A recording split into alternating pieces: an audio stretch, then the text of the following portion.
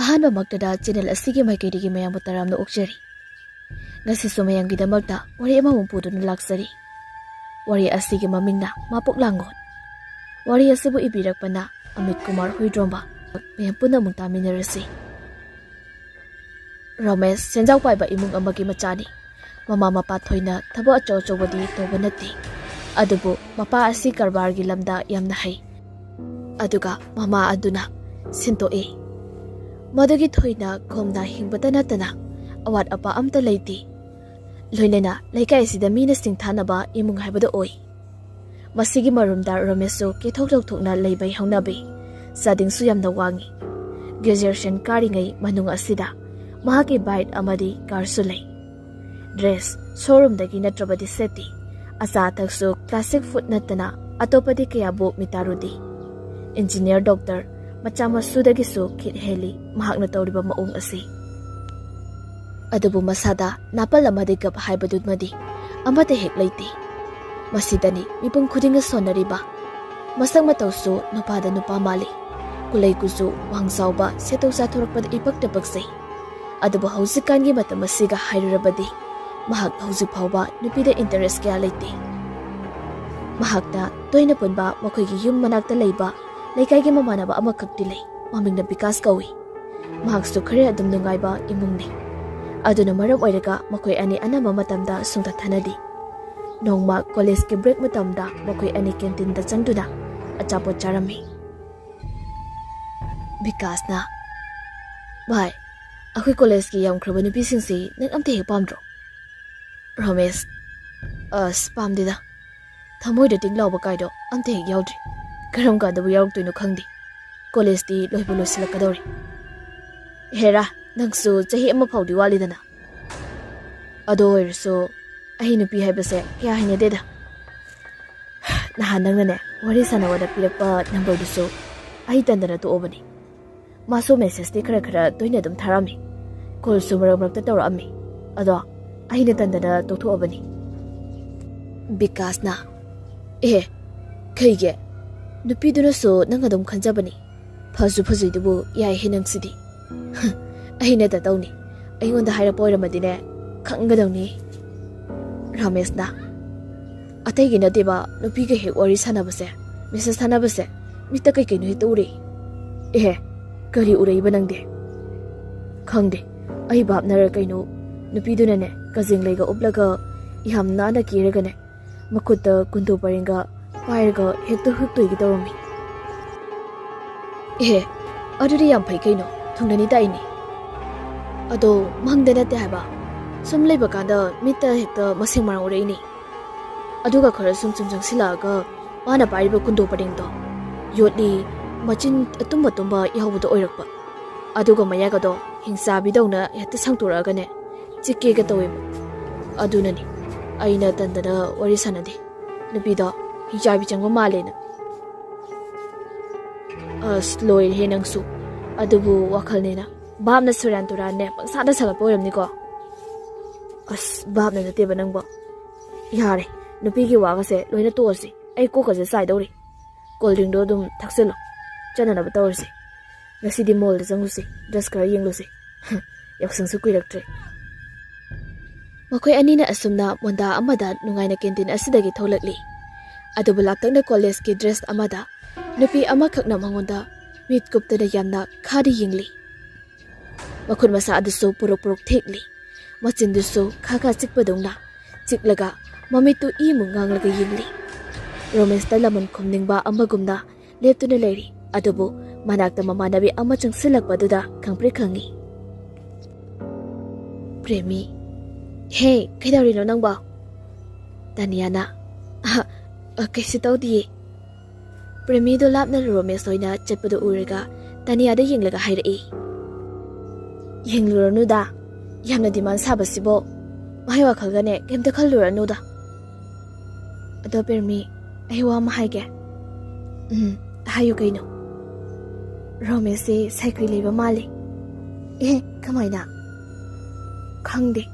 ꯑꯩꯒ ꯃꯥꯒ ꯄꯥꯎ ꯐꯥꯎꯅꯔꯤꯉꯩ ꯀꯣꯜ ꯋꯥꯔꯤ ꯑꯃꯃꯨꯛ ꯁꯥꯟꯅꯕꯗ ꯈꯪꯄ꯭ꯔꯦꯛ ꯈꯪꯉꯒ ꯃꯁꯥ ꯃꯇꯣꯝꯇ ꯀꯣꯏꯂꯥꯎ ꯂꯥꯎꯏ. ꯑꯗꯨꯒ ꯀꯣꯜ ꯍꯦꯛꯇ ꯊꯝꯈꯤ." Nangna aki akhangi waga haidurabra haise. Haide nangso kaidege aibu anghawbidongna. Adudi atopa maramgi oiramni. Aduda sunati amumu college sida thengnaba unaba kanda aibu ubada mumu phanphan chonga khangi. Aduga hekta jatki yamba khatpai maongda. Khangde aisi magi mamita but oina urabra kaino. Natraga sono chubra khangdeba. Khangdre daisu mi manane loina ningdabadagi loina danaba maram thirakpada ngausinaba saboiramni. Ai madugi di mandi. Asamda makoy anisu wafam asi khana rega jatkri. Adubo tanya mahak asi amu gyan mangbagi maung aduso ma masasu khangse. Madu hana tawrakpadati Romesh ka khangnaruba adudagi tawrakpani. Aduna matandaso amu kizari. Mahaksi Romesh ka loinabadagi lighting ga unarubra haina. Adubo handak nini humni wari sanadaba pau phaunadaba asidadi khara makai phawagumnasu tawri. Pring hauba makai pangsauda sauningi. Hek uba mikupta mahak asimi atopa oma oibagumna tawi. Aduga mahakna gyan tarakpada masado normal oizadi. Hana amukta tawdaba maongda makud adu porok thekpa kha chikpina chingba asi mama puknungdagi tawrakpadi natti. Hantak mapamarang khangdana masa gyan tajadana hekta tawduna leirame. Aduna maram oiraga masasi karino manipuri haibasi chingnabadi chingnarabani. Ingkhol matol asida san khara masu sajik chaduna leiri. Angang khara amadi telanga pairi aduga angang khara amana ikoi koina sanariba adugi manakta manak aduwaida mawanoda kana gombe amakhak malangbagi ipo marak aduda maka lamna noktuni yingli. Kukta ka jinglei amakhakti upi. Aduga mahik naibe amasu setli. Samlang samhat phije chastadu thoibibu maluri. Mansu mangani ahuba kananaso. Asigo matanja asida. Romesh makuta sanari sabul ama paiduna pinat amata tongda tumina asongba habung asigi marumda lolaga lakli. Kudai amaga achama phurit kadamak setuna lituna lakliba asisu yengbada kuman khambagi saklonbu maluri. Wana lotuna lakjaba asi majaibe mamahaknadi khangkrabra khangdi. Nokna khena phamlamba adu maithongadu maksinkhri. Matawaduda lumdana yengzariba kuman khamba mahakti pukningda mipaiba phaurakdi. Nuja mahakso jingna paro amagi miyenga loinana ningamdabana akoiba aduda kuyengingla'i. Maduda khamba mahakso lotuna leiba ngamlaktraduna asongba asidagi thorakli. Madu uibuda ningon mahakti haraubagi muhutta hena dumna warau miyenga loinana asawbudum haurakli. Wahidi amata ngangnadana laptakna yengduna amana amada asawba warawnaba jingna hanba kya asigi miyeng asi ramdagi korogi mangal masik asina amuksu hena maisa pirari. Kuman khamba oiriba Romesh ti phibam asi khangdri gyan tadri aduna thoibigi maikaida tamna changsilai. Manak yauromdai mikopta thoibi mahakti kari wakhaldagi no khangde. Makut aduda thangsang ama pairaga tamba mahakki maikai tamna changsilai. Madu ubada Romesh kira phawi. Aduna maram oiraga makut adu khanduna maning tamna halai. Adubu mai hauna asum sarokpada noza thoibi maya adu stangtorak akiba amagi saklonda chungsilaktuni Romesh ki mathabakta netlari. Romesh laimaida longna machi ama phau lingba ngamda taduna lairi. Wahai maset ama phau banganglamda machinadu pipi kamlaga thoibi thangsang adu wangna hangkatlaga Romesh ki ngaksamda haitharai. Ngaksam hek yobaga Romesh phamungdagi pukhawgalai. Sor thabet honduna makut aduna makhurida nadaduda mixel aduda yengli. Mamangaduda tawriba adu ningsinglubada Romesh soy lawi aduga akibasu boi. Mikupsi maktada mahaki oithangba pamomdasu anaba amakhakti phaurai. Madu pamomda tariba dakpham aduda phaurokpa anabani. Dakpham asisu pokpadagi yaurakpa dakpham amakhakni. Aduna angakpa amana masigi dakpham asi mutpa koba naidi. Mafam su hongdi maong su hongdi. Masina su Romesh di khanjilurabadi angakpa amadum phauribani. Romesh na Baba Imung adu kana mata khumlakti ayo anganba oibanina maning maya sit sengduna taunaribai. Mama mapa animak mahakna imungdagi kaubastu tadri. Romesh masado inam namsali. Mamang adunaga amadi yahustu khara thengba asida. Mamita noiraga tholakpada thongsinda kanagombe ama phatlanduna jatkibadu uhuri. Romesh mamit adu khangsingi. Kanano ayuk asida makoigi yumada changa iba se haiduna. Nupi anduna zakiba maikai aduda senduna tani adubu kana sulairamdi. Pumdamak mahaki wakhalda oiramli. Romesh mathawaido inung nungaidri. Handak marak mahaki mangoi kayoi zat yamda uba asida akibadu pokli. Maru oina nupi amakak toida uriba asinadi hena jingna halli. Asabna maningda brush tawgena tholokpani mahak adu. Adubu mamadu napi phoiduna lerami. Mimi, ibunga nang abani yahugdo adumak thengadi yaroini. As ima ngasi khaktani ba. Ngasi khakni harise khedi yamle nangna. As akhoi magi hongnabise horadamni ngangbagi showlobugase. Mimi Lang da yari bro, lang asi bhawa adu yamna haiba indri dunendi. Lang dudi kamdawrige. As yari ko, yari.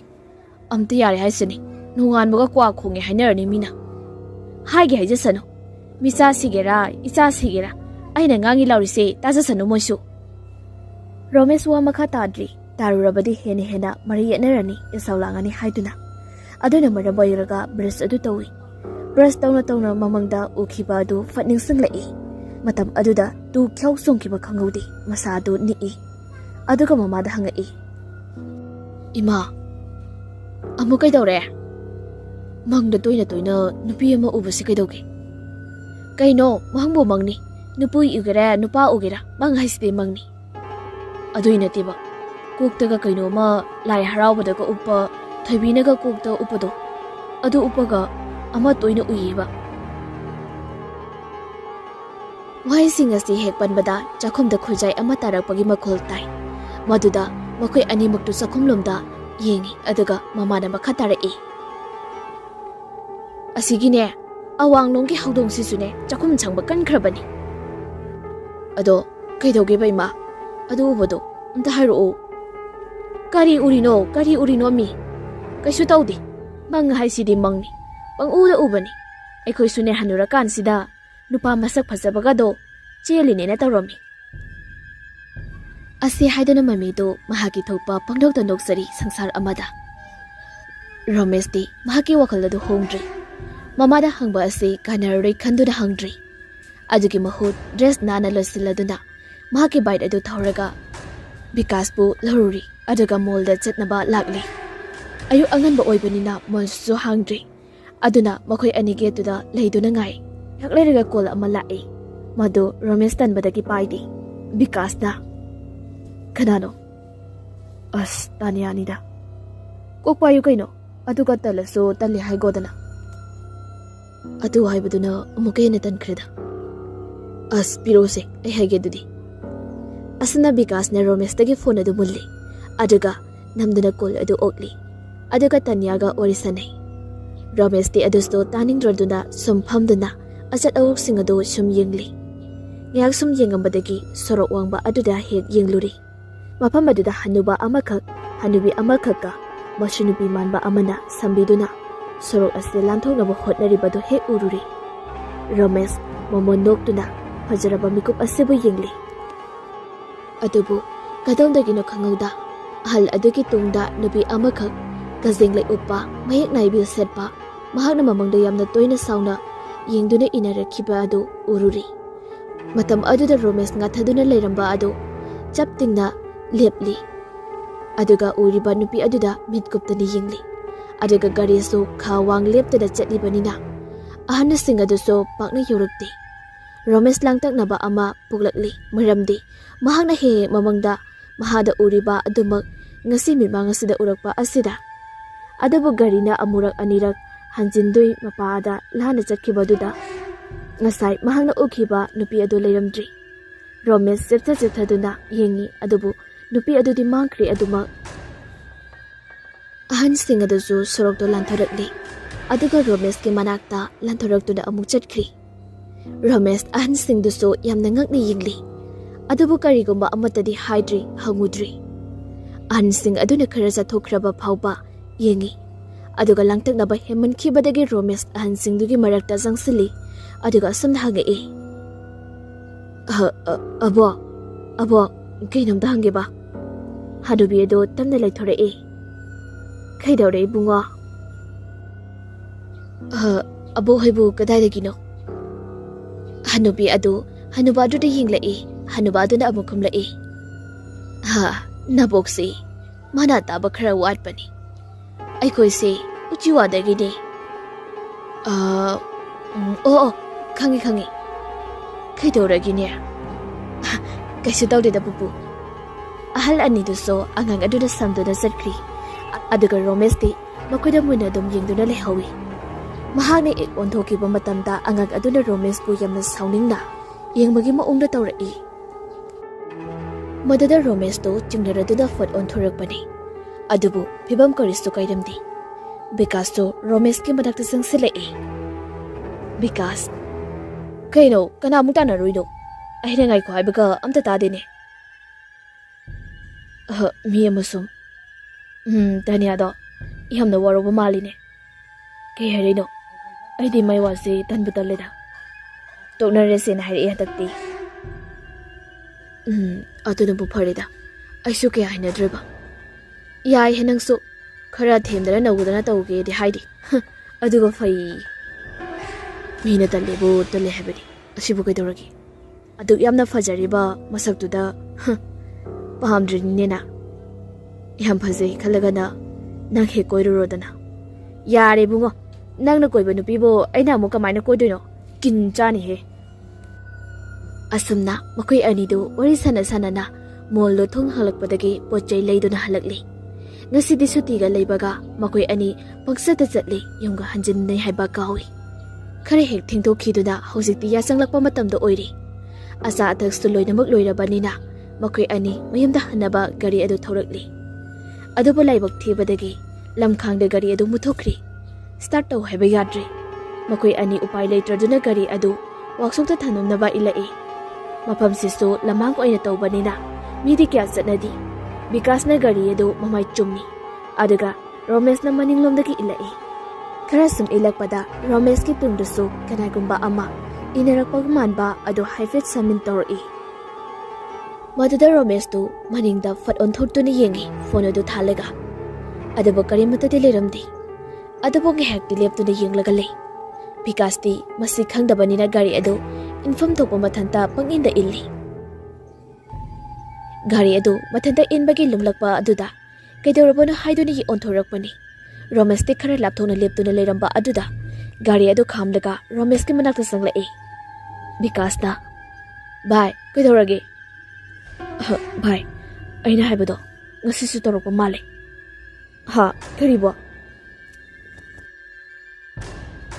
ꯑꯩꯅ ꯍꯦꯛ ꯍꯥꯏꯕ ꯅꯨꯄꯤ ꯑꯃ ꯊꯦꯡꯅꯩ ꯍꯥꯏꯕꯗꯣ ꯑꯁ ꯀꯤꯕꯨ ꯀꯤꯔꯦ ꯅꯪ ꯋꯥꯔꯤꯁꯤꯗꯤ ꯑꯁꯦꯡꯕꯅꯦ ꯑꯩꯅ ꯍꯥꯏꯔꯤꯁꯤ ꯚꯥꯏ ꯌꯥꯔꯦ ꯅꯨꯄꯤꯗꯣ ꯊꯣꯛꯂꯛꯑꯁꯨꯅꯦ ꯊꯣꯛꯂꯛꯇ꯭ꯔꯁꯨ ꯌꯨꯝꯗꯪꯗꯤꯅꯦ ꯌꯧꯔꯁꯤ ꯂꯥꯛꯑꯣ ꯏꯕꯥꯅꯤ ꯕꯤꯀꯥꯁ ꯐꯥꯒꯤꯑꯣꯏ ꯀꯩꯑꯣꯏ ꯑꯁꯨꯝꯅ ꯍꯥꯏꯔꯝꯂꯒ ꯒꯥꯔꯤ ꯑꯗꯨ ꯏꯟꯕꯗ ꯆꯠꯈ꯭ꯔꯤ ꯔꯣꯃꯦꯁꯇꯨ ꯇꯞꯅ ꯑꯃꯨꯛ ꯏꯟꯕ ꯍꯧꯔꯛꯏ ꯈꯔ ꯁꯨꯝ ꯂꯥꯛꯄꯗꯒꯤ ꯋꯥꯛꯁꯣꯞ ꯑꯃꯗꯤ ꯊꯦꯡꯅꯔꯤ ꯃꯗꯨꯗ ꯊꯅꯝꯂꯤ ꯑꯗꯨꯒ ꯑꯃꯨꯛ ꯃꯈꯣꯡꯅ ꯂꯥꯛꯄ ꯍꯧꯏ ꯍꯟꯗꯛꯇꯤ ꯃꯦꯟ ꯔꯣꯗꯇꯒꯤ ꯃꯈꯣꯏꯒꯤ ꯂꯩꯀꯥꯏ ꯑꯗꯨ ꯇꯥꯒꯗꯕ ꯂꯩꯔꯛ ꯑꯗꯨꯗ ꯆꯪꯂꯛꯏ ꯋꯥꯄꯜꯅ ꯄꯔꯦꯡ ꯍꯧꯕ ꯖꯒꯥꯁꯨ ꯑꯣꯏ ꯑꯗꯨꯒ ꯑꯃꯨꯛꯁꯨ ꯃꯈꯣꯏꯅ ꯑꯉꯥꯡ ꯑꯣꯏꯔꯤꯉꯩꯗ ꯕꯨꯠ ꯁꯥꯟꯅꯩ ꯍꯥꯏꯕ ꯑꯍꯜ ꯑꯗꯨꯒꯤ ꯊꯣꯡꯒꯥꯜ ꯑꯗꯨꯁꯨ ꯁ꯭ꯋꯥꯏ ꯑꯅꯛꯄ ꯑꯁꯤꯗꯅꯤ ꯑꯗꯨꯅ ꯃꯈꯣꯏ ꯑꯅꯤꯃꯛ ꯍꯥꯏꯗꯣꯛꯅꯗ꯭ꯔꯕꯁꯨ ꯀꯤꯔꯣꯝꯗꯤ ꯇꯧꯔꯤꯕꯅꯤ ꯀꯔꯝꯅꯗꯤ ꯀꯤꯔꯣꯏ ꯊꯣꯡꯒꯥꯜ ꯑꯁꯤꯁꯨ ꯑꯗꯨꯛꯀꯤ ꯃꯇꯤꯛ ꯃꯝꯃꯤ ꯅꯥꯛ ꯌꯦꯛ ꯁꯝꯕꯜꯂꯩ ꯑꯋꯥꯡꯕꯅ ꯀꯣꯟꯊꯕ ꯃꯈꯩ ꯍꯩꯊꯔꯛꯇꯨꯅ ꯌꯥꯝꯅꯁꯨ ꯁꯨꯛꯄꯅꯤ ꯃꯄꯥ ꯑꯗꯨ ꯂꯥꯟꯅꯤ ꯈꯟꯕꯗ ꯃꯈꯣꯏ ꯑꯅꯤꯃꯛ ꯇꯟꯗꯤ ꯌꯥꯝꯅ ꯇꯜꯂꯤꯕꯅꯤ ꯑꯗꯨꯕꯨ ꯀꯤꯗꯕ ꯁꯥꯗꯨꯅ ꯑꯁꯨꯝꯅ ꯋꯥꯔꯤꯒ ꯁꯥꯟꯅꯔꯛꯏ ꯃꯈꯣꯏ ꯑꯅꯤꯃꯛꯇꯨ ꯕꯤꯀꯥꯁꯅ ꯚꯥꯏ ꯅꯪꯕꯨ ꯅꯨꯡꯁꯤ ꯅꯍꯥꯟꯋꯥꯏꯗꯤ ꯑꯁꯨꯃꯥꯏꯅ ꯊꯦꯡꯉꯀꯥꯟꯗ ꯍꯟꯖꯤꯜꯂꯛꯄꯁꯦ ꯑꯩꯈꯣꯏ ꯃꯥꯅꯒ ꯐꯨꯊꯕꯗꯣ ꯍꯧꯖꯤꯛꯇꯤ ꯑꯉꯥꯡ ꯅꯠꯇ꯭ꯔꯕꯅꯤꯅ ꯐꯨꯐꯥꯎꯗꯤ ꯐꯨꯗ꯭ꯔꯦꯗ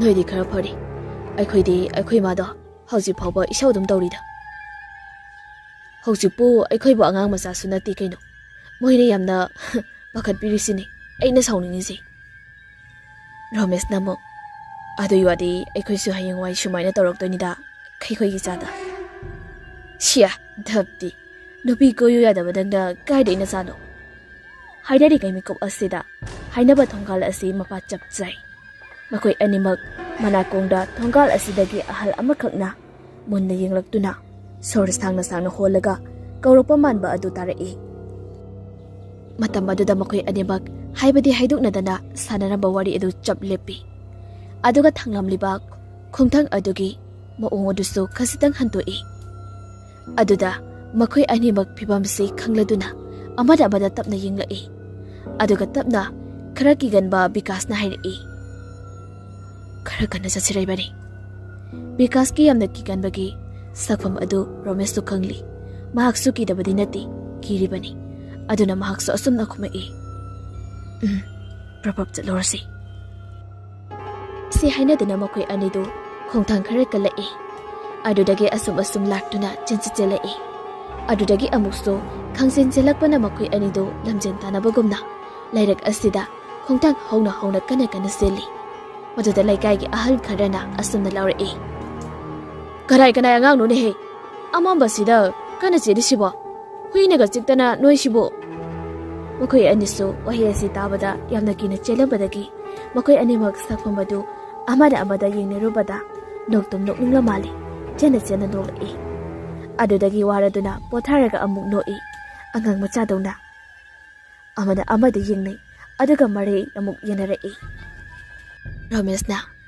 ꯏꯁ ꯀꯤꯒꯜꯂꯤꯁꯤꯒ ꯂꯝꯖꯦꯟꯁꯤꯅ ꯇꯞꯄꯤꯁꯤꯒ ꯕꯨꯟꯅ ꯆꯥꯗꯧ ꯅꯨꯄꯥꯅꯤ ꯅꯪ ꯏꯕꯨꯡꯉꯣ ꯑꯩꯅꯅꯦ ꯅꯃꯥꯡꯗ ꯆꯦꯜꯂꯝꯃꯤꯗꯣ ꯅꯣꯛꯅꯤꯡꯃꯟꯗꯅ ꯅꯣꯛꯊꯣꯔꯛꯄꯗꯨꯗꯩ ꯆꯦꯟꯕ ꯉꯝꯗꯕꯗꯅ ꯅꯪꯅ ꯍꯦꯟꯒꯠꯈꯤꯕꯩ ꯋꯥꯅꯤ ꯑꯁꯦꯡꯕꯗ ꯂꯝꯖꯦꯟ ꯇꯥꯟꯅꯔꯗꯤ ꯌꯥꯝ ꯈꯦꯠꯅꯅꯤꯗ ꯌꯥꯔꯦ ꯗꯞꯇꯨꯒ ꯅꯨꯄꯤ ꯀꯣꯏꯅꯤꯡꯕꯗꯤ ꯍꯝ ꯂꯥꯎꯔꯦ ꯑꯗꯨꯒ ꯅꯨꯄꯤ ꯀꯣꯏꯅꯔꯒ ꯅꯨꯡꯗꯥꯡꯗꯒ ꯂꯥꯛꯑꯣ ꯀꯥꯏꯅ ꯍꯥꯏꯔꯛꯑꯗꯤ ꯅꯪꯗꯤ ꯀꯤꯃꯟꯗꯅ ꯑꯗꯨꯝ ꯆꯠꯇ ꯇꯥꯕꯅꯤ ꯅꯨꯡꯗꯥꯡꯗꯒ ꯂꯥꯛꯑꯣ ꯅꯠꯇꯦꯅꯦ ꯆꯦꯜꯂꯁꯤ ꯀꯥꯅꯒ ꯃꯇꯝ ꯊꯥꯔꯗꯤ ꯅꯪ ꯀꯤꯃꯟꯗꯅ ꯅꯨꯡꯗꯥꯡꯗꯣ ꯊꯣꯛꯄ ꯉꯝꯗꯗꯅ ꯆꯦꯜꯂꯔꯣꯏꯅꯦ ꯍꯥ ꯕꯤꯀꯥꯁꯅ ꯅꯨꯄꯤ ꯆꯦꯟꯕꯗꯤ ꯅꯨꯡꯊꯤꯟꯗ ꯆꯦꯜꯂꯁꯨ ꯌꯥꯏ ꯀꯩꯅꯣ ꯌꯥꯔꯦ ꯑꯩꯉꯣꯟꯗꯅꯦ ꯑꯩꯒꯤ ꯃꯪꯗ ꯑꯃꯨꯛ ꯎꯔꯤꯕ ꯁꯨꯃꯥꯏꯅ ꯅꯪꯗꯤꯅꯦ ꯅꯃꯪꯗꯒ ꯎꯔꯗꯤ ꯇꯨꯝ ꯍꯧꯒꯠꯂꯛꯄꯗ ꯐꯃꯨꯡꯗꯒꯤ ꯀꯤꯃꯟꯗꯅꯅꯦ ꯈꯣꯡ ꯊꯥꯡꯊꯔꯛꯄꯐꯥꯎ ꯑꯗꯨꯝ ꯀꯤꯗꯅ ꯂꯩꯔꯅꯤ ꯌꯥꯔꯦ ꯏꯕꯨꯡꯉꯣ ꯅꯪꯅ ꯀꯤꯒꯜꯂꯤꯗꯤ ꯉꯥꯏꯍꯥꯛ ꯂꯩꯔꯒ ꯃꯪꯗ ꯑꯗꯨ ꯎꯏ ꯑꯗꯥ ꯎꯏꯌꯦꯅ ꯇꯧꯔꯅꯤ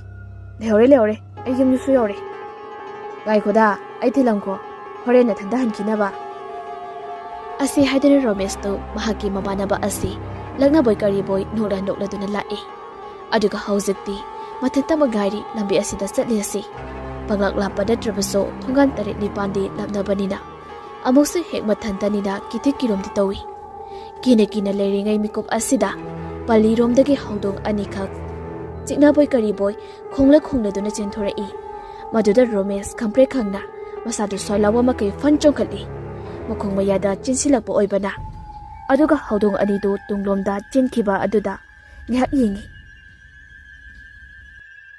ꯑꯃꯨꯛ ꯃꯈꯥ ꯇꯥꯅ ꯃꯌꯨꯝꯗ ꯆꯠꯂꯒꯦ ꯇꯧꯕꯗꯨꯗ ꯅꯣꯡꯈꯠꯂꯛꯄ ꯑꯗꯨꯗ ꯃꯤꯖꯥꯎ ꯑꯃꯈꯛ ꯃꯍꯥꯛꯀꯤ ꯍꯦꯛ ꯃꯃꯥꯡꯗ ꯂꯦꯞꯇꯨꯅ ꯂꯩꯔꯝꯕꯗꯨꯗ ꯈꯪꯄ꯭ꯔꯦꯛ ꯈꯪꯉꯤ ꯔꯣꯃꯦꯁ ꯐꯜ ꯂꯥꯎꯅ ꯆꯣꯡꯕꯇ ꯅꯠꯇꯅ ꯏꯃꯥ ꯐꯥꯎ ꯃꯆꯤꯟꯗꯒꯤ ꯀꯟꯅ ꯂꯥꯎꯊꯣꯛꯈꯤ ꯃꯗꯨꯗ ꯃꯤꯖꯥꯎ ꯑꯗꯨꯗ ꯑꯁꯨꯝꯅ ꯍꯥꯏꯔꯛꯏ ꯑꯃꯝ ꯑꯊꯦꯡꯁꯤꯗ ꯃꯩꯁꯨ ꯌꯥꯎꯗꯦ ꯅꯊꯟꯇ ꯆꯠꯂꯤꯁꯦ ꯕꯨꯠꯀ ꯊꯦꯡꯅꯔꯗꯤ ꯁꯤꯕ ꯇꯥꯔꯦꯅꯦꯍꯦ ꯃꯤꯖꯥꯎ ꯑꯗꯨꯅ ꯑꯁꯨꯝꯅ ꯆꯩꯕꯣꯏ ꯂꯥꯛꯄꯣꯏ ꯍꯥꯏꯔꯝꯂꯒ ꯍꯥꯏꯔꯤ ꯆꯠꯈ꯭ꯔꯤ ꯃꯤꯖꯥꯎ ꯑꯗꯨ ꯂꯩꯀꯥꯏ ꯑꯁꯤꯒꯤ ꯌꯨ ꯉꯥꯎꯕ ꯌꯥꯏꯈꯣꯝꯕꯅꯤ ꯔꯣꯃꯦꯁꯀꯤꯗꯤ ꯃꯈꯨꯔꯥ ꯊꯣꯛꯏ ꯑꯗꯨꯅ ꯌꯨ ꯉꯥꯎꯕꯅꯤ ꯈꯪꯕꯗꯒꯤ ꯃꯤꯍꯨꯜꯗꯤ ꯈꯔ ꯐꯥꯊꯔꯤ ꯑꯗꯨꯕꯨ ꯀꯔꯤꯝꯇꯗꯤ ꯈꯨꯝꯂꯝꯗꯅ ꯊꯣꯡꯒꯥꯜ ꯑꯗꯨꯗ ꯆꯪꯂꯛꯂꯤ ꯊꯣꯡꯒꯥꯜ ꯆꯪꯂꯛꯄꯗꯒꯤꯗꯤ ꯌꯨꯝ ꯑꯁꯤ ꯄꯨꯡꯒꯥꯟ-ꯒꯥꯜꯂꯤ ꯑꯗꯨꯕꯨ ꯃꯪꯒꯣꯜꯗ ꯃꯃꯥꯒ ꯃꯄꯥꯒ ꯂꯦꯞꯇꯨꯅ ꯂꯩꯔꯝꯃꯤ ꯃꯦꯃꯤ ꯏꯕꯨꯡꯉꯣ ꯅꯪꯕꯨ ꯉꯥꯎꯔꯕ ꯍꯥ ꯔꯣꯃꯦꯁ ꯈꯔꯗꯤ ꯀꯤꯔꯤ ꯃꯃꯥꯅ ꯆꯩꯕ ꯑꯁꯤꯗ ꯐꯣꯟꯁꯨ ꯌꯥꯎꯔꯤꯅꯤ ꯑꯗꯨꯅꯤ ꯑꯗꯥꯅꯤ ꯍꯥꯏꯔꯛꯄ ꯌꯥꯗ꯭ꯔꯣꯕ ꯁꯣꯝꯗꯗꯤ ꯅꯪ ꯕꯕꯥꯒ ꯏꯕꯥꯅꯤ ꯂꯩꯐꯝꯒ ꯑꯝꯇ ꯈꯪꯗ꯭ꯔꯦ ꯐꯣꯟꯗꯨꯅ ꯀꯩꯗꯧꯔꯕ switch of ꯇꯥꯔꯝꯃꯤꯗꯨꯅ is switch of ꯂꯩꯔꯝꯃꯣꯏꯗ ꯍꯥꯏꯔ ꯔꯣꯃꯦꯁ ꯃꯍꯥꯛꯀꯤ ꯐꯣꯟ ꯑꯗꯨ ꯂꯧꯊꯣꯔꯛꯏ ꯑꯗꯨꯒ ꯌꯦꯡꯉꯤ ꯍꯧꯖꯤꯛꯋꯥꯏꯗ ꯐ꯭ꯂꯥꯛꯁ ꯊꯥꯟꯗꯨꯅ ꯂꯥꯛꯈꯤꯕ ꯐꯣꯟ ꯑꯗꯨ ꯑꯣꯐ ꯇꯥꯗꯨꯅ ꯂꯩꯔꯝꯃꯤ ꯔꯣꯃꯦꯁ ꯄꯨꯡꯉꯛ-ꯉꯛꯂꯨꯔꯦ ꯑꯗꯨꯕꯨꯗꯤ ꯑꯃꯨꯛꯃꯨꯛꯁꯨ ꯐꯪꯁꯟ ꯂꯨꯃꯛꯄꯩ ꯑꯣꯐ ꯇꯥꯕ ꯑꯣꯏꯔꯝꯒꯅꯤ ꯈꯜꯂꯤ Adubu mama mapa anisina yamna tonganba wafam amaka haudorakpada Romesh tu car sangge tawrambadu chap lepi. Mohonna ibungo nangse akhoigi mitadi angangumda uribani. Ithak irang ka tukaranane aigi ijat soknaba thabak-tine tawrakanu. Romesh mapagi wahi aduda mamada yinglai. Mohondi imungda dum sangkhri. Romesh mapana salamliba pakhongosi gentadraduna mamagi manakta zanglai aduga hangi. Ima babana haisi kaino ai gyan ga tadri kai haino babana haisi ai kari tawrageba. Mimina napase nangode yamna singnaribani. Adubu ba ai kadawrageba mama. Napana ne nangi kada changubani nang halaktabaduda tawfam khangdabade. Nangi table da ne kajenglei ama leiramena ne napado yam saurabani. Hai nahi na singdo tambaloidri ithak irangda tawhi khangde tawhidi khangdi. Adugumba posakto nangonda leiramena ne khara saukhrabani. Ha kajenglei Mimi ehobani yongucho nangbu adubu kadai laurido nati kanana pirai no ba. Romesh hoi mai hairamdada mahagi kada changkhri. Ka adu hek yobagadi mahagi table da manjunaraba kajenglei amakak leiramba aduda Romesh tu soilawi. Tapna makonga du thangduna changsili aduga septa duna kajenglei adubu yingli. Makutta soktuna yingi phau towi adubu singnaraduna paibadi paudri. Imungdagi amuk thoraklaga mambagi nakta changlai. Ima hau kaidore asi possible kadai dino. Mimi do masada fatyikle e. Aima nangi kada leiramini nangi natro. As kai dino ai khangdemta. Asai no ngamadigi ai himsida leibusu nati. Aduga ina kamaina pusila aga thamdoino. Adudi kadana pusila aga thamdoiba. Ayamta khangdeko noi haido. Kanano na pusila aga thammi oiramni. Ibungo yarisi adudane kok sagadaba nati. Adubude posakto achamba makti natabanina ne tahoidabra sini napaga ibanina khanaramisi. As tanmuda leda ahi kada sangdoga. Hai talunu chalo tumuro chalo. Romesh na kamai taludoino ima minman tadaba kanagi posak no sukhangdaba ama aigi kada thanamaga simjilini sukhangde gijai aina maning kada oina tumjarurani. Ase hairamdaren Romesh maningi ka aduda tumba changkhri tumnanabagidamak semsakhri. Aduga mama asisu phamungda changkhri. Mapa adudi saktokpagi walking thokibani. Mathanta juruk machai ama chingduna torchlight aduna kaplaga walking tholai. Liri sitpa nusisi yamna nungai haiduna labuk lomgi kenen aduda matamna lai. Kayadi nungai khri aingwa marak asida matomta asomna wakhal ama sukhalai. Ichanubasi ithak irangdi amata udi. Aduga karino mana hantak mauma itaw tawraise. Matomta pokjabani. Matam kuina icha yaudaba. Doctor dasu upai leiraroi. Asoiba ma leiri hairakibani. Adubu laidani zaduna phangkiba ichanido.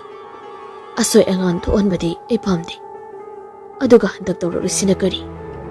Manghasu inong nungaiti. Aduga ngasina amu kamaida kajenglei do leiramino. Ichanane adumba posak adu hekta yumasida pusilakadabusu leiti. Khangna janaba nupidagi laurakadabusu madi mina piba pose kya laugadabani. Ainasu mina piba pochei lauganu haiduna. Ha khangdrada ainane ngamnaba magi awatpa pumba pibibani.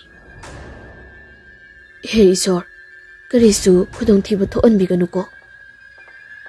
Asangna mamitu urum Isor bo ningzari. Adubu mahaki paningda amuba mi ama tapna inarakli. Amuba adugi intrik ingba mamit adu pangthorakli. Aduga masindaso nokfet tawduna. Nangna khaliba bomba aina yitkani haina khanbagi maongda tawri. Matam asida mohonna mamit adu fazana pangthorakpa matamda ama mabarak asida mongoda toina khongba hui amakak mahaki mamangda fazana phamdana leirami. Machi amata lengdada mami phau kuptana yingduna leirami. Mohon hui asigi matau asida ngakti ngakli. Nahan makai tana duna khongbani. Hui asi ngasi tumina kulnuda leirami. Mohon wakhanda jingnaba amata leita. Momon tawduna jingsili. Adabu hui adu puk hawgalaklaga. Amuktang kana khonglamlaga mamay adu makrangda lotuna chenkri. Maduda mohon nokfet tawraga. Ngasidi nang aingonda kiraboyre. Asamna khalli. Adubu thangnaba mikupta maithongadu sat hanjanki. Tungdagi selaiba nungsitke sawum aduda tu kyaw songi aduga amu wakhalda asamna khalli. Hais hui sigi maong wato asi kaino manina. Aibu asi haidana tunglomda sat on thoklaga toslai aduna koikap kaptuna milak prakaide yingli. Adubu karisu udabadagi abuk makhatana chenaba khongkap anira ahumlak thanglaba matungda wakal amu alakpado mohon mamay adu laiduna yum yognaba gam lakli. Somda sumemi phamungduda heplaga wakal tawri. Isase kidegi ganbanida. Adubu hantak mahakna aingonda hangliba wahang tamliba paudam kaya asida. Isase akiba khara pokpa mali. Kalakpa kanada yatkai thingaiba thor bazado. Mahagi matau ase monga mai tawi. Ai heng ma akhang ahe ama thiraga isase ngakpi senbinaba tawbatari. Natrabadi phangamdana phangliba isase soibadari. Wakal ase khalna khana leringai mangonda mi ama ka khalakpagi khawdamagi makhol adu tabada bholakli khangi. Aduna maram oiraga memi puk hogwatli. Aduga momongi phamado sat thabiri. Aduga mangolomda thoklai. Adubu mangol yobudadi kana suleiramdri. Mimi swai hek lawi. Amura anirak mohonbu kauri. Adubu kumlaktaba asidadi mebidu. Henadum akiba poklai. Imungduda prap sangsilai. Aduga thongdo hebe ngasilami. Amuk khalli wakhalda. As aina akiba wakal khanbasida. Sumna thawdo asi babna sajinduna nakung asi tahalai irane. Ai kamai tawni samaina sum tawradi. Aduga somdana Romesh phamungda longna hiptuna phone adu ngi hek yinglammi. Adubu phone yingbaga changdri. Handak mangonda tawra iba asida wakal adu chuithokpa ngamdri. Phone adu nakana thamduda phaijap singkhalaga wakal khalai. Tanyasi masak supazi warasi zule magun chujawi. Atopadadi yawbanati. Ado kaigino aina masi khoidaba poktrisina. Aduga maga mu wari sanaruragana kaino mamen mantadaba sapa mamhekta uraisina kaigi. Aduga khonjal sutari.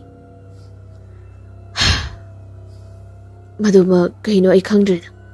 Natragana tanya do lai tongna sala. Kaino mi tawiba. As aina he karaktada namdana ko shilagade mi oro lai oro engonda yelese ngamthokna nisi. Wakalise khana tamthakiba khangaudri. Ngasi so hanagomda nungaiba manglal amadi mangli. Adubu tamna mahaki manglal aduda tanya thora ami. Manglal adudadi mahakna tanyabu yamna khanjarami. Aduga tanyanadi mangondi yamna warauba aduda manglal aduda thorakli. Romesh tanyagi maikaibu kuyeng yingduna ngairi. Adubu tanyadi lakpa kauba leiti.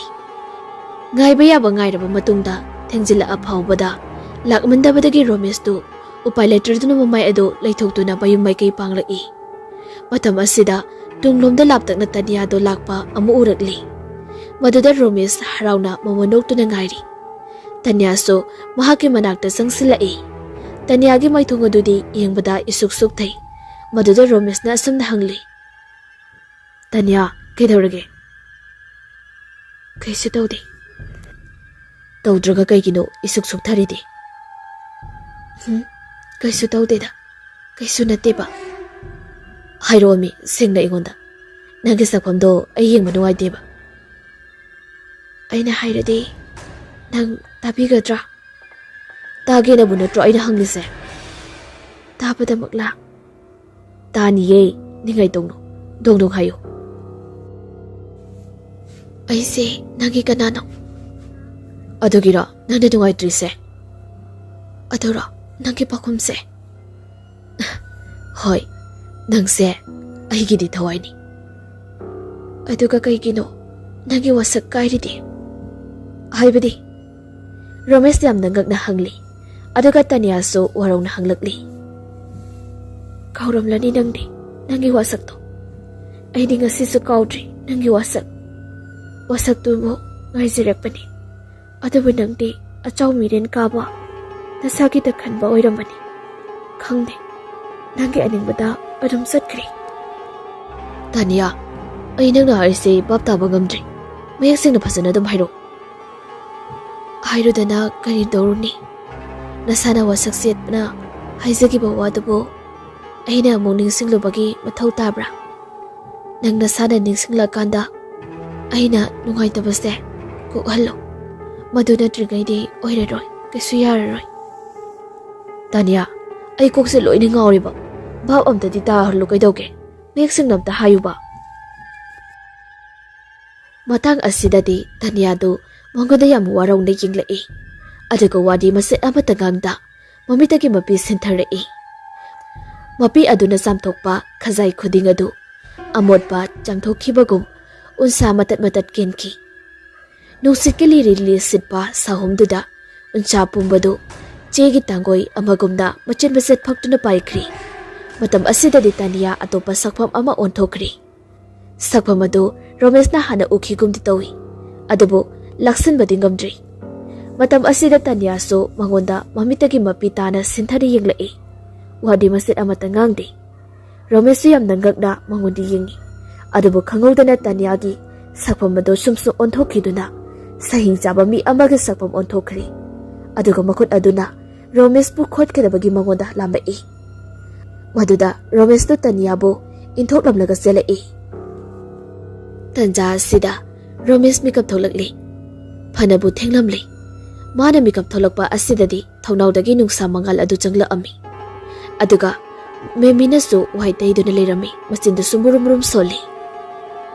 Ibunga nangbu hagolomi. Namina waton yori. Nangna husba phamungda tumduna le. Noigine awangi tamo hoidine yahungat na hugatanane. Hui dumagane walking adum chatli. Duna dine masado adum phabataba. Nangna nungti numit khudingi pung 8 tadriba hogate. Aibu isha ngangnabadane micha singnedo tawri. Romesh nonganbaga isaw langina masado bit itikti. Yamna tanatana phamundagi hawalakpada mabadura asumna amuk hairi. Hitar dane ising asabaga dulumamabani. Irudo lutho. Napana maiba ko basakhibani. Lai khurum thokni dana. Romesh wakal da khalli. As talle yuktilu jadoisi. Horen khudai amu shetlo na hailaklani. Aina moron mu khudai shet pahitabani. Adubudi aingoda da sama tarakpa sida pakatana tawrini. Asi haiduna Romesh no fet tawi. Aduga barum da sankri. Ngihak lerga muhon bahagi card aduda amaiba ama thongal da horon khonglai. Memisu get adu hangtoi. Aduga gari adu thauzilaklaga mangonda kakhalakli. Amaiba adu cardagi hekum tharakpaga hais haiduna munda yumjau asda yingi. Mohana kaidore oja. Ngaiko. Amaiba asi mamiti ushinki. Aduga masinda makondi thoktana karigumba ama soli. Aduga tamna mamito pangthoklaga asamna hairei. Nacha nupa sibu tingkhet laikhet ba thabaka tawjuru chalo. Mohana abadi mimi phalap yingni. Amaiba duna noina khangdabaga leibra hangbani da. Leitrabudi yare. Ado noigi yumsi sabadi kiyam kuire. Mohana chahi kun manga mukti shurumadi oja. Amaibana nacha nupado mathanda natro. Mohana mane matomtani ngasai haijakibado lai khurumlaga phangjabani haidara. O asi haiduna amaiba si stair da kakhalakpa horakpaga Romesh su mangonda tholakpaga mapa heksana ruri. Aduga misana ruri. Maduda Romesh tu kithik kirum tawba hainada ba manba yauriba ado amaiba adurasu uri. Amaiba asinasu muni yenglakpada matam aduda Romesh to hainadabagi maong amada.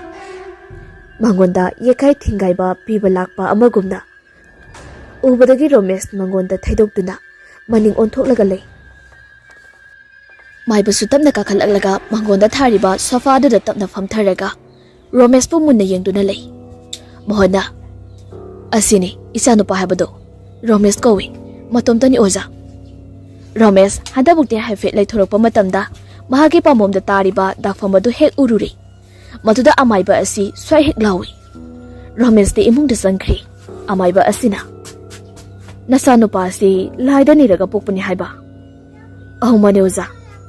ꯍꯟꯗꯛꯃꯨꯛꯇꯤ Mohan ꯃꯥꯏꯕ ꯑꯁꯤꯒꯤ ꯋꯥꯍꯩ ꯑꯗꯨꯗ ꯈꯔꯗꯤ ꯆꯤꯡꯅꯈ꯭ꯔꯦ꯫ ꯑꯃꯥꯏꯕꯅ "ꯐꯔꯁꯦ, ꯑꯀꯨꯞꯄ ꯋꯥꯔꯣꯟꯗꯤꯅꯦ ꯍꯣꯔꯦꯟ ꯂꯣꯏꯔꯒ ꯁꯥꯔꯁꯤ꯫ ꯏꯃꯨꯡꯗ ꯑꯃꯨꯛꯇ ꯆꯪꯂꯒ ꯌꯦꯡꯁꯤ꯫ ꯑꯗꯨꯒ ꯏꯕꯦꯝꯃ, ꯅꯪꯗꯤ ꯑꯩꯅ ꯍꯥꯏꯒꯗꯧꯔꯤꯕ ꯄꯣꯠꯆꯩꯁꯤꯡꯁꯦ ꯂꯩꯕꯕꯨ ꯍꯩꯒꯗꯧꯔꯤꯕ꯭ꯔꯥ?" "ꯃꯦꯃꯤ, ꯑꯣꯖꯥ ꯍꯩꯅꯤꯗ, ꯑꯗꯨꯝ ꯍꯥꯏꯕꯤꯔꯛꯑꯣ ꯑꯣꯖꯥꯅ." ꯑꯃꯥꯏꯕ "ꯈꯔꯗꯤ ꯌꯥꯝꯃꯤ꯫ ꯐꯔꯦ ꯑꯗꯨꯗꯤ ꯍꯥꯟꯅꯅꯦ ꯂꯩꯔꯁꯤ꯫ ꯆꯦ ꯑꯁꯤꯗ ꯏꯔꯒꯦ, ꯑꯗꯨꯒ ꯅꯪ ꯂꯩꯔꯨꯔꯣ." ꯃꯣꯍꯟꯅ "ꯑꯣꯖꯥ, ꯑꯩꯅ ꯂꯩꯔꯨꯕꯗꯤ ꯌꯥꯗꯕ꯭ꯔꯥ?" ꯑꯃꯥꯏꯕ "ꯌꯥꯗꯦ. ꯑꯄꯣꯛꯄꯤ ꯃꯃꯥꯅꯅꯦ ꯃꯆꯥꯒꯤ ꯊꯋꯥꯏꯕꯨ ꯅꯤꯖꯈꯤꯕꯅꯤ꯫ ꯍꯧꯖꯤꯛꯇꯤ ꯃꯆꯥꯒꯤꯗꯃꯛ ꯄꯨꯝꯅꯃꯛꯅꯦ ꯁꯔꯨꯛ ꯌꯥꯒꯗꯕꯅꯤ꯫ ꯍꯧꯖꯤꯛꯁꯨ ꯇꯧꯗꯣꯏꯁꯤ ꯃꯄꯨ ꯃꯍꯥꯛꯇ ꯄꯨꯟꯁꯤ ꯅꯨꯡꯁꯥꯡꯅꯕ, ꯑꯅꯥ ꯑꯌꯦꯛ ꯌꯥꯎꯗꯅꯕ ꯅꯤꯖꯒꯗꯧꯔꯤꯕꯅꯤ꯫ ꯑꯗꯨꯅꯅꯦ ꯃꯍꯥꯛꯅ ꯁꯤꯟꯕ ꯂꯥꯡꯒꯗꯕ ꯄꯣꯠꯂꯝ ꯉꯥꯛꯇ ꯑꯣꯏꯒꯗꯕꯅꯤ꯫ ꯐꯪꯅꯤꯗ, ꯀꯩꯊꯦꯜꯗ ꯂꯣꯏꯅ ꯐꯪꯕ ꯄꯣꯠꯅꯤ."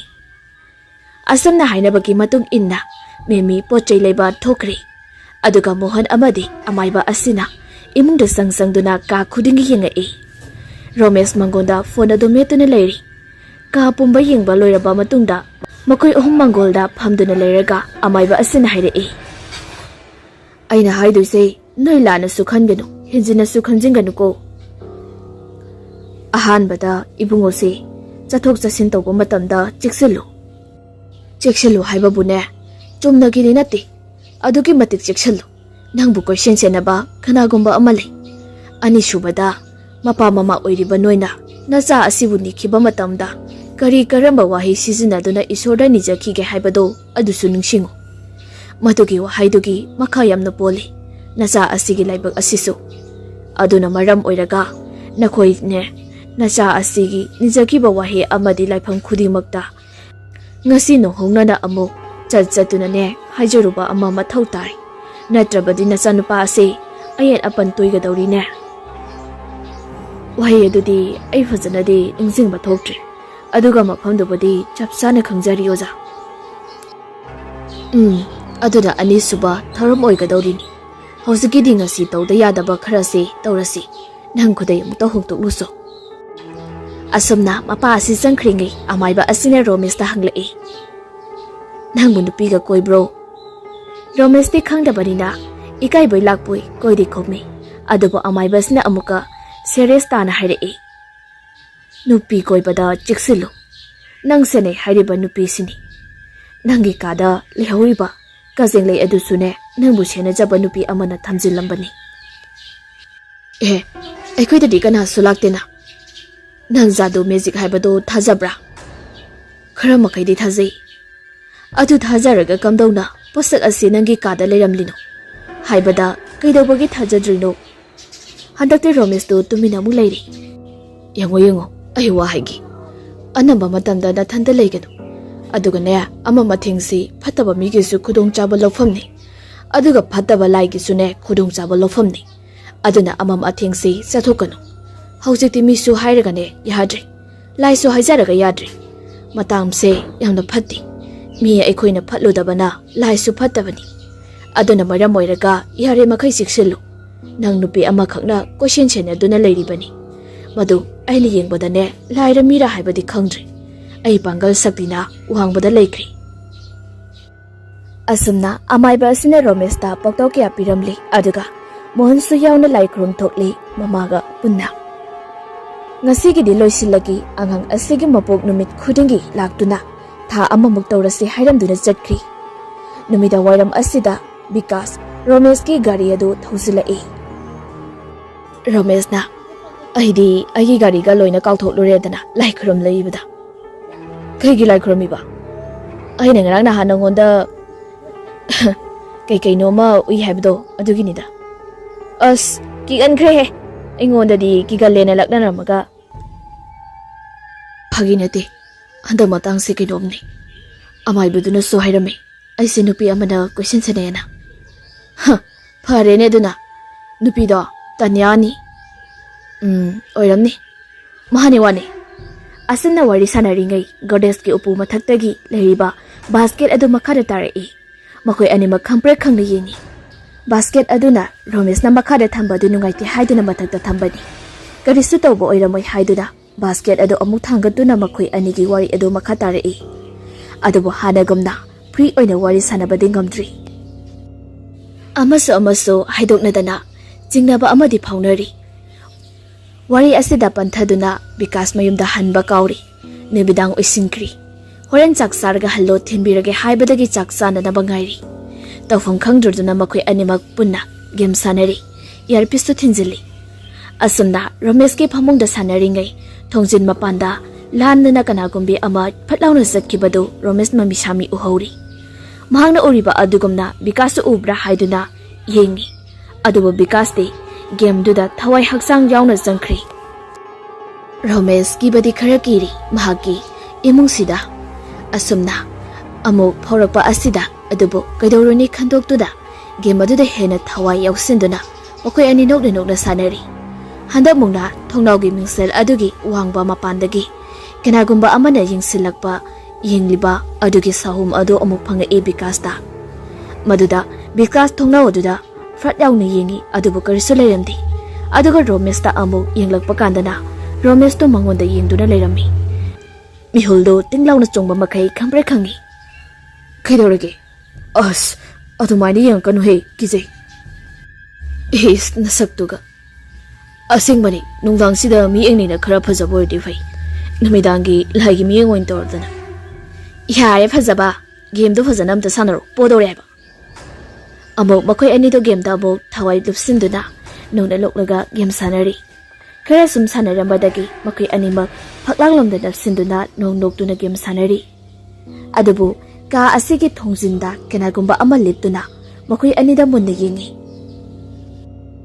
ꯆꯤꯟꯗꯁꯨ ꯃꯨꯔꯨꯝ ꯁꯣꯟꯗꯨꯅ ꯃꯈꯣꯏ ꯑꯅꯤꯒꯤ ꯃꯅꯥꯛꯇꯝꯅ ꯆꯪꯁꯤꯜꯂꯛꯏ ꯃꯗꯨꯒꯤ ꯈꯣꯡꯊꯥꯡ ꯃꯈꯣꯜ ꯑꯗꯨꯗ ꯕꯤꯀꯥꯁ ꯀꯤꯕꯣꯏ ꯀꯩꯕꯣꯏ ꯇꯞꯅ ꯇꯞꯅ ꯑꯣꯟꯊꯣꯔꯛꯏ ꯃꯍꯥꯛꯅ ꯑꯣꯟꯊꯣꯔꯛꯄ ꯃꯇꯝꯗ ꯃꯤ ꯑꯃꯈꯛ ꯐꯃꯨꯡꯒꯤ ꯍꯦꯛ ꯃꯃꯥꯡꯗ ꯂꯦꯞꯇꯨꯅ ꯂꯩꯔꯝꯕ ꯑꯗꯨꯗ ꯃꯈꯣꯏ ꯑꯅꯤ ꯈꯪꯄ꯭ꯔꯦꯛ ꯈꯪꯂꯗꯨꯅ ꯀꯟꯅ ꯂꯥꯎꯔꯛꯏ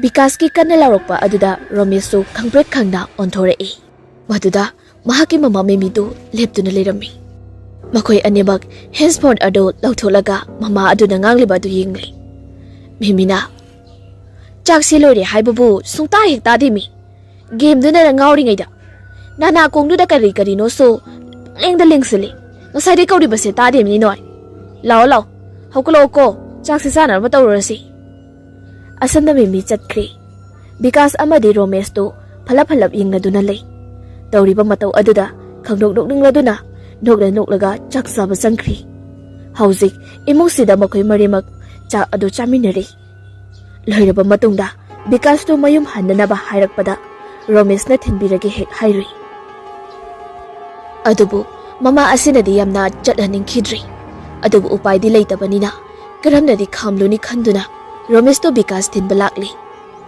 ꯊꯣꯡꯒꯥꯜꯒꯤ ꯒꯦꯠ ꯋꯥꯡꯕ ꯍꯦꯛ ꯂꯥꯟꯊꯣꯔꯛꯄ ꯃꯇꯝꯗ ꯃꯁꯥꯗꯣ ꯀꯩꯅꯣꯃꯗꯤ ꯏꯐꯥꯎ ꯐꯥꯎꯏ ꯊꯣꯡꯒꯥꯜ 7-9ꯅꯤꯅ ꯈꯔꯗꯤ ꯁꯥꯡꯉꯤ ꯍꯥꯏꯗꯨꯅꯤ ꯍꯧꯖꯤꯛꯀꯥꯟꯒꯤ ꯅꯍꯥ ꯑꯣꯏꯕꯒꯤ ꯍꯧꯅꯕꯤ ꯆꯨꯝꯅ ꯆꯠꯇꯦ ꯐꯣꯟꯗꯨ ꯅꯝꯗꯨꯅ ꯌꯦꯡꯂꯒ ꯂꯥꯛꯏ ꯈꯔ ꯈꯖꯤꯛ ꯆꯠꯄ ꯍꯧꯔꯛꯄꯒ ꯔꯣꯃꯦꯁꯇꯨ ꯀꯅꯥꯒꯨꯝꯕ ꯑꯃꯒ ꯐꯠ ꯊꯩꯅꯤ ꯔꯣꯃꯦꯁꯇꯤ ꯐꯣꯟ ꯑꯗꯨ ꯌꯦꯡꯂꯤꯕꯅꯤꯅ ꯀꯅꯥꯅꯁꯨ ꯈꯪꯗꯦ ꯎꯗꯦ ꯑꯗꯨꯕꯨ ꯃꯅꯝ ꯑꯗꯨꯗꯤ ꯍꯩꯅꯗꯕ ꯑꯃ ꯐꯥꯎꯔꯤ ꯍꯥꯏꯕꯗꯤ ꯃꯤꯍꯤꯡ ꯃꯅꯝꯒꯨꯝ ꯑꯃ ꯐꯥꯎꯕꯗꯨꯗ ꯔꯣꯃꯦꯁ ꯇꯨꯡ ꯑꯣꯟꯊꯣꯛꯇꯨꯅ ꯐꯠ ꯌꯦꯡꯂꯨꯏ ꯃꯗꯨꯗ ꯃꯤ ꯑꯗꯨ ꯍꯅꯨꯕꯤ ꯑꯃꯒ ꯍꯅꯨꯕ ꯑꯃꯒ ꯑꯣꯏꯕ ꯃꯥꯜꯂꯤ ꯃꯝꯂꯤ ꯇꯧꯕ ꯑꯁꯤꯗ ꯃꯈ꯭ꯋꯥꯡꯗꯨ ꯑꯃꯅ ꯀꯣꯟꯊꯩ ꯑꯗꯨꯒ ꯑꯃꯅ ꯆꯩꯁꯨ ꯑꯃ ꯄꯥꯏꯔꯒ ꯂꯥꯇꯦꯟꯁꯨ ꯄꯥꯏꯔꯤ ꯃꯗꯨꯗ ꯔꯣꯃꯦꯁꯇꯤ ꯃꯤꯅꯨꯡꯁꯤꯗꯨꯝ ꯄꯣꯛꯂꯨꯔꯤ ꯑꯍꯜ ꯑꯁꯤꯅ ꯇꯧꯔꯤꯕ ꯑꯁꯤ ꯑꯗꯨꯕꯨ ꯊꯣꯏꯅ ꯈꯟꯖꯤꯜꯂꯨꯕ ꯇꯧꯗ ꯑꯃꯨꯛ ꯃꯈꯣꯏ ꯑꯅꯤꯃꯛ ꯂꯥꯛꯂꯤ ꯈꯣꯡꯀꯥꯞ 7-9 ꯊꯥꯡꯕꯇ ꯉꯥꯏꯔꯤ ꯔꯣꯃꯦꯁꯇꯨ ꯆꯞ ꯂꯦꯞꯄꯤ ꯃꯗꯨꯗ ꯕꯤꯀꯥꯁꯅ ꯀꯩꯗꯧꯔꯒꯦ ꯍꯪꯉꯛꯏ ꯔꯣꯃꯦꯁꯅ ꯚꯥꯏ ꯍꯧꯖꯤꯛꯀꯤ ꯑꯍꯜ ꯑꯅꯤꯗꯨ ꯎꯍꯧꯕ꯭ꯔꯣ ꯀꯔꯤꯕꯣ ꯍꯧꯖꯤꯛꯀꯤ ꯑꯅꯤꯗꯣ Kanabuno? Bikasdi ingak pungakli. Romesh singnaraduna tung ondoktuna yenglubadadi kanasu layramdri. Matam asida Romesh swailawa phauraduna leptuna koyeng yenglaga lay. Bikasdi kari taurabano maramadi ikhang khangdana. Aduga amuk makoy animang mafam asida charangnada thokna layrabadi mayumda idhi nungaina hanararo haibusu Bikasna khangmadagi wafam asi samjalai. Mi ayoramani. Ado nang susangna thindura ano. Mambadi na nungaiti. Handakti aikhoy layraksisu mi kya isa satri. Aduna isiksiya taurisi. Romesh. Oh. Chumi. Bikas. Ado nang suan kro aisu sangkragi. Hayeng college to ngata sasi ko. Hoy. Adudi aisu salagi ko. Mafam asidagi makoy ani kainagri. Bikas amaromda tenbutali. Mamanaba asina kitikirum anamba matamda. Tawduna layba asida. Mahaksul loinaruba tinaruba kaubanina. Karino matawba khudingi. Pakhangda khangi. Pangkida kiri haiduni. Adabu masi kharata oirabasu phanabani haiduna. Phone aduda isai tharaga lambi aduda lai. Khara chatlaba matungdadi. Bakoygi thongal hek yoromdai adaida. Tunglomdagi angang nupi macha amakak khangjing chela aga hengatki. Maduda Bikas khampre khangladuna. Phal phawa chungkhatki. Nupi masa ado karimata hoy mai hairamtada senki. Ngak Bikas to yingduna layringai. Tungdagi nupi amara amu. Kaurakpa aduda Bikas to amu khampre khangi. Hoy bungo. Somda angang nupi masa amaga senki bro. Bikas onthorlaga yingi. Maduda so miyai oirabi nupi ama khangna selak aga. Kaurakpada uri. Bikas to hoy haiduna. Magtu nomi. Adubo angang amaso nupi anisina chenkiba lambi aduda may thandabana pumamami. Kitang lapthokibaga karimata hek ukhidri. Bikas wakaldo ayokri. Kigan khangan bagi hauna bibab na pangsada sagalai pangkhangda khangi. Kaino hozgidubo. Aikhoy lekai gi misumandi. Numidang atheng basida kaidaruba jano. Aibu hoy mai su kemta hangodi. Kudong tiba mu thook tanako bhira kanani ko ngase. Asanda khanduda layringai ikhang khangaudana mahaki makura thokpa ama cycle thorei. Maduda Bikas to yamna khorangna hangi. Khurator nangna halakpada hausiwaida angang mama macha ama chenkhibado thengnarakpro. Ha kanabo apambasida aidi kanamda thengnaraktibo. Bikas da asengmani khurator hausiktani chenkhibado aisu kanano kamai tobano amta hangaudriba. Makurana Hera ibungo aibo amama thengsida phagi mu tawkhidro napchadaba masima. Ase hairamdada ahal asisu cycle thoraga chatkri. Bikasti kidum kisilakli. Asimba bu oiro natraga babna bu oiro khanjanaba amadi phauri. Imungdodi yahorage haiduna prapra imungda sanglakri. Adiga somdaso Romesh wakhaladu khanjanana lai. Mahakna hausi ukhiba adu ngarang na hanmana lambida thengnakiba ahal anidu yamna malaki. Oiramba taragade karigidaba mahakna toina thengnariba. Wakalsi khana halakpana mahaki ka aduda sanglaga phamung aduda lungna hippi. Pomnang masing asi mari amadi lainaranggodra khalakpadagi phone adu lauthotuna contact list aduda yingai. Tanyagi mapa yorokpa aduda ngihak tumini yinduna lai. Call tawsira tawrusira khali. Tanyasu masimakni. Mahakra di Romesh bu nungdi nuksizari bani. Adubu Romesh ke thausadaba asida penjadri mahakso. Aduna mahakso mahake phone asida yingduna leiri. Mananupi Sardana mahake manakta sangai aduga wari haurai. Ise wari tarasi. As nangi wari sidi ahing taro. Ahing ninga morijo. Mi nungtigi wari pamam taraga tumjari ni. Aduna wakhal nungai tawniba. Ado ahengde amu phajana taroba. Ngasidi jiche mut yam nungaiti. Isai tageba. Sardado masanaido paithoktuna satkri. Tanya wakhal aduda ungna mahakika asigi thongnawadu hangdoi. Aduga amuba laisilakta kufet cafe thoklaiba pangkhalakpagi thaja asibu yingli. Liri namiba nuksida su humjilakpada wakal pumbam naraba adu kharamba kaidi sababugumna tawi. Asumna ꯃꯤꯠ ꯀꯨꯞꯇꯨꯅ ꯌꯦꯡꯂꯤꯉꯩ ꯃꯈꯣꯏꯒꯤ ꯏꯪꯈꯣꯜ ꯑꯁꯤꯒꯤ ꯁꯤꯗꯥꯏꯗ ꯈꯥꯔꯤꯕ ꯁꯝꯕꯜ ꯑꯗꯨꯒꯤ ꯋꯥꯡꯕꯗ ꯀꯅꯥꯒꯨꯝꯕ ꯑꯃ ꯃꯥꯟꯕ ꯂꯦꯞꯇꯨꯅ ꯃꯉꯣꯟꯗ ꯌꯦꯡꯂꯛꯄ ꯃꯥꯟꯕ ꯑꯗꯨ ꯍꯦꯛ ꯎꯔꯨꯔꯤ꯫ ꯑꯍꯥꯟꯕꯗꯗꯤ ꯇꯥꯅꯤꯌꯥ ꯀꯔꯤꯁꯨ ꯈꯟꯗ ꯌꯦꯡꯂꯤ, ꯑꯗꯨꯕꯨ ꯈꯔ ꯀꯨꯏꯁꯤꯜꯂꯛꯄꯗꯗꯤ ꯁꯨꯛꯂꯦꯡ ꯂꯦꯡꯗꯅ ꯌꯦꯡꯂꯛꯄ ꯃꯥꯟꯕ ꯑꯗꯨꯗ ꯇꯥꯅꯤꯌꯥ ꯆꯤꯡꯅꯕ ꯐꯥꯎꯔꯛꯂꯤ꯫ ꯈꯔ ꯎꯔꯝꯕ ꯑꯗꯨꯁꯨ ꯍꯧꯖꯤꯛꯇꯤ ꯂꯩꯆꯤꯟꯗ ꯊꯥꯗ ꯈꯨꯝꯖꯤꯟꯈꯤꯕ ꯑꯗꯨꯗ ꯃꯊꯪ ꯊꯣꯔꯛꯄꯗ ꯂꯩꯔꯝꯗ꯭ꯔꯤ꯫ ꯇꯥꯅꯤꯌꯥ ꯃꯁꯤꯗꯒꯤ ꯁ꯭ꯋꯥꯏ ꯂꯥꯎꯗꯨꯅ ꯐꯝꯂꯝꯕꯗꯒꯤ ꯍꯧꯒꯠꯂꯛꯏ, ꯑꯗꯨꯒ ꯈꯣꯡꯂꯩ ꯊꯨꯅ ꯊꯣꯡꯅꯥꯎ ꯑꯗꯨ ꯂꯣꯟꯁꯤꯜꯂꯤ꯫ ꯀꯔꯤꯅꯣꯃꯗꯤ ꯇꯧꯕ ꯃꯥꯜꯂꯤ ꯈꯟꯗꯨꯅ ꯇꯥꯅꯤꯌꯥ ꯐꯃꯨꯡꯗꯨꯗ ꯀꯥꯈꯠꯇꯨꯅ ꯐꯝꯂꯒ ꯂꯩ꯫ ꯉꯥꯏꯍꯥꯛ ꯂꯩꯔꯒ ꯁꯔꯗꯥꯁꯨ ꯑꯃꯨꯛ ꯆꯪꯂꯛꯏ꯫ "ꯁꯦ, ꯇꯨꯝꯃꯁꯤ ꯂꯥꯎ" ꯑꯁꯤ ꯍꯥꯏꯔꯝꯂꯒ ꯐꯃꯨꯡꯗꯨꯗ ꯀꯥꯈꯠꯂꯛꯏ, ꯑꯗꯨꯒ ꯐꯩꯖꯨꯞ ꯑꯗꯨ ꯆꯤꯡꯈꯠꯇꯨꯅ ꯍꯤꯞꯈ꯭ꯔꯤ꯫ ꯇꯥꯅꯤꯌꯥꯗꯤ ꯃꯆꯤ ꯑꯃꯠꯇ ꯂꯦꯡꯗꯅ ꯐꯝꯂꯤ, ꯋꯥꯈꯜ ꯑꯃꯗ ꯎꯡꯂꯒ ꯂꯩꯔꯤ꯫ ꯃꯗꯨꯗ ꯁꯔꯗꯥꯔꯗꯣ ꯑꯃꯨꯛ ꯃꯁꯥꯗꯣ ꯅꯣꯝꯗꯨꯅ ꯀꯧꯔꯛꯄ ꯑꯗꯨꯗ ꯈꯪꯄ꯭ꯔꯦꯛ ꯈꯪꯗꯨꯅ ꯆꯣꯡꯉꯤ꯫ "ꯀꯩꯗꯧꯔꯒꯦ ꯆꯦ?" "ꯀꯩꯁꯨ ꯇꯧꯗꯦ." "ꯇꯨꯝꯃꯁꯦ, ꯐꯝ ꯊꯥꯔꯛꯑꯣꯕ ꯆꯦ." "ꯅꯪꯁꯨ ꯊꯥꯔꯒ ꯀꯣꯛ ꯇꯨꯝꯕ ꯌꯥꯕꯅꯤ." ꯇꯥꯅꯤꯌꯥ ꯐꯝ ꯑꯗꯨ ꯊꯥꯔꯤ, ꯑꯗꯨꯒ ꯃꯈꯣꯏ ꯑꯅꯤꯃꯛ ꯄꯨꯟꯅ ꯍꯤꯞꯃꯤꯟꯅꯩ꯫ ꯁꯔꯗꯥꯔꯗꯤ ꯏꯀꯨꯏ ꯀꯨꯏꯗꯅ ꯇꯨꯝꯊꯈ꯭ꯔꯤ, ꯑꯗꯨꯕꯨ ꯇꯥꯅꯤꯌꯥꯗꯤ ꯋꯥꯈꯜ ꯃꯑꯣꯟ ꯈꯜꯂꯤ꯫ ꯔꯣꯃꯦꯟꯁꯀꯤ ꯃꯑꯣꯡ ꯃꯇꯧ ꯑꯃꯗꯤ ꯃꯍꯥꯛꯅ ꯑꯃꯨꯛ ꯃꯪꯒꯣꯏ ꯀꯔꯤ ꯑꯣꯏ ꯅꯨꯄꯤ ꯑꯃꯈꯛ ꯇꯣꯏꯅ ꯎꯔꯤꯕ ꯑꯁꯤ ꯋꯥꯈꯜꯗ ꯎꯡꯂꯤ꯫ ꯑꯁꯨꯝꯅ ꯍꯤꯞꯇꯨꯅ ꯂꯩꯔꯤꯉꯩ ꯃꯄꯥ ꯑꯗꯨꯅ ꯃꯉꯣꯟꯗꯒꯤ ꯈꯪꯂꯧ ꯂꯧꯔꯛꯄꯗ ꯑꯃꯨꯛꯁꯨ ꯈꯪꯄ꯭ꯔꯦꯛ ꯈꯪꯉꯤ꯫ ꯃꯄꯥꯅ ꯅꯨꯡꯇꯤꯒꯤ ꯌꯨ ꯉꯥꯎꯗꯨꯅ ꯂꯥꯛꯄ ꯑꯁꯤꯗꯤ ꯇꯥꯅꯤꯌꯥ ꯍꯦꯟꯅ ꯂꯩꯐꯝ ꯆꯥꯐꯝ ꯈꯪꯗ꯭ꯔꯤꯕꯅꯤ꯫ ꯐꯃꯨꯡꯗꯒꯤ ꯃꯁꯤꯗꯤ ꯂꯦꯡꯗꯅ ꯂꯩ, ꯑꯗꯨꯒ ꯃꯄꯥꯟꯗ ꯃꯄꯥ ꯑꯗꯨꯅ ꯌꯨ ꯉꯥꯎꯗꯨꯅ ꯂꯥꯎꯔꯒ ꯆꯪꯂꯛꯏ꯫ ꯃꯥꯡꯒꯣꯜ ꯀꯥꯈꯠꯈ꯭ꯔꯕ ꯇꯨꯡꯗ ꯊꯣꯡ ꯑꯗꯨ ꯗꯣꯡ ꯗꯣꯡ ꯊꯤꯜꯂꯛꯄꯗ ꯇꯥꯅꯤꯌꯥ ꯊꯃꯣꯏꯗ ꯗꯣꯡ ꯗꯣꯡ ꯄꯥꯟꯕꯒꯨꯝꯅ ꯑꯀꯤꯕ ꯐꯥꯎꯔꯤ꯫ ꯑꯗꯨꯒ ꯑꯃꯨꯛ ꯃꯄꯥ ꯑꯗꯨꯅ ꯊꯣꯡ ꯑꯗꯨ ꯍꯥꯡꯉꯨ ꯍꯥꯏꯔꯛꯄꯗ ꯇꯥꯅꯤꯌꯥ ꯍꯧꯒꯠꯇ ꯌꯥꯗ꯭ꯔꯕꯅꯤꯅ ꯍꯧꯒꯠꯂꯛꯏ, ꯑꯗꯨꯒ ꯊꯣꯡ ꯑꯗꯨ ꯍꯥꯡꯗꯣꯛꯂꯤ꯫ ꯃꯄꯥ ꯑꯗꯨ ꯍꯥꯏꯔꯤ ꯆꯪꯉꯛꯏ꯫ ꯃꯍꯥꯛ ꯆꯪꯈ꯭ꯔꯕ ꯃꯇꯨꯡꯗ ꯊꯣꯡꯒꯥꯜꯗ ꯀꯅꯥꯒꯨꯝꯕ ꯑꯃ ꯊꯣꯛꯈꯤꯕꯗꯨ ꯇꯥꯅꯤꯌꯥ ꯍꯥꯏꯐꯦꯠꯇꯤ ꯎꯍꯧꯔꯤ꯫ ꯃꯗꯨꯗ ꯑꯁꯨꯝꯅ ꯆꯤꯡꯗꯅ ꯍꯪꯉꯛꯏ, "ꯕꯕꯥ, ꯅꯇꯣꯝꯇꯔꯣ? ꯀꯅꯥꯒ ꯂꯥꯛꯀꯦ?" "ꯁꯪꯀꯔꯖꯤ." "ꯑꯩꯕꯣ? ꯀꯩꯅꯣꯅꯦ, ꯏꯇꯣꯝꯇꯅꯤ." "ꯅꯠꯇꯦ, ꯑꯩꯈꯣꯏ ꯍꯤꯗꯥꯛ ꯊꯛꯃꯤꯟꯅꯕ ꯏꯅꯥꯎ ꯑꯃꯅ ꯊꯤꯜꯂꯛꯏꯕꯅꯤ." "ꯑꯩꯅ ꯏꯇꯣꯝꯇ ꯁꯥꯏꯀꯜꯁꯦ ꯊꯧꯕ ꯉꯝꯗꯕꯗꯨꯗ." ꯃꯄꯥ ꯑꯁꯤꯒꯤ ꯋꯥꯈꯜ ꯑꯗꯨ ꯏꯍꯨ ꯉꯥꯎꯕꯅꯤꯅ ꯏꯀꯧ ꯀꯧꯕꯒꯤ ꯃꯑꯣꯡꯗ ꯑꯁꯨꯝꯅ ꯈꯨꯝꯂꯛꯄ ꯑꯁꯤꯗꯗꯤ ꯇꯥꯅꯤꯌꯥ ꯈꯔꯗꯤ ꯆꯤꯡꯅꯩ, ꯑꯗꯨꯕꯨ ꯃꯍꯥꯛꯅ ꯊꯣꯡꯒꯥꯜꯗ ꯎꯈꯤꯕ ꯃꯤ ꯑꯗꯨꯗꯤ ꯅꯨꯄꯤ ꯃꯥꯜꯂꯤ꯫ ꯃꯔꯝꯗꯤ ꯑꯃꯝꯕ ꯃꯔꯛ ꯑꯁꯤꯗ ꯐꯅꯦꯛ ꯁꯦꯠꯄ ꯑꯃꯗꯤ ꯃꯁꯝ ꯁꯥꯡꯕꯒꯤ ꯃꯑꯣꯡ ꯑꯃꯁꯨ ꯎꯈꯤ꯫ ꯃꯗꯨꯗ ꯇꯥꯅꯤꯌꯥ ꯆꯤꯡꯅꯕꯒꯤ ꯃꯌꯣꯟ ꯌꯥꯝꯅ ꯌꯥꯝꯁꯤꯜꯂꯛꯂꯤ꯫ "ꯑꯁꯤ ꯊꯣꯛꯈ꯭ꯔꯤꯁꯤꯗꯤ ꯅꯨꯄꯤꯅꯤ ꯕꯕꯥ." "ꯀꯗꯥꯏꯅꯣ?" "ꯑꯩꯗꯤ ꯏꯅꯥꯎꯗꯨꯅ ꯊꯤꯜꯂꯛꯑꯝꯕꯅꯤ, ꯊꯣꯡꯒꯥꯜ ꯐꯥꯎꯗꯪꯅꯤ꯫ ꯀꯨꯏꯔꯕꯅꯤ ꯆꯠꯈꯤꯕ, ꯑꯩꯅ ꯏꯁꯥꯁꯦ ꯈꯔ ꯏꯪꯊꯔꯒ ꯆꯪꯉꯛꯀꯦꯅ ꯉꯁꯥꯏꯗꯒꯤ ꯐꯝꯂꯨꯕꯅꯤꯅꯦ."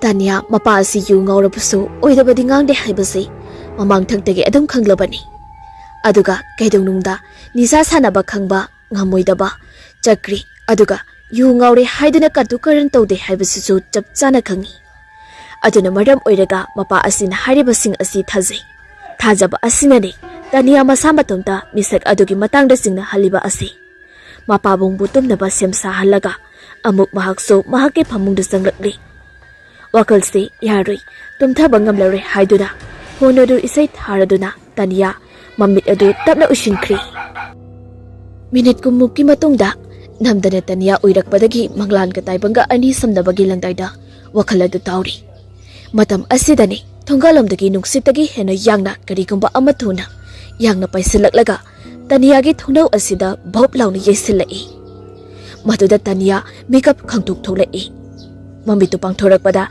ꯀꯔꯤꯁꯨ ꯇꯧꯔꯝꯗꯦ꯫ ꯆꯨꯝꯅ ꯃꯤꯀꯞ ꯊꯣꯛꯂꯛꯏꯕꯣꯏ ꯅꯤꯡꯗꯨꯅ ꯑꯃꯨꯛ ꯃꯃꯤꯠ ꯑꯗꯨ ꯎꯏꯁꯤꯟꯗꯨꯅ ꯇꯨꯝꯊꯈ꯭ꯔꯤ꯫ ꯍꯟꯗꯛꯃꯨꯛꯇꯤ ꯊꯣꯡꯅꯥꯎꯒꯤ ꯂꯣꯛ ꯑꯗꯨ ꯇꯞꯅ ꯇꯞꯅ ꯃꯁꯥ ꯃꯊꯟꯇ ꯂꯩꯊꯣꯔꯛꯇꯨꯅ ꯊꯣꯡꯅꯥꯎ ꯑꯗꯨ ꯍꯥꯡꯗꯣꯔꯛꯂꯤ꯫ ꯃꯇꯝ ꯑꯁꯤꯗ ꯇꯦꯕꯜ ꯃꯊꯛꯇ ꯊꯝꯂꯤꯕ ꯂꯥꯏꯔꯤꯛ ꯃꯌꯥꯝ ꯑꯗꯨꯒꯤ ꯃꯔꯛꯇ ꯂꯩꯔꯤꯕ ꯕꯣꯏ ꯑꯃꯈꯛ ꯇꯞꯅ ꯇꯞꯅ ꯐꯥꯛꯇꯣꯔꯛꯏ ꯅꯨꯡꯁꯤꯠꯀꯤ ꯁꯥꯍꯨꯝꯗ꯫ ꯑꯗꯨꯒ ꯑꯗꯨꯒꯤ ꯃꯅꯥꯛꯇ ꯂꯩꯔꯤꯕ ꯏꯪꯄꯣꯠ ꯑꯗꯨꯁꯨ ꯃꯐꯝ ꯆꯥꯍꯧꯗꯕꯗꯒꯤ ꯆꯦꯕꯥꯡ ꯑꯃꯨꯕ ꯑꯗꯨꯗ ꯍꯩꯗꯣꯛꯂꯤ꯫ ꯕꯣꯏ ꯑꯗꯨ ꯃꯨꯛꯁꯤꯡ ꯑꯗꯨꯅ ꯄꯨꯡꯇꯩ ꯇꯩꯔꯤ꯫ ꯑꯗꯨꯕꯨ ꯃꯨꯛꯁꯤꯡ ꯑꯗꯨ ꯀꯪꯁꯤꯜꯂꯛꯄ ꯃꯇꯝꯗꯗꯤ ꯆꯦꯕꯥꯡ ꯑꯉꯧꯕ ꯑꯗꯨꯗ ꯀꯖꯦꯡꯂꯩ ꯎꯞꯄ ꯅꯨꯄꯤ ꯑꯃꯈꯛꯀꯤ ꯁꯛꯐꯝ ꯑꯣꯏꯅ ꯑꯣꯟꯊꯣꯔꯛꯂꯤ꯫ ꯑꯗꯨꯕꯨ ꯃꯌꯦꯛꯇꯤ ꯁꯦꯡꯕ ꯅꯠꯇꯦ, ꯑꯗꯨꯅ ꯃꯔꯝ ꯑꯣꯏꯔꯒ Mami tarakliba asi kanano haibasu haiba ngamloi. Sunatagi nupi kukta kazenglay upa haibasimaktani uriba asi. Sebang singado matang-matang asum-asum fakturakto na layriba, larik abadi boy pumba ado matong maram abata khangda table asida tado na layri. Aduga khara amadi makata faw takri. Adubo Tanyadi isay aduki monta amada tumthakhrabani. Mathangay no bini Tanya mahaki table aduda tawramliba adu ubada pungangakri. Thongraw asisu puna tharabani. Madusu hangdoklamli. Aduga table asisu pungsay-say duna layrammi. Sadardi thoina khanjiludana pochai singadu loshili. Marak asida ayak palai amadi Tanyana uhaudrabani khanghaudri. College ki matamni Tanya premiga phamduna layri. Tanya di ungduna layri. Tinabagayna baga chop manari aduga mangunda isingda singna hanba khara thokliba asina. Mahaki nungsuk nungjanaba asida premi wafam ama haudorei. Tanya hangsito ekhoini ni hoida chalusira. Kaida kidobano. Machanupi ama luhungodabani. Adoi thaba khara tawminaruse. Nahandagi haira abani. Ada aina yam lapina mi mayumda sum leibado. Tandana haidaba. Ado chatlusi yaidana. Tanya ngihaktan di muna kalli. Yai chatlusi. Ado kaidana. Usiwadani. Karadi lapina. Lapita liro aisa. Tandida dugidi. Kem kalluno ekhoini ne do yam phabani. Aina haizina baganati ekhoi mamadusu. Asumna makoi ani wari sanaduna layri. Somdana Romesh class manung aduda Vikas ka phamduna lecture tari. Lecture adusu boring surakpadagi mahaki boy aduda kolom aduna karino di khangdaba amakha yek sanari. Mahaki matau aduda professor asisu lairik sumtak lambadagi Romesh ki matau aduda hainadruduna lairik takpudu chaplepi. Professor na. Hello mister. Yes, you the later one. Please stand up. Ramesh to ingang na hugal-i. Professor, are you listening what I am saying? Ramesh da. Yes sir. Then what are you doing there? Ramesh mahaki boy aduda fat yeng thaduna lay. Matam asida boy aduda mahak na gasay yekiba adu kazenglay adu oiduna layramlay. Matam asida Ramesh mihunadu dongdang zungba horai. Akiba amadi pakat pa phaurakli. Masa adu thak-thak nikduna. Ayak palay aduda mamit kupta yingli. Aduga somdana professor aduna wahang matang-matang hangli. Ramesh di maduda amata tadri. Ungduna yamna pakat na ayak palay asida yingduna layri. Professor asisu mahagna hangba wahang amata kumlag tagay. Nontaduna layba asida sauningboy kayboy. Kon kana hayrai. Hello? Hello boy. If you don't answer to my question, you can leave the class. Because Romesh the kuning na tinduna ingit biri. Matang asida di Romesh to gyalagli. Met adu da kuplaga amuk yung lubadadi. Ayak palay adu mahakna nga saye kibad oiramli. Nung kalagpa matamdada manggolom da palipa classroom asigit thongnaw da nupi amakag angawbi amagumda. Masama na ipapaba makay mangunda akiba miyeng aduna. Mamit adu ngaksangang na yingduna layrambado sway hek lawi. Romesh nupi aduda munni yingi. Mahaki manakung aduda professor asina law kung liba kaya asi amata taghidri. Subna kaki mamit asida nupi asibu uragadalay. Paminariba Vikas di humang mapikari. Romesh amadi professor anigi mataw asi ubada. Class asi yawriba Romesh konti hena sarani khanduna. Vikas na Romesh ki maphay ganda tap pairai. Madada Romesh to khangprek khangladuna fallaw no songi matam asida de satra pumna mag adu mangundi hinglai. Oja asiso sawbadi yamna sauninglabani adubu wa makataraktri. Romesh sor aso thabet holi loinana humangak dasu chentherai. Class ka yafong khanglori haiduna Romesh class asidagi thorakli. Mahangna thorakwa matamdadi thona aduda kanasu layramdi. Hawjikti Romesh thangai sengna singnari. Madudi mahaki punsida mira laira khangdaba amana question senai haiduna amaiba aduna hairamba adu chumli haibasi. Asina maram oiraga Nupa macha oibanida agiba khara phaujarabastu wakhal chamamnaraga charangnaba asidadi lapthoknaba campus asigi sidaida thorakli aduga leiriba u adugi sofa aduda phamdaduna phamli Ramesh wakhal amada adum ungduna leiri karino mangonda handak marak tawrisibo haiduna ungduna famli asamna phangli ngai tunglomdagi sor toropa makol da amuk tarakpada Ramesh to swai hek lawi pakhangda khangi adubu onthoktuna yenglubadadi tanya oiramli laptakna premidi leptuna lehori Ramesh na onthoktuna yenglubadadi tanya do laaga changaktuna leptuna leiri Maduda Ramesh to khangladuna onthoraklaga admu phamduna leiri ngek asumna leiraba matungda tanya sutamna tamna changsilaklaga Ramesh ke manakta lepi tumin ngehak leinaraba matungda Ramesh to na haurai Tanya Phamudana Tanya Ramesh ki wahi aduri yamna thajarudrabani adubu sumna hek haidurakpa asidadi phamtha hoiba ngamdri Ramesh Phamo aduga nangna hainingbado hayo Tanya masidi amata lingdi adubu ikairabasu ikaina magi thamoigi oiba pawdomdo lirakli Ramesh ibani na tawrise kaino Aisu khangdi Nangi se aingonda ikaiba pirira Ai madu nongmuta khallude Tanya Khalludragara tawrisidi Tanya kaino nangna hainingbado nongdu khairo kaidoge Aina hainingbani hairi mayamse aduna taba Airakiki adudi taro Handamukti Tanya do Ramesh ki manakta phamtharei masama odu samsaraga hairei Aise nupini aina nungsi pami hairubagi aiba mama leitana lawibadudi aisu nuaidi sumaina tawdoi oirabadi nahana yaraktaba kaidoge adugira nangna haige habado Phare ado ngasidi tangtaba ma hainarase ai laifam khangdre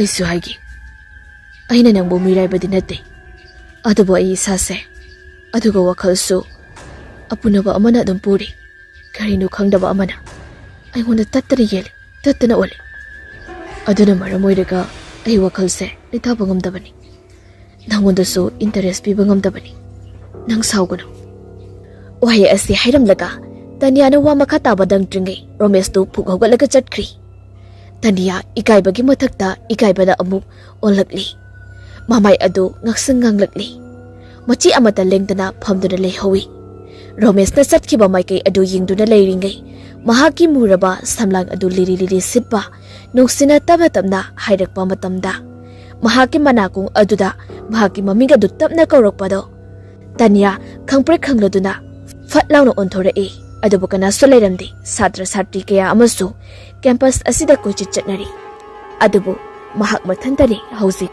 mafam asida phamliba ase amukso anirak subo aina mahaki manakong mayada mahaki maming kaurakpa matamda Tanya do pukhogatuna koilei leiduni yengi adubu kana solaiba ude kana solaitaba asida kibulapui mafam asidagi kongleithuna lai adubu sambalai marum amadagi Premi mahaki hek mamangda tholaklaga kaurakpa aduda khangprek khangduna lawi mahana lawba aduda satra khara amadi tingak yengi aduga masina de khomduna nokpas yawi Tanya khangkhibana masadu mihun chengkhatkri aduna soradu phungkalaki tawi mamanabi adugi matau adu khangladuna premi ising portal ama bisinduna ayingba ising adu pithai Tanya soradu amuktang gyantana hondharaklaga Premina asumna hanglai Kaitharagi nangba kari thengnaruragi Tanya tu khyok sungba makai mangoda hausida thokiba wari sing adu liri maduda Premiya su khara phanabani haiduna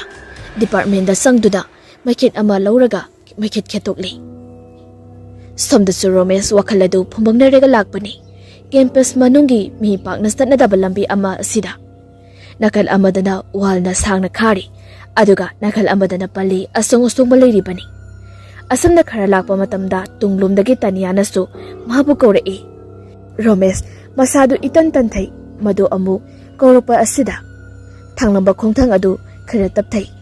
Tanyana mabu hanjin kauba adu khongthang khara kana thanglakpagi makol adu tai. Mahaki manakta yauzirakani khana chatlamba Romesh adu sumsum taptharakduna chap leptuna. Lai purika adu humlaga. Adubu mahaki manakta di sungyo yoruptaba adudadi Romesh mabai adu leithurakduni yengli. Matam asida kanastu leiramdri. Lambisasu matam tamak oiramli. Tungmang on-duni yengbada sok kanamta leiramdi. Pakatpa ama phaurakpadagi hana phau yenglamdana gam lambi asi lanthokduna lakli. Wakaldasu asnumna khali. Kaino hojikidaba Tanya sibu put ka sangla salo. Aingonda tamnar iro mai siba. Asi haiduna kitikirom tawna parap lakli. Bikas ki kanna larokpa aduda Romesu khangbrek khangna onthorei. Maduda mahaki mama memidu leptuna leirami. Makoi animak henceforth ado lautholaga mama aduna ngangliba du yingli. Mimina Jaksi lori haibabu sungta hekta dimi. Game duna ngawri ngaida. Nana kongdu da kari no so lengda lengsili. Nasai kauri base ta dem ni noi. Lao hokolo ko jaksi sana ba tawrasi. Asanda mimi chatkri. Bikas amadi Romesh to phalap yingna duna lei. Tawriba mataw aduda khangdok ningla duna noklaga chaksa ba sangkri. Hauzik imusida makoi marimak cha adu chaminari. Loiraba matungda Bikas to mayum handanaba hairakpada Romesh na thinbirage hek hairi. Adubu mama asinadi yamna chathaning khidri. Adubu upai di leitabanina karamnadi khamluni khanduna Romesh to Bikas thinba lakli. Thongalgi gate wangba heklan thorakpa matamda masado kaino madi ipau phawi. Thongal tare nipal nina khradi sangi haiduni. Hauzikangi naha oibagi haunabi chumna sati. Fondu namduna yenglaga lai. Khara khajik chatpa horakpaga Romesh to kanagumba amaga fat thaini. Romesh di phone adu yenglibanina kanano su khangdi udi. Adubu manam adudi hainadaba ama fauri. Haibadi mihing manamgum ama phaubaduda Romesh tung onthokduna fat yengloi. Matuda mi adu hanubi amaga hanuba amaga oiba mali. Mamli tawba asida mokhwangdo amana konthai. Aduga amana chaisu ama pairaga laten su pairi. Matuda Romesh de minung sidum pokluri. Ahal asina tawriba asi. Adubu thoina khanjaluba tawda amuk makhoi animak lakli. Khongkap tarik nipan thangbata ngairi. Romesh to sab lepi. Maduda Bikas na kaidorage hangai. Romesh na Bhai hojiki ahal anidu uhobra. Ha kariba hojiki anido kanabuno Bikas de ingak pungakli. Romesh tingnaraduna tung ondoktuni yenglubadadi kana solairamdri. Matam asida Romesh swailawa phauraduna leptuna ko yenglaga lei. Bikas de kari tawrabano maramadi ikhang khangdana. Aduga amuk makoi animak mafam asida charangnana thokna leirabadi mayumda idhi nungaina hanararo haibusu Bikas na khangmadagi wafam asi samjalai. Mi ayoramani ado nangsu sangna thindura ano mambadina nungaiti. Handakti aikhoi leiraksisu mi kya ijatri adune jiksi tawrisi. Romesh chume Bikas ado nang sonkro aisu sangkragi hayeng college to ngata jasiko.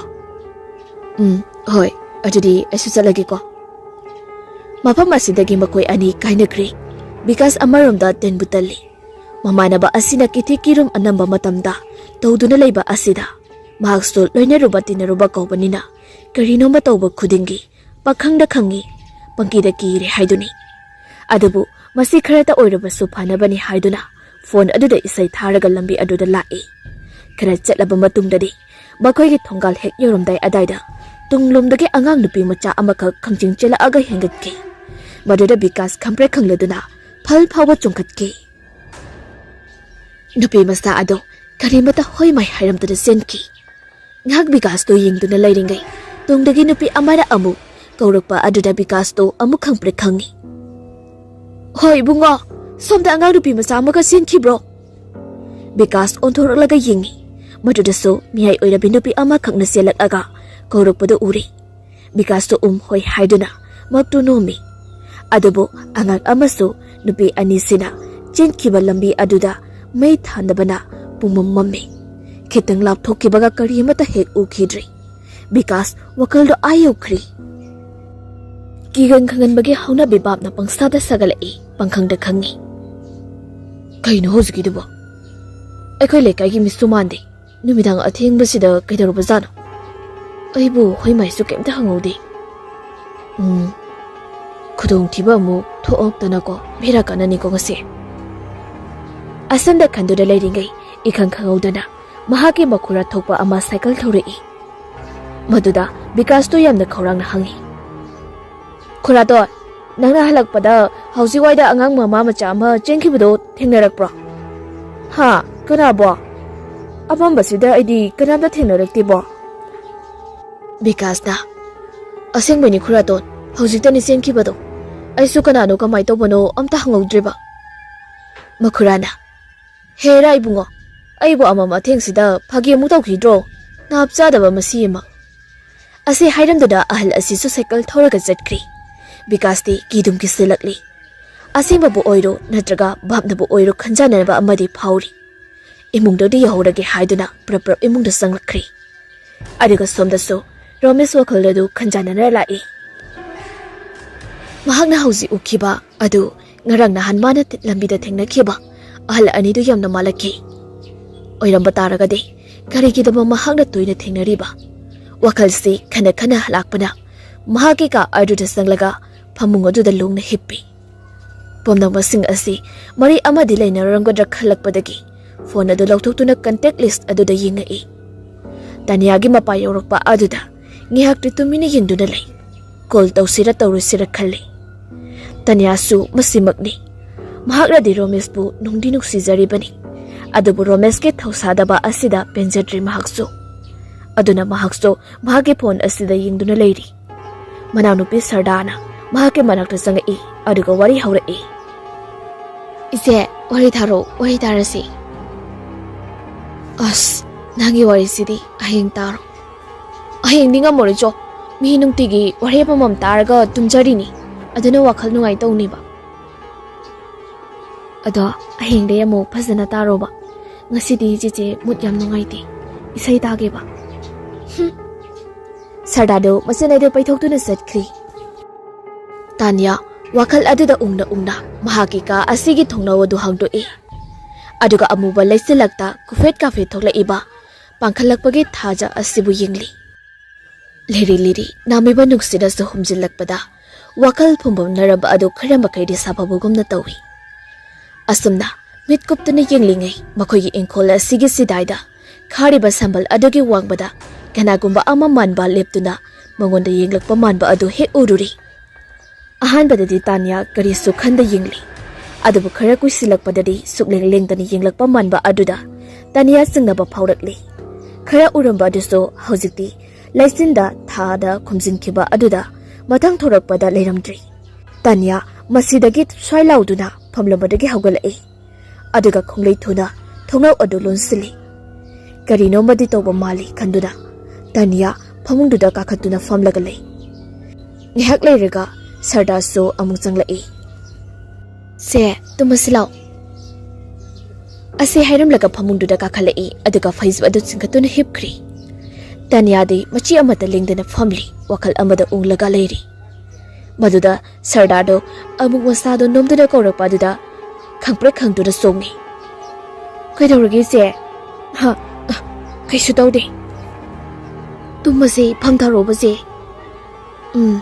ꯅꯪꯁꯨ ꯊꯥꯔꯒ ꯀꯣꯛ ꯇꯨꯝꯕ ꯌꯥꯕꯅꯤ ꯇꯥꯅꯤꯌꯥ ꯐꯝ ꯑꯗꯨ ꯊꯥꯔꯤ ꯑꯗꯨꯒ ꯃꯈꯣꯏ ꯑꯅꯤꯃꯛ ꯄꯨꯟꯅ ꯍꯤꯞꯃꯤꯟꯅꯩ ꯁꯔꯗꯥꯔꯗꯤ ꯏꯀꯨꯏ ꯀꯨꯏꯗꯅ ꯇꯨꯝꯊꯈ꯭ꯔꯤ ꯑꯗꯨꯕꯨ ꯇꯥꯅꯤꯌꯥꯗꯤ ꯋꯥꯈꯜ ꯃꯑꯣꯟ ꯈꯜꯂꯤ ꯔꯣꯃꯦꯁꯀꯤ ꯃꯑꯣꯡ ꯃꯇꯧ ꯑꯃꯗꯤ ꯃꯍꯥꯛꯅ ꯑꯃꯨꯛ ꯃꯪꯒꯣꯏ ꯀꯔꯤ ꯑꯣꯏ ꯅꯨꯄꯤ ꯑꯃꯈꯛ ꯇꯣꯏꯅ ꯎꯔꯤꯕ ꯑꯁꯤ ꯋꯥꯈꯜꯗ ꯎꯡꯂꯤ ꯑꯁꯨꯝꯅ ꯍꯤꯞꯇꯨꯅ ꯂꯩꯔꯤꯉꯩ ꯃꯄꯥ ꯑꯗꯨꯅ ꯃꯉꯣꯟꯗꯒꯤ ꯈꯪꯂꯧ ꯂꯧꯔꯛꯄꯗ ꯑꯃꯨꯛꯁꯨ ꯈꯪꯄ꯭ꯔꯦꯛ ꯈꯪꯉꯤ ꯃꯄꯥꯅ ꯅꯨꯡꯇꯤꯒꯤ ꯌꯨ ꯉꯥꯎꯗꯨꯅ ꯂꯥꯛꯄ ꯑꯁꯤꯗꯤ ꯇꯥꯅꯤꯌꯥ ꯍꯦꯟꯅ ꯂꯩꯐꯝ ꯆꯥꯐꯝ ꯈꯪꯗ꯭ꯔꯤꯕꯅꯤ ꯐꯃꯨꯡꯗꯒꯤ ꯃꯁꯤꯗꯤ ꯂꯦꯡꯗꯅ ꯂꯩ ꯑꯗꯨꯒ ꯃꯄꯥꯟꯗ ꯃꯄꯥ ꯑꯗꯨꯅ ꯌꯨ ꯉꯥꯎꯗꯨꯅ ꯂꯥꯎꯔꯒ ꯆꯪꯂꯛꯏ Manggol kakhirkraba tungda thong adu dongdong thilakpada Tanya thamoida dongdong panbagomda akiba phauri aduga abo mapa aduna thong adu hangu hairakpada Tanya hogatta yadrabanina hogulai aduga thong adu hangdukli mapa adu hairi sangai mahak changkraba matungda thongalda kanagumba ama thokibadu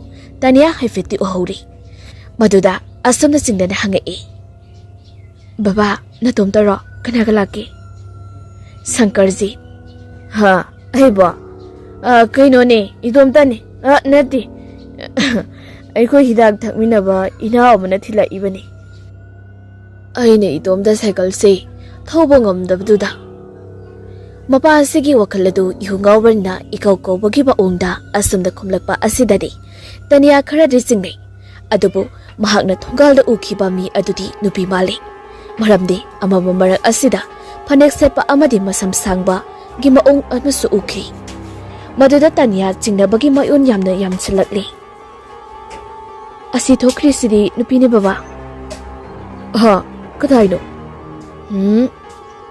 aidi inauduna thila ambani thongal phawdangni kuirabani chakhiba aine isa se khira ingtharaga changakena ngasarigi phamlubanine Tanya mapa asi yu ngawrabusu oidabadi ngangde haibasi mamang thakdagi adum khanglabani aduga kaidongnungda nisa sanaba khangba ngamoidaba chakri aduga yu ngawre haiduna katukaran tawde haibasisu chapchana khangi aduna maram oiraga mapa asina haribasing asi thajei thajaba asinani Tanya masa matomta misak adugi matangda singna haliba asi mapa bungbu tumnaba semsa halaga amuk mahakso mahake phamungda sangrakli wakalse yaroi tumthaba ngamlare haiduna phone adu isai tharaduna Tanya mamit adu tapna ushinkri minute kumukki matungda namdana Tanya uirakpadagi manglan ka taibanga ani samnabagi langdaida wakhal adu tauri matam asidani thongalomdagi nungsitagi hena yangna karigumba amathuna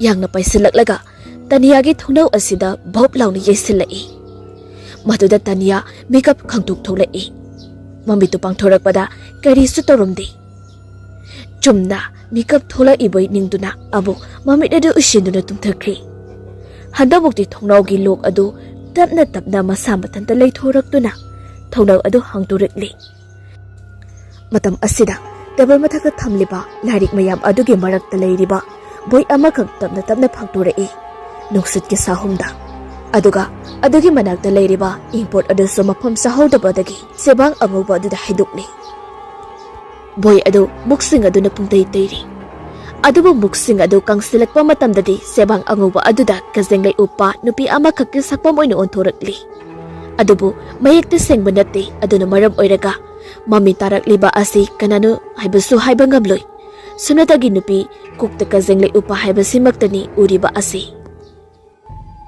sebang sing adu mathang asum phaktoraktuna leiriba larik abadi boy pumba adu mathong maram abada khangga table asida taduna leiri aduga khara amadi makhada fau takri adubu Tanyadi isai adugi monda amada tumthakhrabani mathangi no beni Tanya mahaki table aduda tawromliba adu ubada pungangakri thorau asisu puna tharabani madu su hangdoklamli aduga table asisu pungsai sai duna leirami Sadardi thoina khanjiludana pochai singadu loshili marak asida ayek palai amadi Tanyana uhaudrabani khanghaudri college ki matamni Tanya premiga phamduna leiri Tanyadi ungduna leiri inaba kaina baga chop manari aduga mangonda isingda singna hanba khara thokliba asina mahaki nungsu nungjanaba asida premi wafam ama haudorei Tanya hangsito ekhoni ni hoida chalusira kaida kidobano machanupi ama luhungodabani adoi thaba khara tawminaruse nahandagi haira abani ada aina yam lapina mi mayumda sum leibado tandana haidaba ado chalusi yaidana Tanya ngihaktan dimuna kalli yai chalusi ado kaidana usiwadani kharadi lapina lapita liroisa tandida dugidi kem khalluno aikhoi ni ne do yam phabani aina haijina baganati aikhoi mamadusu Asumna makoi ani wari sanaduna leiri. Somdana Romesh class manung aduda Vikas ka phamduna lecture tari. Lecture aduso boring surakpadagi mahaki boy aduda kolom aduna karino di khangdaba amakha yek sanari.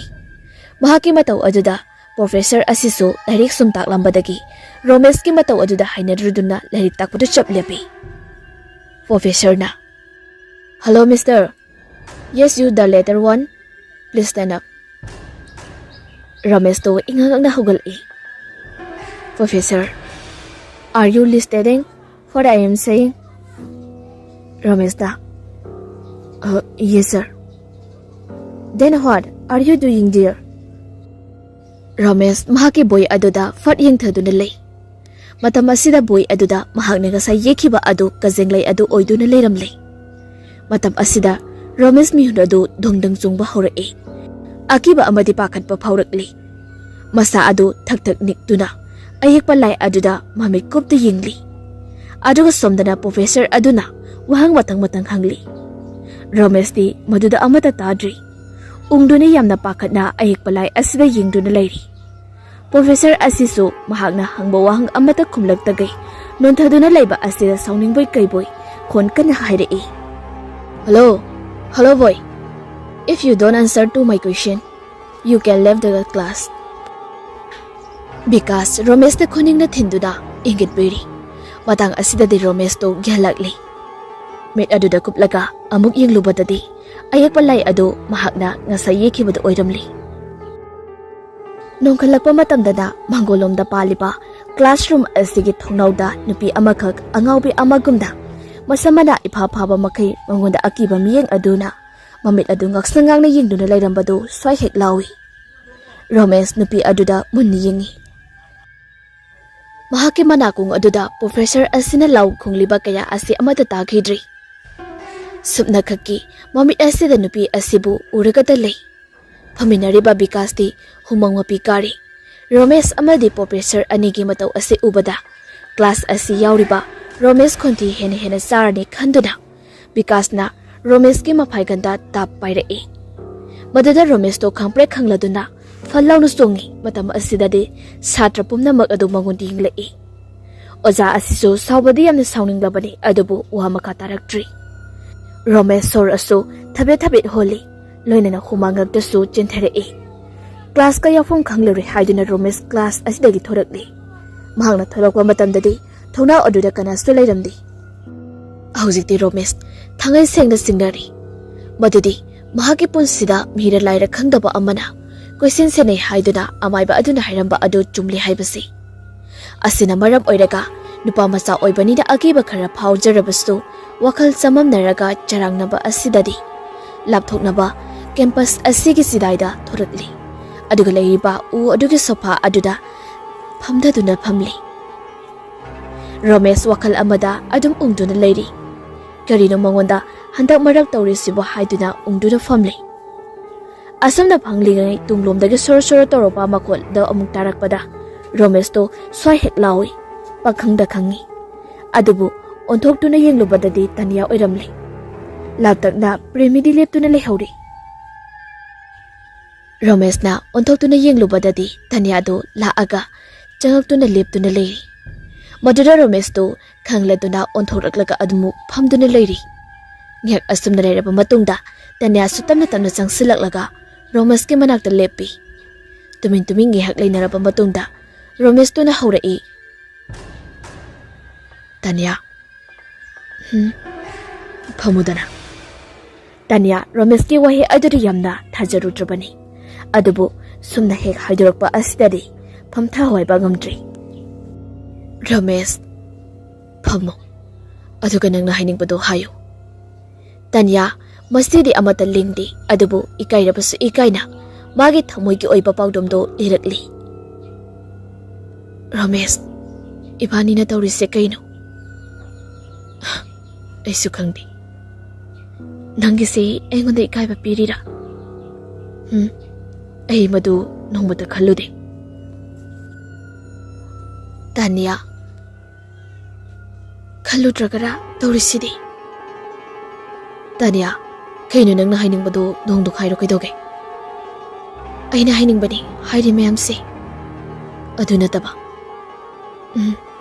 ꯍꯥꯏꯔꯛꯈꯤꯒꯦ ꯑꯗꯨꯗꯤ ꯇꯥꯔꯣ ꯍꯟꯗꯛꯃꯨꯛꯇꯤ ꯇꯅꯤꯌꯥ ꯑꯗꯨ ꯔꯣꯃꯦꯁꯀꯤ ꯃꯅꯥꯛꯇ ꯐꯝꯊꯔꯛꯏ ꯃꯁꯥ ꯃꯎ ꯑꯗꯨ ꯁꯦꯝ ꯁꯥꯔꯒ ꯍꯥꯏꯔꯛꯏ ꯑꯩꯁꯦ ꯅꯨꯄꯤꯅꯤ ꯑꯩꯅ ꯅꯨꯡꯁꯤ ꯄꯥꯝꯃꯤ ꯍꯥꯏꯔꯨꯕꯒꯤ ꯑꯩꯕꯨ ꯃꯃꯜ ꯂꯩꯇꯅ ꯂꯧꯕꯤꯕꯗꯨꯗꯤ ꯑꯩꯁꯨ ꯅꯨꯡꯉꯥꯏꯇꯦ ꯁꯨꯃꯥꯏꯅ ꯇꯧꯗꯣꯏ ꯑꯣꯏꯔꯕꯗꯤ ꯅꯍꯥꯟꯅ ꯌꯥꯔꯛꯇꯕ ꯀꯩꯗꯧꯒꯦ ꯑꯗꯨꯒꯤꯔꯣ ꯅꯪꯅ ꯍꯥꯏꯒꯦ ꯍꯥꯏꯕꯗꯣ ꯐꯔꯦ ꯑꯗꯣ ꯉꯁꯤꯗꯤ ꯇꯪ ꯇꯥꯕ ꯑꯃ ꯍꯥꯏꯅꯔꯁꯤ ꯑꯩ ꯂꯩꯐꯝ ꯈꯪꯗ꯭ꯔꯦ ꯑꯩꯁꯨ ꯍꯥꯏꯒꯦ ꯑꯩꯅ ꯅꯪꯕꯨ ꯃꯤꯔꯥꯏꯕꯗꯤ ꯅꯠꯇꯦ ꯑꯗꯨꯕꯨ ꯑꯩ ꯏꯁꯥꯁꯦ ꯑꯗꯨꯒ ꯋꯥꯈꯜꯁꯨ ꯑꯄꯨꯅꯕ ꯑꯃꯅ ꯑꯗꯨꯝ ꯄꯨꯔꯤ ꯀꯔꯤꯅꯣ ꯈꯪꯗꯕ ꯑꯃꯅ ꯑꯩꯉꯣꯟꯗ ꯇꯠꯇꯅ ꯌꯦꯜꯂꯤ ꯇꯠꯇꯅ ꯑꯣꯜꯂꯤ ꯑꯗꯨꯅ ꯃꯔꯝ ꯑꯣꯏꯔꯒ ꯑꯩ ꯋꯥꯈꯜꯁꯦ ꯂꯩꯇꯥꯕ ꯉꯝꯗꯕꯅꯤ ꯅꯪꯉꯣꯟꯗꯁꯨ ꯏꯟꯇꯔꯦꯁ ꯄꯤꯕ ꯉꯝꯗꯕꯅꯤ ꯅꯪ ꯁꯥꯎꯒꯅꯨ ꯋꯥꯍꯩ ꯑꯁꯤ ꯍꯥꯏꯔꯝꯂꯒ ꯇꯅꯤꯌꯥꯅ ꯋꯥ ꯃꯈꯥ ꯇꯥꯕꯗꯪꯇ꯭ꯔꯤꯉꯩ ꯔꯣꯃꯦꯁꯇꯨ ꯐꯨꯛ ꯍꯧꯒꯠꯂꯒ ꯆꯠꯈ꯭ꯔꯤ ꯇꯅꯤꯌꯥ ꯏꯀꯥꯏꯕꯒꯤ ꯃꯊꯛꯇ ꯏꯀꯥꯏꯕꯗ ꯑꯃꯨꯛ ꯑꯣꯜꯂꯛꯂꯤ ꯃꯃꯥꯏ ꯑꯗꯨ ꯉꯛꯁꯪ ꯉꯥꯡꯂꯛꯂꯤ ꯃꯆꯤ ꯑꯃꯠꯇ ꯂꯦꯡꯗꯅ ꯐꯝꯗꯨꯅ ꯂꯩꯍꯧꯏ ꯔꯣꯃꯦꯁꯅ ꯆꯠꯈꯤꯕ ꯃꯥꯏꯀꯩ ꯑꯗꯨ ꯌꯦꯡꯗꯨꯅ ꯂꯩꯔꯤꯉꯩ ꯃꯍꯥꯛꯀꯤ ꯃꯨꯔꯕ ꯁꯝꯂꯥꯡ ꯑꯗꯨ ꯂꯤꯔꯤ ꯂꯤꯔꯤ ꯁꯤꯠꯄ ꯅꯨꯡꯁꯤꯅ ꯇꯞꯅ ꯇꯞꯅ ꯍꯥꯏꯔꯛꯄ ꯃꯇꯝꯗ ꯃꯍꯥꯛꯀꯤ ꯃꯅꯥꯀꯣꯡ ꯑꯗꯨꯗ ꯃꯍꯥꯛꯀꯤ ꯃꯃꯤꯡ ꯑꯗꯨ ꯇꯞꯅ ꯀꯧꯔꯛꯄꯗꯣ ꯇꯅꯤꯌꯥ ꯈꯪꯄ꯭ꯔꯦꯛ ꯈꯪꯂꯗꯨꯅ ꯐꯠ ꯂꯥꯎꯅ ꯑꯣꯟꯊꯣꯔꯛꯏ ꯑꯗꯨꯕꯨ ꯀꯅꯥꯁꯨ ꯂꯩꯔꯝꯗꯦ ꯁꯥꯇ꯭ꯔ ꯁꯥꯇ꯭ꯔꯤ ꯀꯌꯥ ꯑꯃꯁꯨ ꯀꯦꯝꯄꯁ ꯑꯁꯤꯗ ꯀꯣꯏꯆꯠ ꯆꯠꯅꯔꯤ ꯑꯗꯨꯕꯨ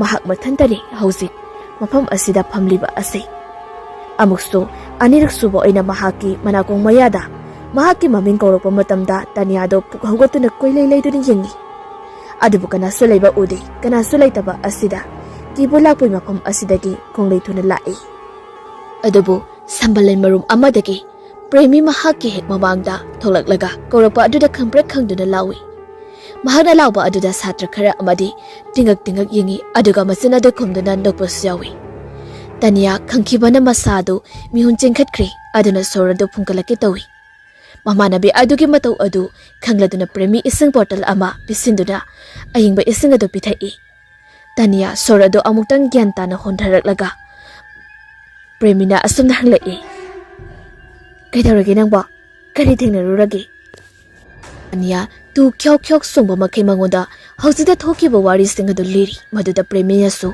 ꯈꯔ ꯐꯅꯕꯅꯤ ꯍꯥꯏꯗꯨꯅ ꯗꯤꯄꯥꯔꯠꯃꯦꯟꯗ ꯆꯪꯗꯨꯅ ꯃꯩꯈꯦꯠ ꯑꯃ ꯂꯧꯔꯒ ꯃꯩꯈꯦꯠ ꯈꯦꯠꯇꯣꯛꯂꯤ ꯁꯣꯝꯗꯁꯨ ꯔꯣꯃꯦꯁ ꯋꯥꯈꯜ ꯑꯗꯨ ꯐꯨꯝꯕꯪꯅꯔꯒ ꯂꯥꯛꯄꯅꯤ ꯀꯦꯝꯄꯁ ꯃꯅꯨꯡꯒꯤ ꯃꯤ ꯄꯥꯛꯅ ꯆꯠꯅꯗꯕ ꯂꯝꯕꯤ ꯑꯃ ꯑꯁꯤꯗ ꯅꯥꯀꯜ ꯑꯃꯗꯅ ꯋꯥꯜꯅ ꯁꯥꯡꯅ ꯈꯥꯔꯤ ꯑꯗꯨꯒ ꯅꯥꯀꯜ ꯑꯃꯗꯅ ꯄꯜꯂꯤ ꯑꯁꯣꯡ ꯑꯁꯣꯡꯕ ꯂꯩꯔꯤꯕꯅꯤ ꯑꯁꯨꯝꯅ ꯈꯔ ꯂꯥꯛꯄ ꯃꯇꯝꯗ ꯇꯨꯡꯂꯣꯝꯗꯒꯤ ꯇꯅꯤꯌꯥꯅꯁꯨ ꯃꯍꯥꯛꯄꯨ ꯀꯧꯔꯛꯏ ꯔꯣꯃꯦꯁ ꯃꯁꯥꯗꯨ ꯏꯇꯟ ꯇꯟꯊꯩ ꯃꯗꯨ ꯑꯃꯨꯛ ꯀꯧꯔꯛꯄ ꯑꯁꯤꯗ ꯊꯥꯡꯂꯝꯕ ꯈꯣꯡꯊꯥꯡ ꯑꯗꯨ ꯈꯔ ꯇꯞꯊꯩ ꯇꯅꯤꯌꯥꯅ ꯃꯥꯕꯨ ꯍꯟꯖꯤꯟ ꯍꯟꯖꯤꯟ ꯀꯧꯕ ꯑꯗꯨ ꯈꯣꯡꯊꯥꯡ ꯈꯔ ꯀꯟꯅ ꯊꯥꯡꯂꯛꯄꯒꯤ ꯃꯈꯣꯜ ꯑꯗꯨ ꯇꯥꯏ ꯃꯍꯥꯛꯀꯤ ꯃꯅꯥꯛꯇ ꯌꯧꯖꯔꯛꯀꯅꯤ ꯈꯟꯅ ꯆꯠꯂꯝꯕ ꯔꯣꯃꯦꯁ ꯑꯗꯨ ꯁꯨꯝ ꯁꯨꯝ ꯇꯞꯊꯔꯛꯇꯨꯅ ꯆꯞ ꯂꯦꯞꯇꯨꯅ ꯂꯩ ꯐꯨꯔꯤꯈꯥꯎ ꯑꯗꯨ ꯍꯨꯝꯂꯒ ꯑꯗꯨꯕꯨ ꯃꯍꯥꯛꯀꯤ ꯃꯅꯥꯛꯇꯗꯤ ꯁꯨꯡꯌꯧ ꯌꯧꯔꯛꯇꯕ ꯑꯗꯨꯗꯗꯤ ꯔꯣꯃꯦꯁ ꯃꯃꯥꯏ ꯑꯗꯨ ꯂꯩꯊꯨꯔꯛꯇꯨꯅ ꯌꯦꯡꯂꯨꯏ ꯃꯇꯝ ꯑꯁꯤꯗ ꯀꯅꯥꯁꯨ ꯂꯩꯔꯝꯗ꯭ꯔꯤ ꯂꯝꯕꯤꯁꯤꯁꯨ ꯃꯇꯨꯝꯇꯃꯛ ꯑꯣꯏꯔꯝꯂꯤ ꯇꯨꯡꯃꯥꯡ ꯑꯣꯟ ꯑꯣꯟꯗꯨꯅ ꯌꯦꯡꯕꯗꯁꯨ ꯀꯅꯥꯝꯇ ꯂꯩꯔꯝꯗꯦ ꯄꯥꯈꯠꯄ ꯑꯃ ꯐꯥꯎꯔꯛꯄꯗꯒꯤ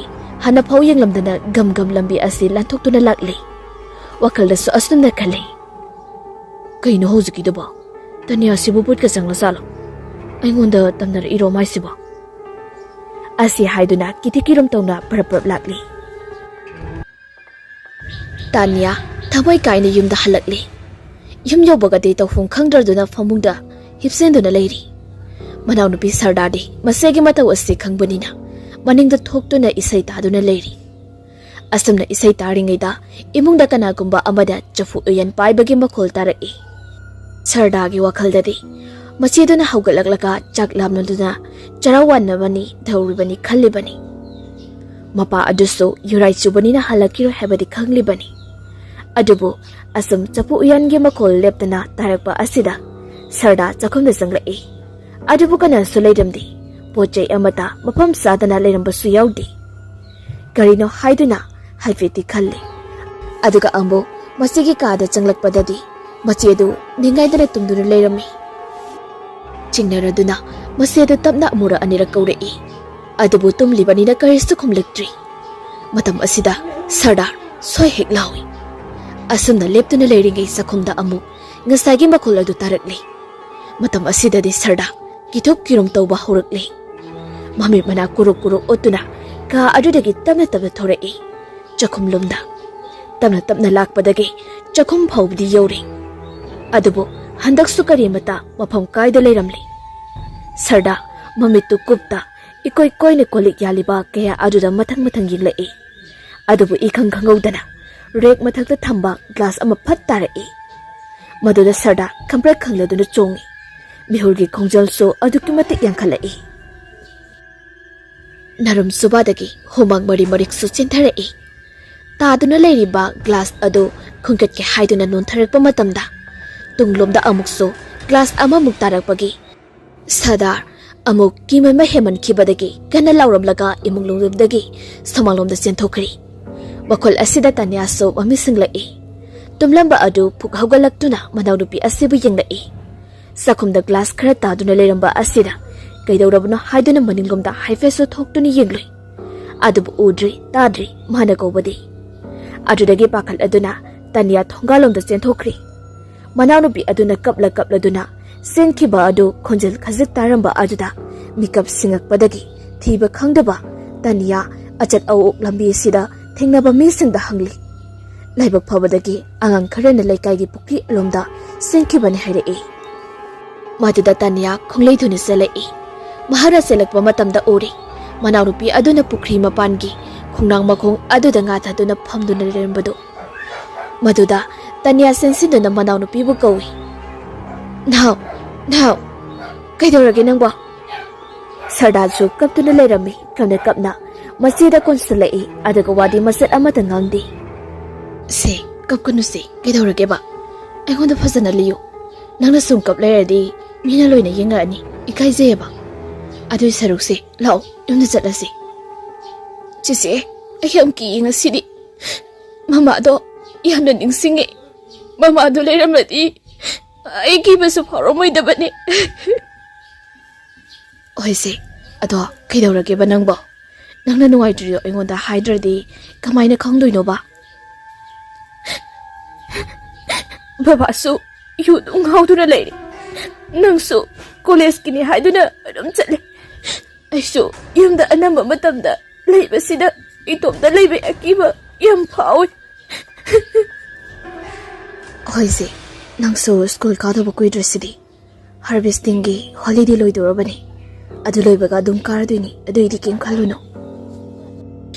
Adu oirasu ai yamda itomda leiba kandho aki khangyam thengnaye. Kaisu khalunu se bhamna su oibani.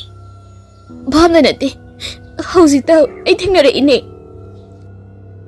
Wahai asi tabada tanya khara singlei adabu na fet tawduna manawnupi adabu kidanabani haiduna themjiladuna mafam asida phaminari.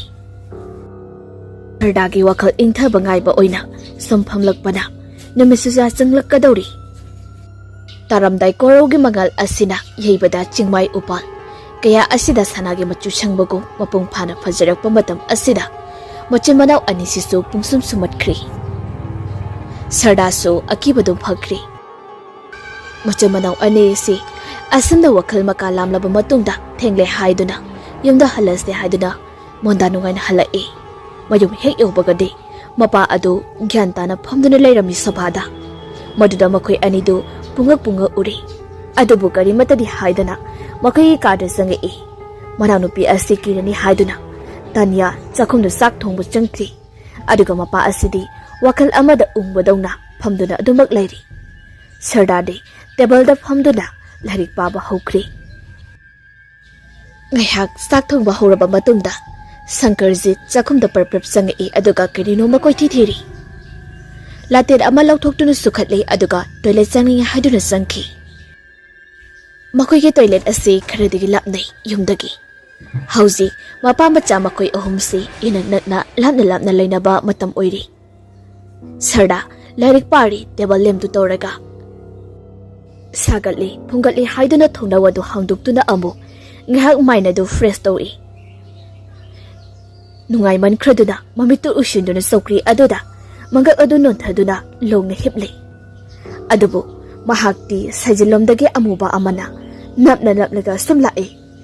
Sardagi mapa aduda namna napla laklaga mangak adu yantharaktu makut aduda lamlai. Phibam asi sardana mamit adu uisinduna leirabaso saum ama phaurakpadagi mamit adu khangpangpang thurei. Maduda karistu leiramdaba asida amukso bhapna oiramgani khalli. Wakhal hongkhrani akibo wakhalna thumatkrani khalakpadagi lairikto amuk panaba honarei. Ngak amuk pari adubu thangno asida yingthorakpada labna surokta mi chatnaribasing adu khradi uri. Adubu kanagumba amadi makutta laten adu paiduna munda yengmuduna leiriba adu he ururi. Madus nupi sumali. Sarda kari matongno haiduna munda amit adu suktoktuni yengduna laknari. Adubu tungdagi lengsumda tanyana tap launa pairei. Maduda khangprak khangduna songi. Karino nangsina khangan krehe ngasaidagi kaubusu tadine. Sarda mihunga ayawi sige tawine kari kukangno tanaba kauro yadrase. Sardadu sor thabe honduna masado fathazei. Tanya babado sanga amru somda khangde sangakte da toilet ta changuge na chakhibani pangna tholaktri khare ko gen magi oramni da adoinete amukta yenglusila. As je nangsu pharak ta he pharak nati la oibani asana machi adu phone gi maingal adu tawraga thokri. Sarda sutungda inarei kada lairingai khangdabani mapan tholakpadadi ingli tawri. Maning thongdo hek hangdorakpadadi toilet adu mangnungda maingan thanbadudi uri. Adu thong adu kari tawba aduda haifeti chingnari makoi ani. Kithi kirum tawna makoi ani na laptakna mapabu kauduna sangi adubu khumlakpa kaubudi leitri. Hena chingnarakduna makoi ani du khongthang adu khara kanna thangsilakpa matamdadi mapa adu toilet yaromdai mafam aduda upsinduna taduna leiramli. Maduda makoi ani na mapa adu kauraduna chingkhatli. Wana aduna phamung tamda pusalekli. Phamungde hipalaba matungda makhong makut adu noiduna mapa asibu gyan laknaba hotnari. Sardare peri phawba mapira phuseli adubu laibak phabadagi gyan di lakli. Asumna gyan lakpa aduda Tanya tapna hanglai. Baba bu gyan labo. Ha aibo ai kaidaurage kaisu tawdese kokpu ngauri browse ai kaisu tawdena ase hairamlaga phuk hokulaga phamung aduda phamme aduga mamai mamitu koina nanaje asumnaga hakmunna yenglaga asumna amu hairei aibo hauji waida sofada phamlambadaine aduga sida kamaina phamlamiba. Tanya Baba toilet ta sanguge na hairami dudi aibo mapa ase ingau bugum da tori. Tanya da hausi waida baba na hairami dudi aibo ai haide ko kaidagino. Pharese ado ngasidi baba yumda gantana halei yusu thaglakte kari tawrage. Ibema aise bang oi kari oi namado yam kana oi yu thakanu nasu toina hairi ine yumda layo mapada thokanu mena nangse question chedeira anama matamda mang oi ha oina hairi. Tanya mangoi raso ajadi aphabane baba sankarji adugade amu muksune naman aise kobugumda he taine. Handakti muchimanaw mapagi wa asida phalap yengnei. Thamoida ting launa panbagumna papagi wai asida mipaibadi pokli. Tumin ngehak leinei. Tanyagi phone aduda call ama lakpada khangprek khangi. Aduga yenglubadadi romeski oiramli. Matang asida Tanya haifam khangdri. Mapagi matau amadi itha thajadana romeski call asida sarakna halli. Call adu paikhatsira paikhatkumsira khana Mapa adugi masama udu nambiri.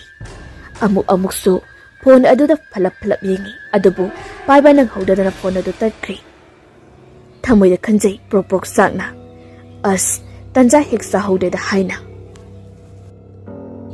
aduga samdana romis tu mudhalai mahakna serious phana ta drabasu karigumba wa kharadi sengdok ningbadagi kuldu tawro si phawba pairak taba asida yamna warak khroba male yamna lala male mahakna tawrisi mingonda yetle haina khanjaduna phone adu nakanda thabduna laptop tuda ebi pairi changan chaba imungnina mama aduna mahaki kada sanglakdaga tumnana ba hairami adubu romis te laptop aduda yingduna leiri ngihak leiraba matungda maisu muthokri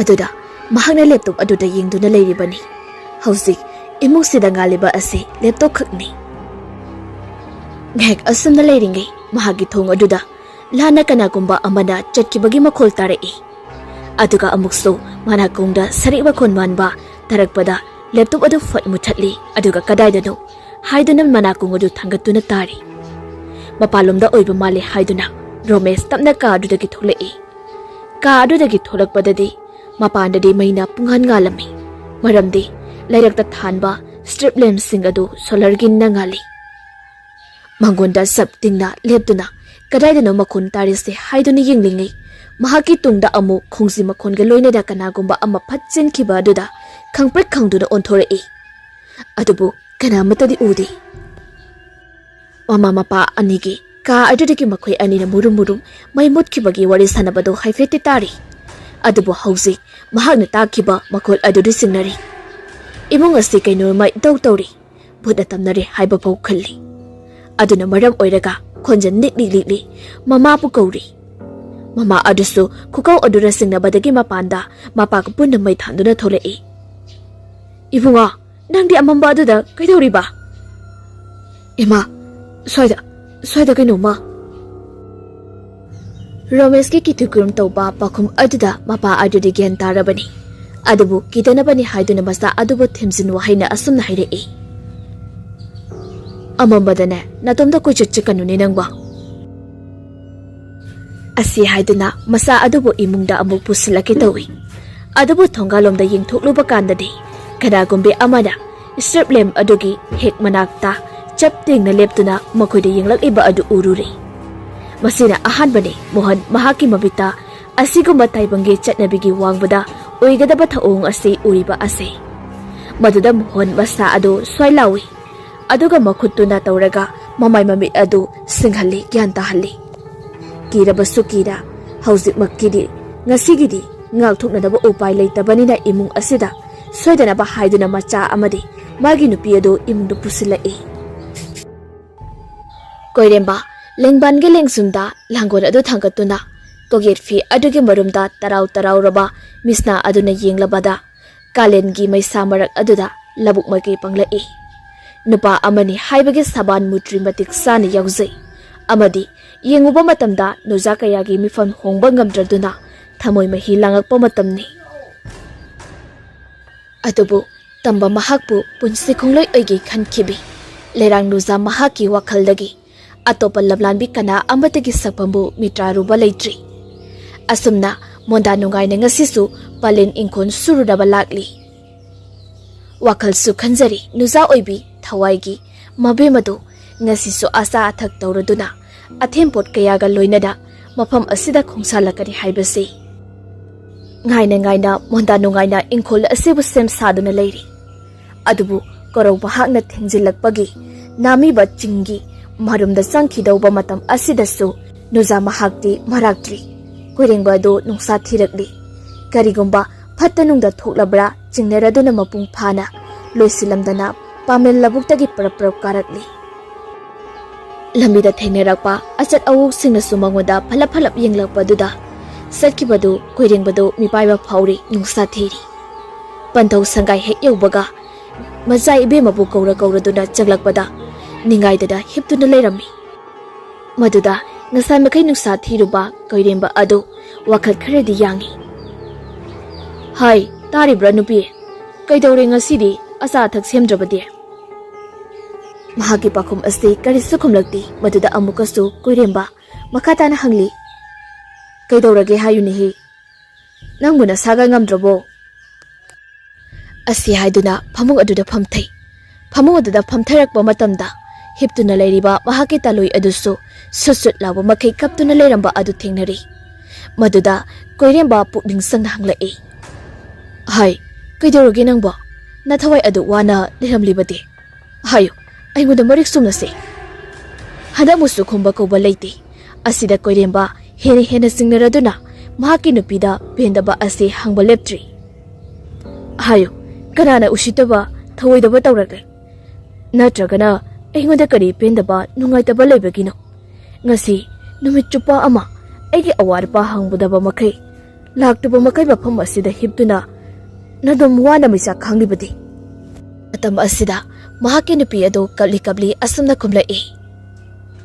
Pamubo ningol gidi thawayo sakna khibadai nang ai adungai nungsi parai chetna ki khiba matam aduda mapok taretlak nang ai thadok na rusi haina aduga karigino ngasina doja oibi ningon aibu na thegi khanbiri badi mahaki nupi ge pakom asida chamam naraba koirengdi no punorakni aduga mahaki nupi bo thamjinbira e koiremba ihe nangbo aduguma wakhallo karigi khanbanone aidi nangidaba adum ngasisu hanagi koiremba oina adumuk leiribasidi nati ngasi aina uriba sakpam ase hanagi aigi thawaigi mabungo yamna khetnari chongliba mihun khudingi khongsesu aigi mabungo di natri koiremba kari matawni sidi aidi ahedum oiri kari ahen manu nangna engonda nasi uriba asibo madang asidari kaptuna hiptuna leiramba mahaki nupi asi tamna haugalai aduga masa mamaida zai launa taraba marak aduda masakti thoina uba natana asumna nupa khonjalda hairei sina loin pinaduna wasaknaba pamuba nagi thamoina aigi wasaksibu miraibadi aigi thawai sina mapok taret lak leiriba khaidi warau tabati ngamloi asi hairamduna nupi asina maya ado asang ba aduga loinana sikadabagi sangsalai maduda koirembado tung handuna logna tai nupi asidi yamna warau baga loinana sauna nganglaga chensilaklaga koiring babu sikadabagi maong tawrai koiring basu phaina kanadi hotabani adubu upai leitraduna mahaki nupi asina koireng bagi mangakta metkri matam aduda koireng ba mamit adu maseng marang oina urakli aduga sorsu thabet gyan mangbo haurakli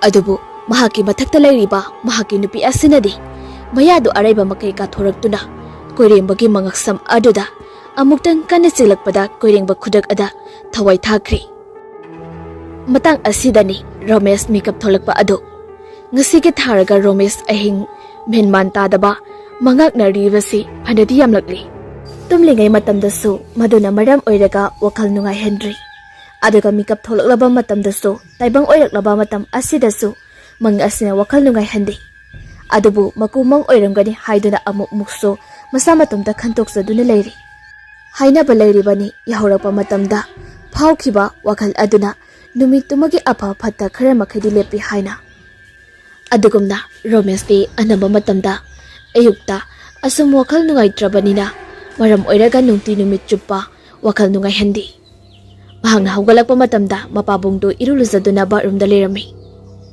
baba kaisi to lege kaisu chatloida ngasi nangoja maibado lakpa numitni Romesh wakalda khangning singlai madudi mahak amadi mahaki imungi yaifabagi damak imung asida amaiba kauraga lai khurumbado mahaki mapok numikka loinada ngasi sitabani haibado maduda mahaki mama adunasu asamda hairei ibunga nang solo thoo amaibado khara ngalakpasu yaina hairakpani hoi adobudi luzaragi ado imadi luzarabo aidine mamigaida luzarabani imungi thaba ingkhang mayam leibanina aikoidine ayung ngata adum luzari dudi luzare khak haiba yabado khoimasi Romesh ke wata asida bathroom da iruzariba mohondo nokthore Aduga Ramesh ki wakaldana asanda khale madudi mahakna mangda toina uriba kaya asi amaiba aduda tamlabadi khangadra haina adubu thazabadi watli maramdi amaiba se haibagi wani makui sumini khara haisingi haibatani asigumba kai henba laiga miga samnaba amadi wakal thamoinungi paudambu makoina khangba ngamdau nate haibasi Ramesh ki wakaloni asumna khanjarabasu hangbadi hanglagi karamda kari kamdobano haibado haiduna chap yungna khalli aduga somdaso amaiba aduna yamna monda amada chanaraba semsare wakalda asumna su khanjai madudi mahakna tamjaruba mahi oja guru kayadagi phangjarakpa bor asina maram oiraga handakti mahaki mamai chumba ngamlani khanjari miyamna mahakpo thazar pirakpa haibasi mahaki sakthok sabadi khanjaraduna mangonda theliba mingsel aduda yingduna sirai adubu khumdanaba samset hala leiringai machanupi ahal aduna asamna hairei se baba sida leiri baba ki khaw haido thamo sahi yankai helabasi phau chirai tangbase ikari mali aduna ne imana ne napa se yamne ki khalai kari tawrabano chingnai na adum toina harise namagi di adu ngaktani sathokpa haibisisu khara ke dawni kaino chirai tangi dana bu chirai se hekta mingonda peni yengjaro matagum chatkadro haibo hore ne ai college halakpada babagi ne mixel apakpa mal lebi tare peni yengjanaba ho adumaina sukhara hayudana napasi pengeba leiro mixel masa sida yengbase nungaiti mina haise ikai gi di haidraga leira ukaina mamai nena phawramu tai pakhai chirai siga tangsilabani na misel apikpasida chalamaroi ne asi haiduna imungda murum solaga sangkhri adubo amaiba asidi machanupina asumna hairakpa asida de penjari bani nungaijari bani asamna nungaijaduna yenglaga asmasamadu hatlingai nuksina silakpada Mangolgi ukhongda yaliba mingsal masa ado phatlaiduna hai maduda itha thajadana thongjin mapangi parda marumda kanagumba amakhakna masak khangdabi amana cheptharega yenglakpagum urubada amaiba asi swai lauraduna samhatpadu chaplepi aduga onthoraktuna yengloi maduda kana su leiramde amaiba kharade singai adubu mahak amalaina leina mahakna tawba yaba tawduna imung asi aki akhang kayadagi ngakthoktuna thamlaga laklibani ngasigi karino matawba asida amaiba asi mipaiba phawrokli masagi phirol adu phajana sim saduna wakalmuna khali amadi imung sibu soidana ngamdana ba haiduna mamitu usinduna isorda thonijari amaiba asi nuksa thiri mahaki nupi amadi macha singda awapham tagadra khalai adubu madu pumnamak akthoknana ba hotnagani khanduna amaiba asigi pukningda chena khanjaraga mangondagi tapna kumtharikli somangda leptuna gai hakti sor sangna honduna mamit adu ushinduna lepli mahaki mamit adu ushinba matamdasto tunglomda yunggi darida kanagumba ama makhongyan thaduna phamlibadu hek ururi amaiba asi swai lawi adubu thabak sathoklabadi handa yingaidi amuk hada yumda changba tawhidi haiba leibanina amaiba asi hanna phawba yenglabdana tamna thorai thongal wangba hek lanbadadi masada hanna yumdagi inkhol manungda leiringaida phangkiba sahumdu mapanda leiriba asigi saungadi yamna khenarami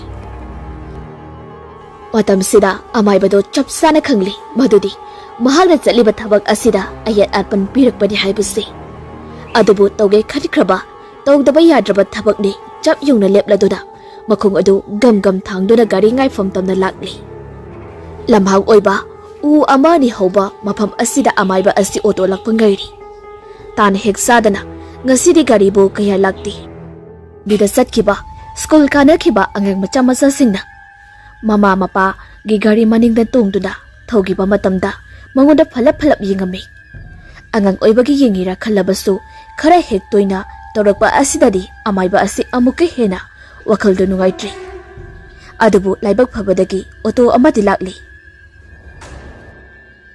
daw yari khana komla chatlani khanduna momon tawjarai Oto aduna yausalakpa mahaksu oto aduda kakhatuna tungli. Oto driver adu isau sauningba male yumda nungainadabaga lakpa chatla khalli. Adubu tumina asum setminaba sidi nungaiti haiduna amaiba asina wari adu saba haudorai. Inaudi gari ase nongmada ran kyaga chatke. Ngihakti nupa adu khumlakti adubu itaptamna khumai. Kaka daw yardi taruk-taray ka chatli. Adudi nongmada kaya di lemgi. Ihamdeda thauga kariga khaidokraga chatruk chatte mukti lemi. Phaine nongmada chatruk chatrel lemade. Tha amagi hotok labadi lising kunbu helebo. Kumai harago yauraga sinabu phareda aishune chatline na tawrise dokina yamba yamdaba lising ama mangai. Aduna ne adum pamjarubadagi chatpa haido tareda. Amaiba asina masa mathanda wari ado haudokchari. Adubu driver asidi sukong kumlakti nokpusu nokti. Amaiba na haujik chatli sisune angang naha amagi lai khurumbani. Ngasiga tharaga naminini disori khara toina chatkini. Driver aduna kadawaida kumhogodabanu. Amaiba sigi wari se taningdrabara khangdi wari ado fattasin khlai. Amaiba asisu hainadre haiduna wari makha tarudri. Kumfam yauri haiduna gari adudagi kumlaga lehauri. Adubu gari adudagi kumtharaga ngihak gari asina thokibado yingdubadadi nupi ama tongkibado uri. Ngasai makhaidi mathanda tongbani adubu mathantamak oiramdri nupi amasu yauramli. Lighting gi thabak tawbanina asumba se adum mangondadi irai laina uribani. Adubu handak mana uriba asidi akiba phawi. Tubu doctor na anaba asokpa thengni. Oza na satr thengni. Police na huran ba thabak tawba koithi thi. Loinana lai sanaba mahaksu afaba phataba laiga londine haibaduni tawriba asi. Main road asidagi Romesh ki laikai tariba lirik asida sangai. Khara sangba horoklaga wapal khara hoba isung sungba thongal asi amuk thengnari. Nahandi thongal asi lakpa matamda hainadaba amadi phawkhibani. Adugumna ngasisu mapa asi lanba horakpada nungaitabadi phawri. Aduna maram oiraga thongal asida oiriba yum asi achamba yumdi nadri. Yum adugi thongal aduda haifet mamaidu onsilduna yingrei. Yum adu maita yum sage ariba yumni. Hauziki matamda ina kuppa leiriba yum asi asimatabu oiramba yai. Ngek asum leptuna yenglingai thongal aduda naha amakak sangki. Maduda amaiba asina kari khalakpano khangde asumna kauri. Ibungo amtangai khode. Nupa masa adu onthorak tuna lepi. Khombadi khomlakti mahaksu ngasagi auto driver adugumna isau sauna mali. Amaiba nangbu sigi yum sidairo. Mane pupu. Amaiba asi wakalda haipeti asumna khali. Ish aina asuk wana samgasi semdana laaga agang asina pupu kaina. Yum sige ahanga lairi bro. Akhoi pupu di lai khidre baba hoi di lairi. Napu dudi kai thabak tawrangi. Nupa masa asi hadakti karimata khumlaktri. Haifetang yumlaga agang macha adu sensinkri. Batam asida amaiba asisu khalai madudi matang sadana kari wakhalda mari suklai leinadaba thabakse kitopagi tawrido magi zapam thokpa adam satki haidana khalai. Aduna amo Romesh ki mayum tamna lakli. Romesh ki thongal changlakpadadi Mangolda mapa macha makoi ahumdu phamduna ngaiduna leiramli. Nokna mahak lakpado ubada harauna ukli. Adubu amaiba asidi yumsida yenglubada hainadaba amadi phawri. Phana phajaba seki yum oirabasu akiba adum phawri. Karigumba amana koisen senabagumna mahaki wakhalda phawba asida wakhaldadi nungaihandri. Adubu madudi uthok tabida maithongda maka lamna sangai. Haha ngasidi gari hek ngaibada thingthokredana adudani. Mohana Ozana hairamba pumba sida thamlabani. Awat apa amukta yengbiro. Haudringaida semsajahugi. Suramanida. Subu suramale. Ha, ato ibema nangdi maninggi thongnawdo loina lonsilabra. ꯑꯍꯣꯖꯥ ꯂꯣꯏꯅ ꯂꯣꯟꯁꯤꯜꯂꯝꯃꯤ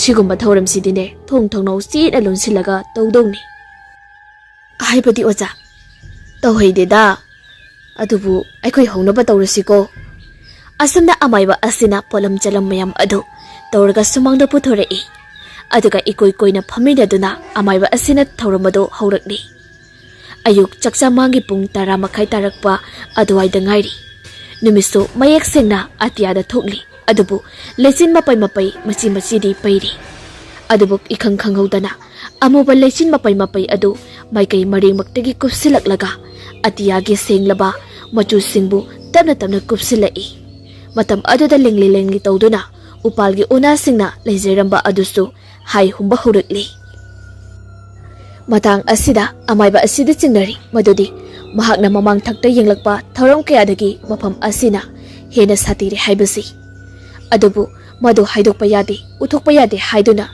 ꯇꯨꯃꯤꯟꯅ ꯃꯥꯒꯤ ꯇꯧꯐꯝ ꯊꯣꯛꯄꯗꯣ ꯑꯗꯨꯝ ꯇꯧꯔꯤ ꯑꯃꯔꯣꯝꯗ ꯔꯣꯃꯦꯁꯁꯨ ꯄꯨꯛꯅꯤꯡ ꯆꯪꯅ ꯑꯃꯥꯏꯕ ꯑꯁꯤꯒꯤ ꯊꯧꯔꯝ ꯑꯁꯤꯗ ꯌꯦꯡꯖꯔꯕꯁꯨ ꯋꯥꯈꯜꯗꯤ ꯑꯃꯨꯛ ꯆꯣꯏꯊꯣꯛꯄꯒꯨꯝꯅ ꯇꯧꯔꯛꯏ ꯃꯍꯥꯛꯀꯤ ꯃꯃꯤꯠꯇ ꯃꯁꯦꯡ ꯃꯔꯥꯡ ꯑꯣꯏ ꯑꯃꯨꯛ ꯅꯤꯡꯊꯤꯖꯔꯕꯤ ꯀꯅꯥ ꯑꯃ ꯅꯤꯡꯊꯤꯖꯔꯕ ꯐꯤꯖꯦꯠ ꯂꯩꯇꯦꯡꯒꯤ ꯃꯊꯛꯇ ꯅꯤꯡꯊꯤꯖꯔꯕ ꯀꯩꯖꯦꯡ ꯂꯩ ꯎꯞꯇꯨꯅ ꯂꯩꯔꯤꯕ ꯗꯨ ꯎꯔꯛꯏ ꯑꯗꯨꯒ ꯃꯍꯥꯛꯀꯤ ꯃꯃꯥ ꯃꯦꯃꯤ ꯑꯁꯤꯗꯤ ꯑꯀꯣꯏꯕ ꯑꯁꯤꯗ ꯀꯨꯌꯦꯡꯗꯨꯅ ꯂꯩ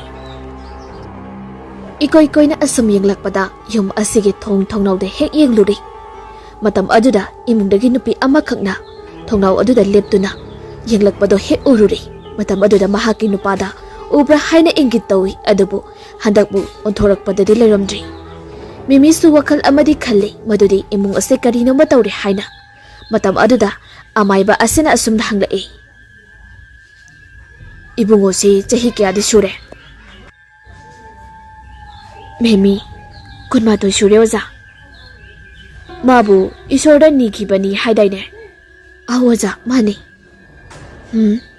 ꯑꯗꯨꯗꯤ ꯑꯉꯥꯡꯁꯤ ꯏꯁꯣꯔꯒꯁꯨ ꯁꯨꯝ ꯁꯝꯅꯔꯦꯅꯦ ꯍꯧꯖꯤꯛꯁꯨ ꯃꯁꯤꯗ ꯃꯄꯥ ꯃꯆꯥ ꯃꯈꯣꯏ ꯑꯍꯨꯝꯃꯛꯇꯨ ꯐꯂꯞ ꯌꯦꯡꯅꯩ ꯑꯗꯨꯒ ꯀꯤꯔꯞ ꯇꯧꯕꯁꯨ ꯐꯥꯎꯏ ꯑꯗꯨꯕꯨ ꯃꯗꯨ ꯈꯪꯂꯗꯨꯅ ꯑꯃꯥꯏꯕ ꯑꯁꯤꯅ ꯒ꯭ꯌꯥꯟ ꯇꯥꯍꯜꯂꯛꯏ ꯀꯤꯒꯅꯨꯁꯦ ꯁꯤꯗꯤꯅꯦ ꯃꯤꯄꯨꯝ ꯈꯨꯗꯤꯡꯒꯤꯅꯤ ꯑꯩꯈꯣꯏꯁꯨ ꯂꯣꯏꯅꯃꯛꯅꯦ ꯁꯝꯅꯔꯤꯕ ꯉꯥꯛꯇꯅꯤ ꯑꯗꯨꯕꯨ ꯃꯗꯨꯅꯦ ꯑꯩꯈꯣꯏꯅ ꯈꯪꯗꯕ ꯉꯥꯛꯇꯅꯤꯀꯣ ꯑꯗꯣ ꯅꯆꯥꯅꯨꯄꯥꯁꯤ ꯑꯃꯝ ꯑꯊꯦꯡꯗ ꯑꯩꯅ ꯍꯥꯏꯈꯤꯕꯗꯣ ꯑꯗꯨꯒꯨꯝꯅ ꯆꯠꯍꯟꯒꯅꯨ ꯃꯥꯕꯨ ꯁꯦꯟꯅꯕꯤꯅꯕꯗꯤ ꯑꯃꯨꯛ ꯂꯦꯡꯗꯅ ꯂꯩꯔꯤ ꯑꯗꯨꯅ ꯀꯅꯥꯅꯣ ꯀꯔꯤꯅꯣꯗꯣ ꯃꯗꯨ ꯑꯃꯨꯛꯇ ꯈꯪꯇꯣꯛꯅꯕ ꯇꯧꯒꯦ ꯑꯩ ꯍꯣꯏ ꯑꯣꯖꯥ ꯑꯃꯥꯏꯕꯅ ꯑꯃꯨꯛ ꯑꯗꯣ ꯉꯁꯤꯒꯤꯗꯤ ꯅꯣꯏ ꯌꯥꯎꯔꯒ ꯇꯧꯒꯗꯕ ꯊꯧꯔꯝꯁꯤ ꯂꯣꯏꯔꯦ ꯅꯈꯣꯏ ꯏꯃꯨꯡꯗꯅꯦ ꯆꯪꯈ꯭ꯔꯣ ꯑꯩ ꯏꯇꯣꯝꯇꯃꯛ ꯌꯦꯡꯒꯗꯧꯔꯤꯕꯅꯤ ꯃꯗꯨ ꯑꯁꯨꯝꯅ ꯑꯃꯥꯏꯕꯁꯤꯅ ꯇꯥꯛꯄꯤꯔꯛꯄꯗꯒꯤ ꯃꯈꯣꯏ ꯑꯍꯨꯝꯃꯛ ꯏꯃꯨꯡꯗ ꯆꯪꯈ꯭ꯔꯤ ꯏꯃꯨꯡ ꯌꯧꯔꯛꯄꯗ ꯔꯣꯃꯦꯁ ꯃꯍꯥꯛꯀꯤ ꯐꯣꯟ ꯑꯗꯨ ꯌꯦꯡꯉꯤ ꯃꯇꯝ ꯑꯗꯨꯗ ꯇꯥꯅꯤꯌꯥꯒꯤ ꯃꯦꯁꯦꯖ ꯑꯃ ꯂꯩꯔꯝꯕ ꯑꯗꯨꯗ ꯄꯨꯡꯉꯪꯒ ꯎꯔꯤ ꯑꯗꯨꯕꯨ ꯃꯗꯨ ꯋꯥꯆꯞꯀꯤ ꯑꯟꯃꯦꯁꯦꯖ ꯑꯣꯏꯔꯝꯃꯤ ꯃꯗꯨꯗ ꯔꯣꯃꯦꯁꯇꯨ ꯊꯋꯥꯏ ꯑꯗꯨ ꯈꯔ ꯑꯃꯨꯛ ꯅꯨꯡꯉꯥꯏꯍꯟꯗ꯭ꯔꯤ ꯅꯨꯡꯉꯥꯏꯇ ꯊꯣꯡꯅꯥꯎꯒꯤ ꯃꯤꯡꯁꯦꯜ ꯑꯗꯨꯗꯒꯤ ꯑꯃꯥꯏꯕ ꯑꯗꯨꯅ ꯇꯧꯔꯤꯕ ꯑꯗꯨ ꯌꯦꯡꯂꯨꯏ ꯑꯃꯥꯏꯕ ꯑꯗꯨ ꯈꯨꯗꯛ ꯀꯨꯜꯂꯒ ꯑꯃꯥꯏꯕ ꯑꯗꯨ ꯂꯩꯃꯥꯏꯗ ꯅꯣꯟꯊꯗꯨꯅ ꯃꯆꯤꯟ ꯑꯗꯨ ꯃꯨꯔꯨꯝ ꯁꯣꯟꯗꯨꯅ ꯇꯧꯔꯤꯕꯗꯨ ꯎꯔꯤ ꯔꯣꯃꯦꯁꯁꯨ ꯌꯦꯡꯗꯨꯅ ꯂꯩꯔꯝꯕꯗꯒꯤ ꯏꯈꯪ ꯈꯪꯍꯧꯗꯅ ꯑꯃꯥꯏꯕ ꯑꯁꯤꯅ ꯃꯉꯣꯟꯗ ꯐꯠ ꯌꯦꯡꯂꯛꯄꯗ ꯔꯣꯃꯦꯁ ꯈꯪꯄ꯭ꯔꯦꯛ ꯈꯪꯗꯨꯅ ꯃꯅꯤꯡ ꯍꯜꯂꯛꯄꯗ ꯇꯦꯕꯜꯗ ꯍꯦꯛ ꯌꯩꯁꯜꯂꯨꯏ ꯔꯣꯃꯦꯁ ꯍꯧꯖꯤꯛꯀꯤ ꯑꯃꯥꯏꯕ ꯑꯁꯤꯒꯤ ꯃꯤꯠꯌꯦꯡ ꯑꯗꯨ ꯑꯀꯤꯕꯒꯤ ꯃꯁꯛꯅꯤ ꯑꯃꯨꯛ ꯐꯥꯎꯕ ꯁꯨꯃꯥꯏꯅ ꯀꯤꯕ ꯃꯤꯠꯌꯦꯡ ꯑꯃꯨꯛꯇꯕꯨ ꯊꯦꯡꯅꯈꯤꯗ꯭ꯔꯤ ꯉꯁꯤ ꯎꯕ ꯑꯁꯤꯗ ꯇꯨ ꯈ꯭ꯌꯥꯎ ꯆꯣꯡꯗꯨꯅ ꯑꯀꯤꯕ ꯐꯥꯎꯔꯤ ꯀꯤꯔꯨꯝ ꯀꯨꯔꯨꯝ ꯃꯍꯥꯛ ꯊꯣꯡꯅꯥꯎꯗꯒꯤ ꯊꯣꯔꯛꯂꯒ ꯐꯃꯨꯡꯗꯨꯗ ꯐꯝꯗꯨꯅ ꯂꯩꯔꯤ ꯑꯗꯨꯕꯨ ꯁꯣꯝꯗꯗꯤ ꯑꯉꯛꯄ ꯑꯃ ꯑꯣꯏꯈ꯭ꯔꯤ ꯑꯃꯥꯏꯕ ꯑꯁꯤ ꯃꯃꯤꯠꯇꯨ ꯇꯞꯅ ꯎꯏꯁꯤꯟꯈꯤꯗꯨꯅ ꯃꯆꯤꯟꯗꯨꯗ ꯃꯨꯔꯨꯝ ꯁꯣꯟꯕ ꯍꯧꯔꯛꯂꯤ ꯃꯈꯨꯠ ꯃꯁꯥ ꯑꯗꯨꯁꯨ ꯃꯁꯥ ꯃꯊꯟꯇ ꯀꯣꯏꯂꯩ ꯂꯩꯖꯔꯤ ꯏꯀꯨꯏ ꯀꯨꯏꯗꯅ ꯏꯈꯪ ꯈꯪꯍꯧꯗꯅ ꯑꯇꯤꯌꯥꯗ ꯄꯥꯏꯔꯝꯕ ꯑꯃꯨꯕ ꯅꯣꯡꯁꯤꯡ ꯑꯗꯨꯁꯨ ꯍꯦꯟꯅ ꯃꯪꯁꯤꯟꯈꯤꯗꯨꯅ ꯅꯣꯡ ꯈꯣꯡꯕ ꯂꯥꯎꯕ ꯍꯧꯔꯛꯂꯤ ꯑꯗꯨꯒ ꯁꯣꯝꯗꯅ ꯃꯃꯥ ꯃꯄꯥ ꯑꯅꯤꯁꯤꯅ ꯀꯝꯗꯧꯗꯣꯏꯅꯣ ꯈꯟꯗꯨꯅ ꯐꯝꯗꯨꯅ ꯂꯩꯔꯤ ꯄꯟꯊꯕ ꯇꯧꯗꯅ ꯅꯣꯡ ꯑꯗꯨ ꯃꯔꯤꯛ ꯈꯤꯛꯂꯛꯄ ꯍꯧꯕꯗ ꯃꯦꯃꯤ ꯍꯥꯏꯐꯦꯠꯇꯤ ꯆꯦꯞꯊꯗꯨꯅ ꯑꯃꯥꯏꯕ ꯑꯗꯨꯕꯨ ꯌꯦꯡꯂꯨꯏ ꯑꯃꯥꯏꯕ ꯑꯗꯨ ꯃꯃꯥꯏ ꯑꯗꯨ ꯅꯣꯡꯈꯠꯇꯨꯅ ꯅꯣꯡꯊꯛꯇꯨꯗ ꯁꯞ ꯇꯤꯡꯅ ꯂꯦꯞꯂꯤ ꯃꯗꯨ ꯎꯕꯗ ꯃꯍꯥꯛꯅ ꯃꯥꯒꯤ ꯅꯨꯄꯥꯗ ꯑꯁꯨꯝꯅ ꯍꯪꯉꯤ ꯑꯁ ꯀꯔꯤꯅꯣ ꯇꯧꯔꯤꯕꯁꯤꯕꯣ ꯑꯣꯖꯥꯁꯦ ꯅꯣꯡꯁꯨ ꯂꯣꯏꯅ ꯆꯣꯠꯂꯦ ꯀꯔꯤ ꯃꯑꯣꯡꯅꯣ satin ama tupisiro. Aiko. Magisu magi ka satna pantha amadi leirangani. Ngihak yengkisi. Darkar oiraknabadi aiko soidana hairakkanida. As aine kamai tawdoino tawfanga khangdreda. Nongsisuni hauji heta praprap tasle emi.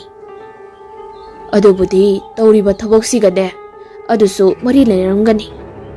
Haibadi Memi chingdana hanglakliba aduda mohonsu kantharuba tawdana haidokhiba ase amu masamatanda fajanjaraga wa sendore Iharisi sofa sida phamlagane leiro gyantana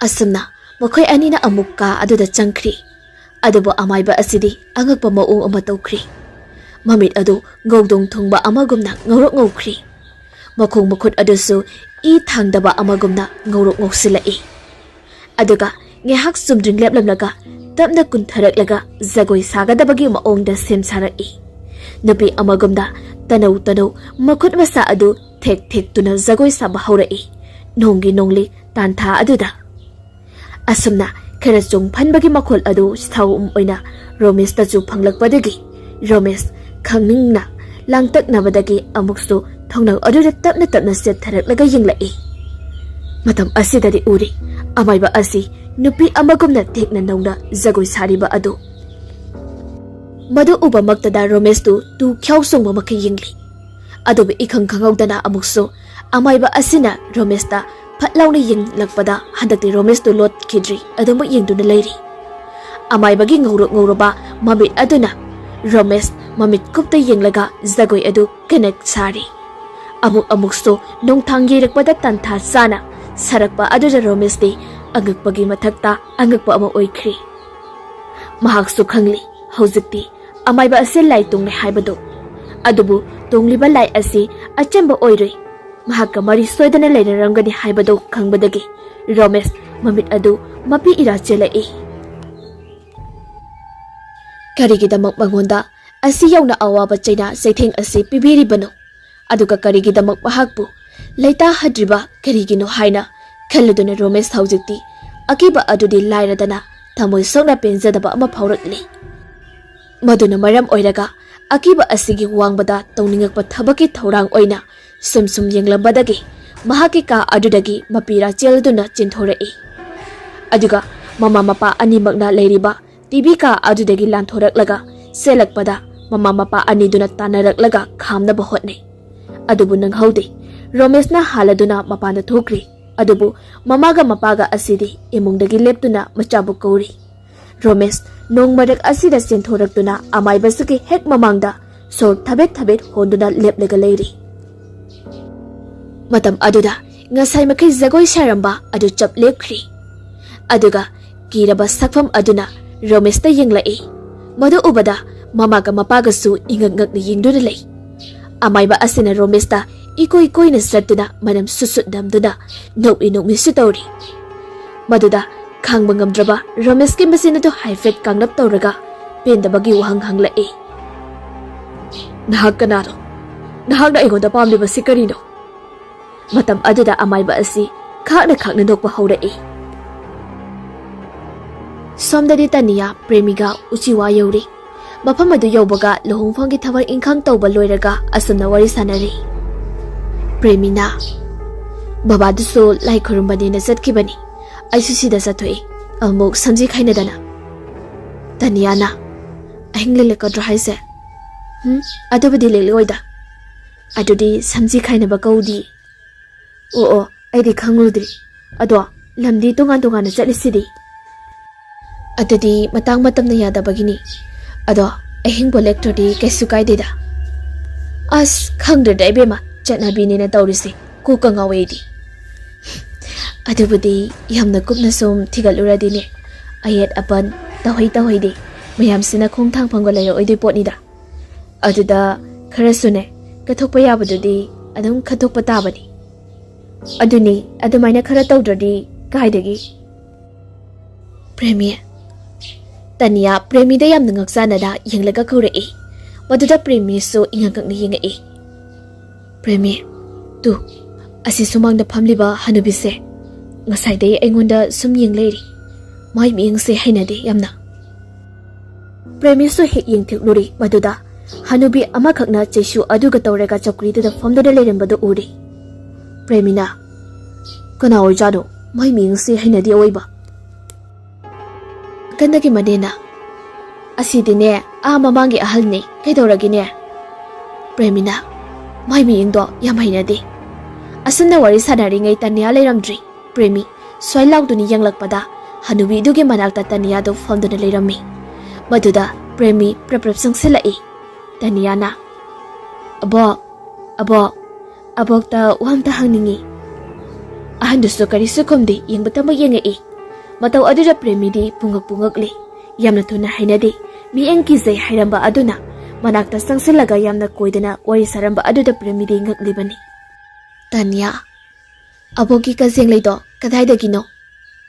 Matam asidadi soliba hanubi adu Saisudu matawraga puksepta yepliba kazeng lei adu tawraga soli mapalomda thokri.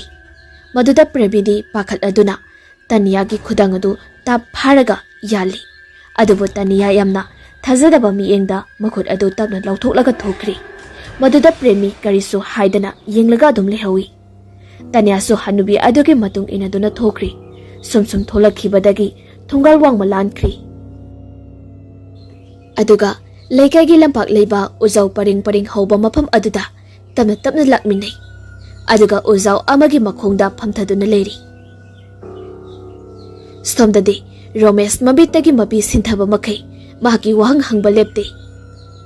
Hayo ngasidi aingoda jingnaba amuk thamlano. Ai khangba ngamdri. Nang kanano hayo? Aingoda toina uhaliba nang kanano?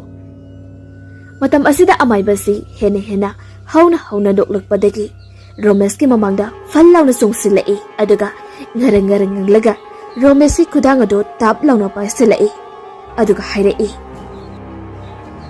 Hemalabadi afaba khak oidi. Aigisu ahenba asi lakpadagi nangbu kanagisu oiba yaro hebase. Aigi wasakni pandamni. Aduni nangbu aigi nakta amuk soidana thamgani. Matam asida Romesh tu mamitu mayek seng uraktri mamni sari tawraga masadu ngauri tawrakli. Aduga amayba asige lengzumda tapna nga tharaktuna gyan mangkri. Matam asidana amayba asig gyan lakli. Mahana gyal tarakpada tawramliba asidi khangpre khangi. Adubu maram khudingmaksu khanglakpadagi mamaga mapaga du kokthokli aduga noglak asidagi machanupa asibu mahaki ka tamna thangjilli. Amayba asisu pungcho sotpadagi phi akangba hongdoklaga ikoina Romesh ki phamungda phamli. Mimi oza isasibu karisu tawroidra. Kapkanu karisu tawroi. Ado kaigino hojik pauba gyalakri basibo. Ihe adunine kapkanu harise. Masine thoram sigi param amani. Jingnaganu ai leiri basidi. Asi hadana Romesh adu khudang adu paiduna mihul adu yengi. Romesh gyandi mangduda phamu asida taduna leiri kuchusu taifet tari loinana chimbal su ngawi. Adubu pale mama oiriba asidi susut kaptuna leiri. Mapa asisu tawfam khangdana manakta famli aduga amayba asina wa maka samtharei. Ingu nasa asi achamba angangdi natri. Mohan fat ingla Mahaki miyengi atra khangladuna amayba asina gyan tana sumna hairei. Nazanupasi nakoina isorda nijaraga phangki haibado meyek singna achumbani. Isorna khudol oina pirakpa haibase karigumba kharadi lairan tilamda kharadi adum ai apal thokani. Yamna singna hairabadane nasagi thawai ase mamang mapokini haigadra karini haigadra. Mahakisu tonganba wari ama leizaba maline. Adunani mangonda hantak mahakna mapung maray pharakpada khara ayeba piraklisi. Hainari kay matam asida Romesh khangpoksak amagi manungdagi mikap tholai. Madudagi tholakpa matamdadi mahakti pungangakri. Upal wapalda na hauba mapam amagi sangtap amada mahak leiramli. Sangtap asisu ina kupi. Aduga mahakna uriba kaya asi ariba matamgi posakni. Adubu midi amata leiramdi. Sumangda thoraklaga yum asi yengi. Amukta mahaki mabita asigumba yum asi udri. yamna ngakna ikoi koina yenglamlaga thongalomda thorakle lairak asisu pisak piki chaka maram ani oiba samna sangarigi maram oigadaba ani su leiri maduda Ramesh tapna asum lakpada mahaki mamangda angang khara selakpada ui angang sing adu khudai matat setli furit amata su liti sandal su tongdi masamana so isang sangi masaga sanadana aduga nekanda leiba isong songjilaba pukri amadana maunaha ama phanek pidon chingkhalaga setladuna makukta lebangna saba chapu ama ising hapladuna halai madu ubada Ramesh amuka hena ngakri adubu mahangna yengliba adu nupi asinasu ubagumna tawi Ramesh tawriba asi gyan tadri mafam ataida kochi chatlurabasu asiguma mataw ase amukta udri usu uri haibadumak ngasi dimangda uri asuna asum yengduna lakpana lampak ama yoksalai mafam adusu u pareng hawi mafam aduda naha anikak phambodasu uri madu amana nupa mali koye yetli phajom setli aduga amana nupi mali kajengai upi phanek setli Ramesh tabna asum sangsilakpana haujikti makhoi arigi manaktu yauri Ramesh hairep sethaduni yenglubada lairamliba sabisano anisi laigi machagumna ningthisi thoibina ikaizabi sapham oini khambanasu ikaijigadaba saong sabani nupa asisu adubu hena ningthijariba ingna thona tanauraga maithong aduni nupa adugi mahakna yengliba adu anisinadi udabagumna tawi adubu ukhigadra khandana ukhong achoba amagi marumda lotuna makoi anigi wari do tari koiremba isana wonung sibi pakhang ehakidi thawai oiribiu karigi aduk thamoi pikpuno pamba ehakna ngasi su nangi tabak chingjaugumna lepni dana januna isabi ningolgidi haksang oiriba nahakbu noja oibi ehakbu akau parai chankiduna lairang kadaga chitam pawdomda khidra khanbada ahing kaya pothaba yadri adugira nungsuk nungjanana ngasai makai unglibadi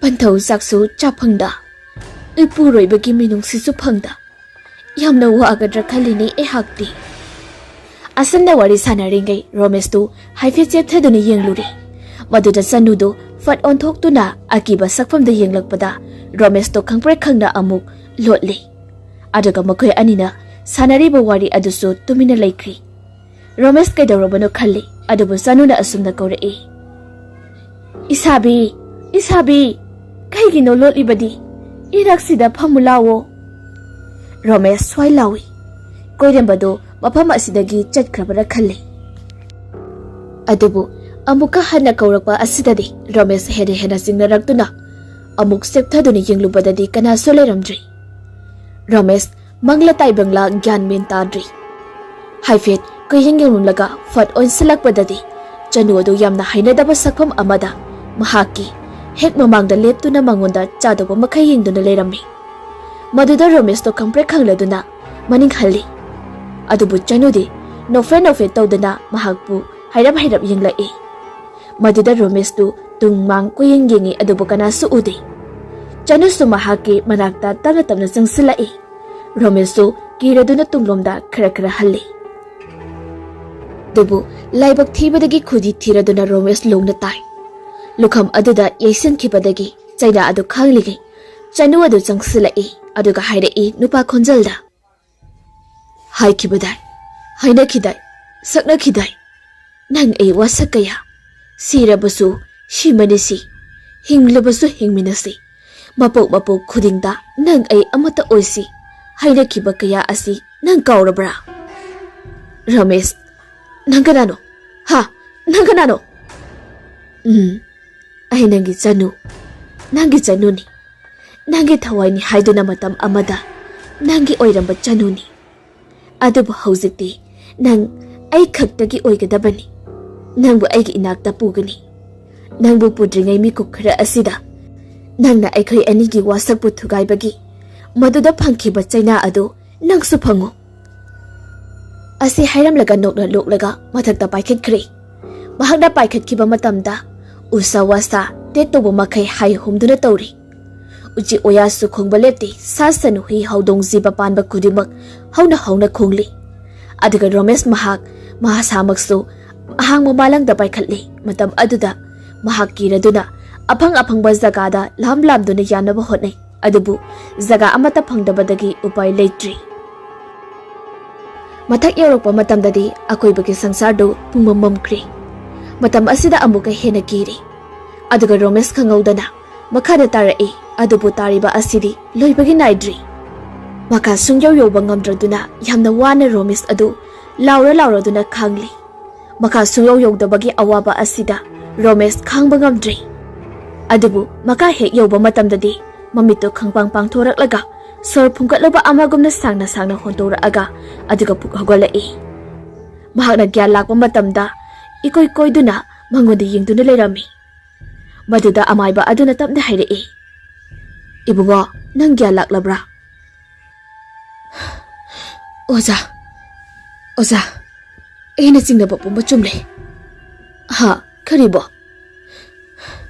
aingonda yeliba aibu kishan senariba ase nupi amakakni ha kanabuno chanu kawi mahaki mapingado adubu mahaga ige kamdongna mari leinarambano aduga kamdongna setotna khibano haibadi aing fazana khangdri adubu aira aigi mita uriba asi mafam adudine ariba matamgi jagani maru aina lampa achoba aduga u paring hoba mafam amakhakni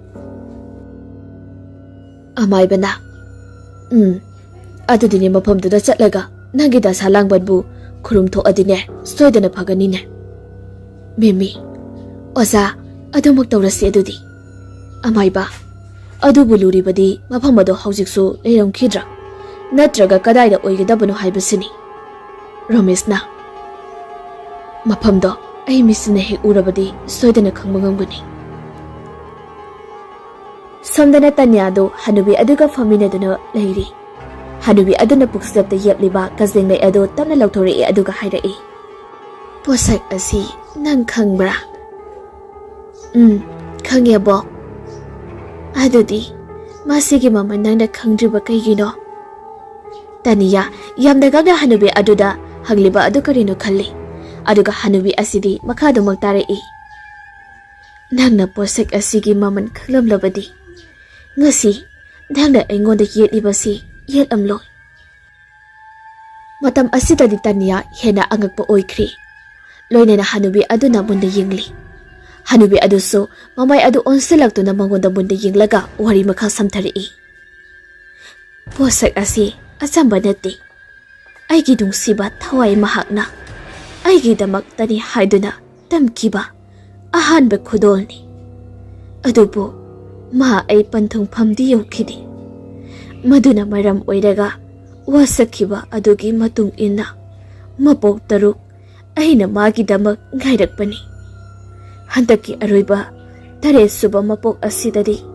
mana aibu namthak tawbiri adubu ma ai khakki oigani kanagi soiba yaroi aduna maram oiraga nangna aigi aningba apambada khurau thangliba do lauthokali asi hairamlaga hanubi asi kana nokli maduda tanya ado henadum akiba pukli tanya kiba hembaladuna kapli selai mafam asidagi adubu hanubi adudi nokduna adumak lehauri tanya na asumna chelakpada thongalda premido muk thengnari tanya kapladuna wari pumudu liri mahak mafam asida leiba ngamlaroi yumda halagi hairakpadadi premisu matha sari maramdi yumdi yamna lapi matam su thengli numit laithakrakli lohongbagi marang toba asida upai amata leinadri premina di themba yaba themi mafam asida ahing asimatang lekhisi haina adubu tanyadi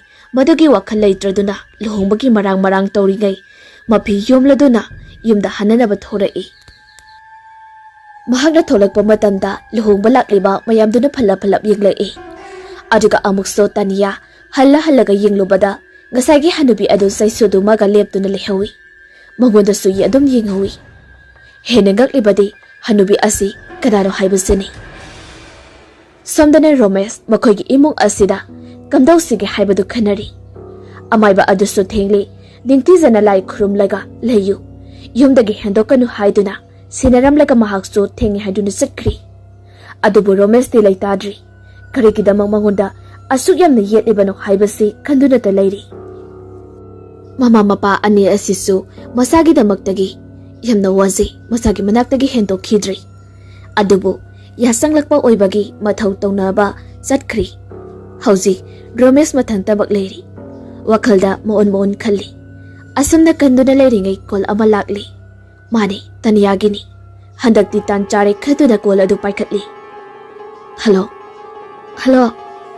Kaidore? Ai yamna di ikai. Ado tangai phadadana call se tawrakpani. Hairo. Aisu nanga wari amutang di sananingbani. Ibani toknabagi haiba natra. Wai se haiba loidringai Taniyagi mamitagi mapiado sadum sintharei. Lambida chatpa achat awok singnasu ukrani khanduna mamai mamito semduna lambidu da thorei. Romesh. Adunati. Aigise aruba wafamni. Taniya. Aisu nanga aruba wari amta di sananingi. Ado matang matamdi adum sadri. Nangido hana hairo. Matang sadabdo chanaba sinsi. Nang ayamuda loba lakpigera. Romesh karadi khautak sai. Numidang wairam asida nupi amagi manakta chatpa haibasi. Adubu masindagidi asumna kumdoki. Hausiklo lakine. Ai usiwada laye. Thengzilakpadagi garisu khara lali. Lohongba chatkibagi gari anambana reserve lainakiba mali. Ai lambida lairi. Ha, hausipo. Nangdi mafamududa kamaina. Masihe hairubada Romesh masadu wangwang sagalagaga. Wari ama ningsinglapugumna mamita masing marang mayam ama urei. Marak asida mahagna toyna uriba lampak ama di upal mayam adusu yauri. Maduda Romesh hena jingnahali. Taniyana. Ai premigi manakta. Repeat. Ai premigi ne. Manegi da luhong wachalubani. Ado ai pibam na yadadana hausimbak. Yamda handa yadre haiduna tholakpani. Hoi. Ay lakpadi laki. Adubu thengbasu thengli. Nang kamaina di yamda hanjingani. Madugidi ay thokpadam tawgi. Nang aybu amuktang di lakpa lakpiyo. Ay thamagi. Asam na Taniyado kapli phone adu thamkri. Romesh hausik langtak nari. Karino mahagna tawdusi khalai. Atay di loina magkaukraga. Numidang asida rupi amabu mahagna lawruba haibasi. Matam sige satnabigi matung inadi yamna soiningai masak abani. Adubu mahakna khangnarui koinarui haibagi namada chatabadi yaroidori. Ngahaktang khallaba tungda dress to sisinduda garisto adu lawraga mapanda thokri. Hek thokiba matamda imungdagi nukse asaba amasung sidorei. Adubu Romesh adugi wakhalga sangdri. Garage aduda sangduna gari adu start tawi. Matam aduda imung dali horiba mama mapa anidusu swailawi. Amai boduna sathokanu hairablaga thokre haiduna makoi animak prap thoklai. Adubu khamba dang hodri gari thodokri thongalda. Phanakana kaurabasu helmet upana maram oiraga tadri. Maduda mapa asina pakal aduna kol amuk tawsali adubu kol adusu tadri. Kamdawsigi haiduna mama mapa anisi mathasari. Bikas kaurasi haiduna Bikas ta phone tawri aduga Romesh putana hanaba haikri. Taniya isuksukna waiting set asida phamli. Ambaba bartamdi oiri. Phone adudasu amumuk yengubada premigi miss call tana yumli. Taniya muna khalaba matungda phone adu adum paikhatri.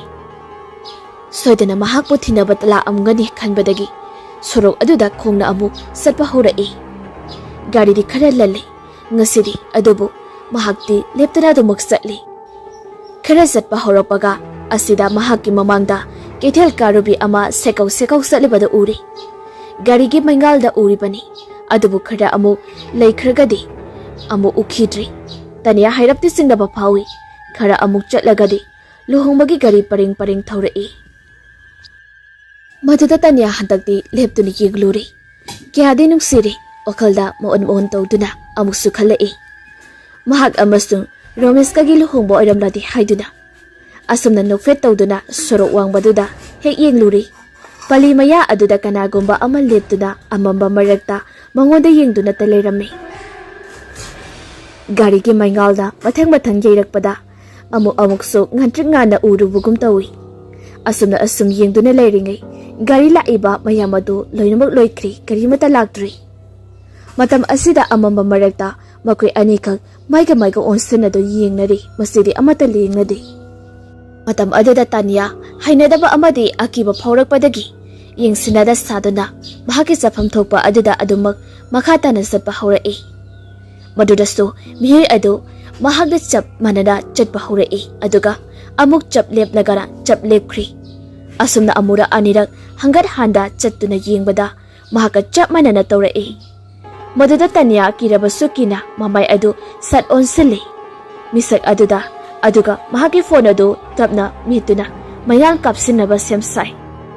Matam aduda saptingna leplamba mi adu tamna konthaраktuna nakandagi saisu ama lauthoraktuna saisuna nghaklaga mokhang adu kontharaga leikri. Maduda heksana na Tanya mahaki phone adu maingal aduna kapsilubadadi ngasagi hanubi adu oiduna leirami.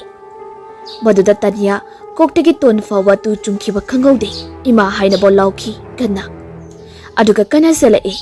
Maduda hanubi adusto mahakki saisu aduga tawraga mokhang adudi konthaduna tanari. Tanya kiba hemambadagi kapsu kaple adubu chenbadi lepti khara selakpaga mahangda gari masa ama lakpagi maingaldu uri. Maduda Tanya chena onthoktuna yengle adudaso mami sami oina hanubi aduna tanari labadu uri. Adubu gari aduna khare naksilakpa maingal adu thalakpadagi onthoktuni yenglubadadi leiramdri. Tanya chelambadu leplaga amuk kuyeng yengi adubu karisu udri. Gari adu speed khara taptharai aduga gari adudagi tongnakliba naha aniduna halaknarai. Kaino amambasida natomda chatlisibo kidro nangba amana mu hairai.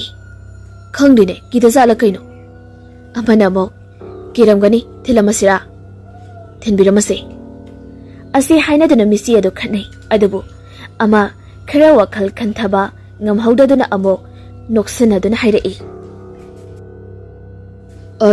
Horen fatanungda thogane ibani zelda muglaini zenda leibado hendoktana leiba watho oini izat haramoini ama bathengda thingnaba nupise jugot waram chadabri chase gari do thorita asi haiduna gari do thokri. Tanyadi saoda balaibu ki gadra matam asigi nahabu ki gadra kifam phawa khangdri adubu hanubi adu leiramdaba adudadi khradi waisangi.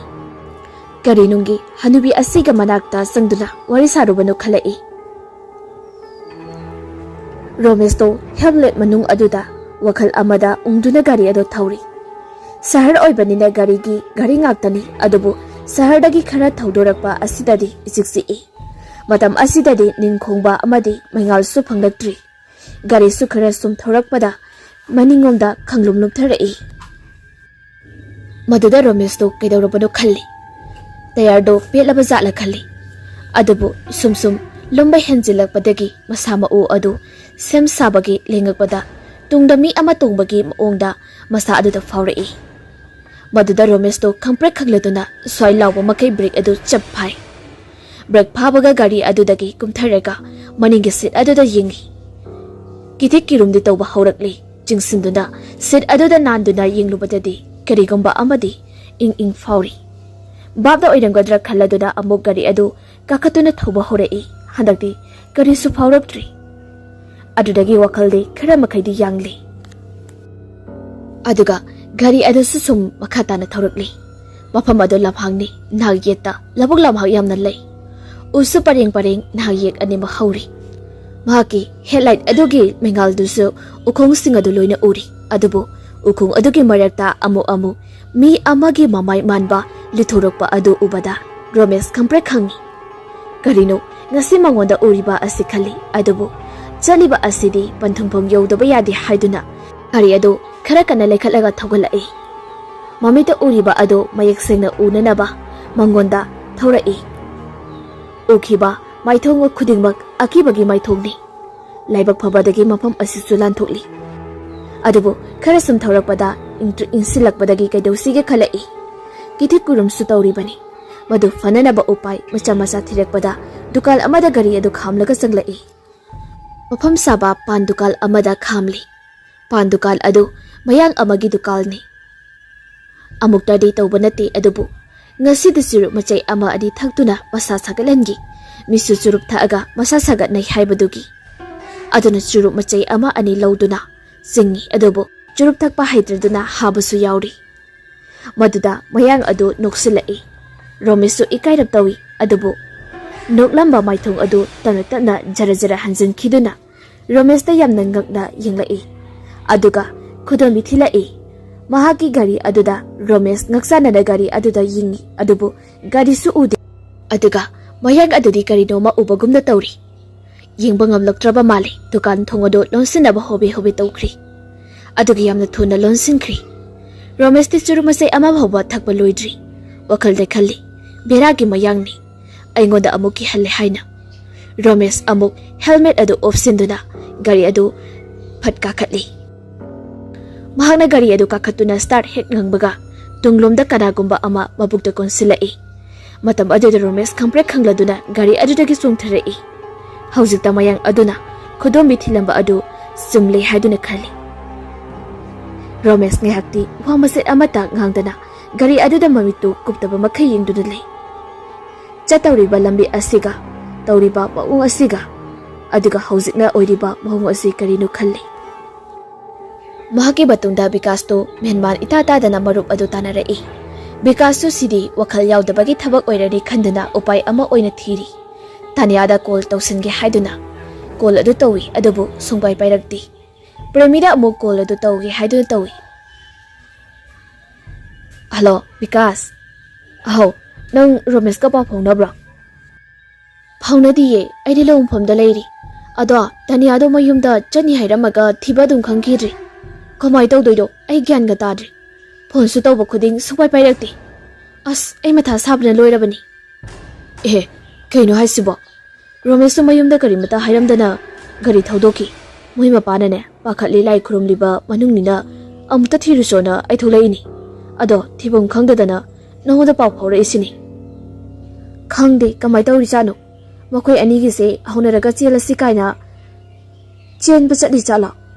ꯑꯁ, ꯂꯣꯏ ꯑꯗꯨꯃꯥꯏꯅꯒ ꯇꯧꯔꯕ ꯆꯣꯞꯄ ꯇꯥꯔꯦ ꯑꯩꯗꯤ꯫ ꯃꯥꯗꯨ ꯐꯗꯤ ꯐꯃꯖꯃꯟꯗꯦꯍꯦ, ꯆꯦꯟꯒꯁꯨ ꯃꯌꯨꯝꯗ ꯂꯩꯔꯒ ꯆꯦꯟꯖꯧꯕ꯫ ꯑꯩꯒ ꯊꯕꯛ ꯆꯠꯃꯤꯟꯅꯁꯦꯅ ꯑꯩꯅ ꯍꯧꯔꯒ ꯆꯠꯂꯒ ꯆꯦꯜꯂꯦꯗꯨꯗꯤ ꯐꯖꯔꯅꯤ꯫ ꯑꯗꯨꯅꯦ, ꯐꯣꯟꯁꯨ ꯑꯝꯇ ꯄꯥꯏꯔꯛꯇꯦ꯫ ꯊꯥꯡꯉꯩ ꯁꯦꯡꯅ ꯆꯦꯟꯒꯗꯧꯕ ꯑꯣꯏꯔꯗꯤ ꯍꯥꯏꯔꯝꯂꯒ ꯆꯦꯜꯂꯨꯗꯅ, ꯑꯩꯈꯣꯏꯁꯨ ꯃꯇꯦꯡ ꯄꯥꯡꯕꯤꯒꯦ꯫ ꯑꯗꯣ ꯐꯔꯦꯁꯦ, ꯍꯧꯖꯤꯛ ꯀꯃꯥꯏ ꯇꯧꯁꯤꯒꯦ?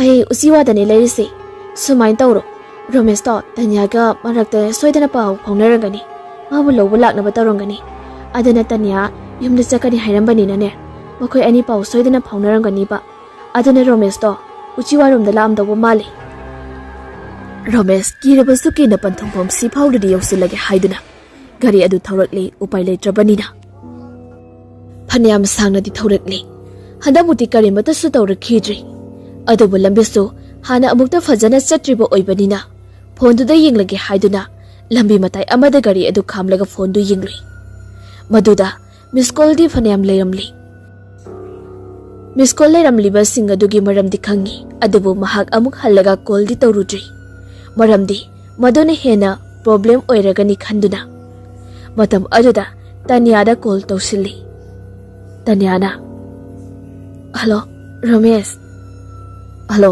ꯇꯥꯏ, ꯅꯪ ꯀꯥꯏꯗꯒ ꯂꯩꯒꯦ? ꯑꯩ ꯂꯝꯕꯤꯁꯦ ꯐꯖꯅ ꯈꯪꯗ꯭ꯔꯤ, ꯀꯃꯥꯏꯅ ꯇꯧꯗꯣꯏꯅꯣ? ꯑꯩ ꯂꯥꯏꯚ ꯂꯣꯀꯦꯁꯟ ꯊꯥꯔꯛꯀꯦ, ꯑꯗꯨꯗ ꯌꯦꯡꯉꯒ ꯂꯥꯛꯑꯣ꯫ ꯀꯥꯏꯗ ꯊꯥꯔꯛꯇꯣꯏꯅꯣ? ꯑꯩ ꯈꯪꯗꯦ, ꯀꯃꯥꯏ ꯇꯧꯗꯣꯏꯅꯣ?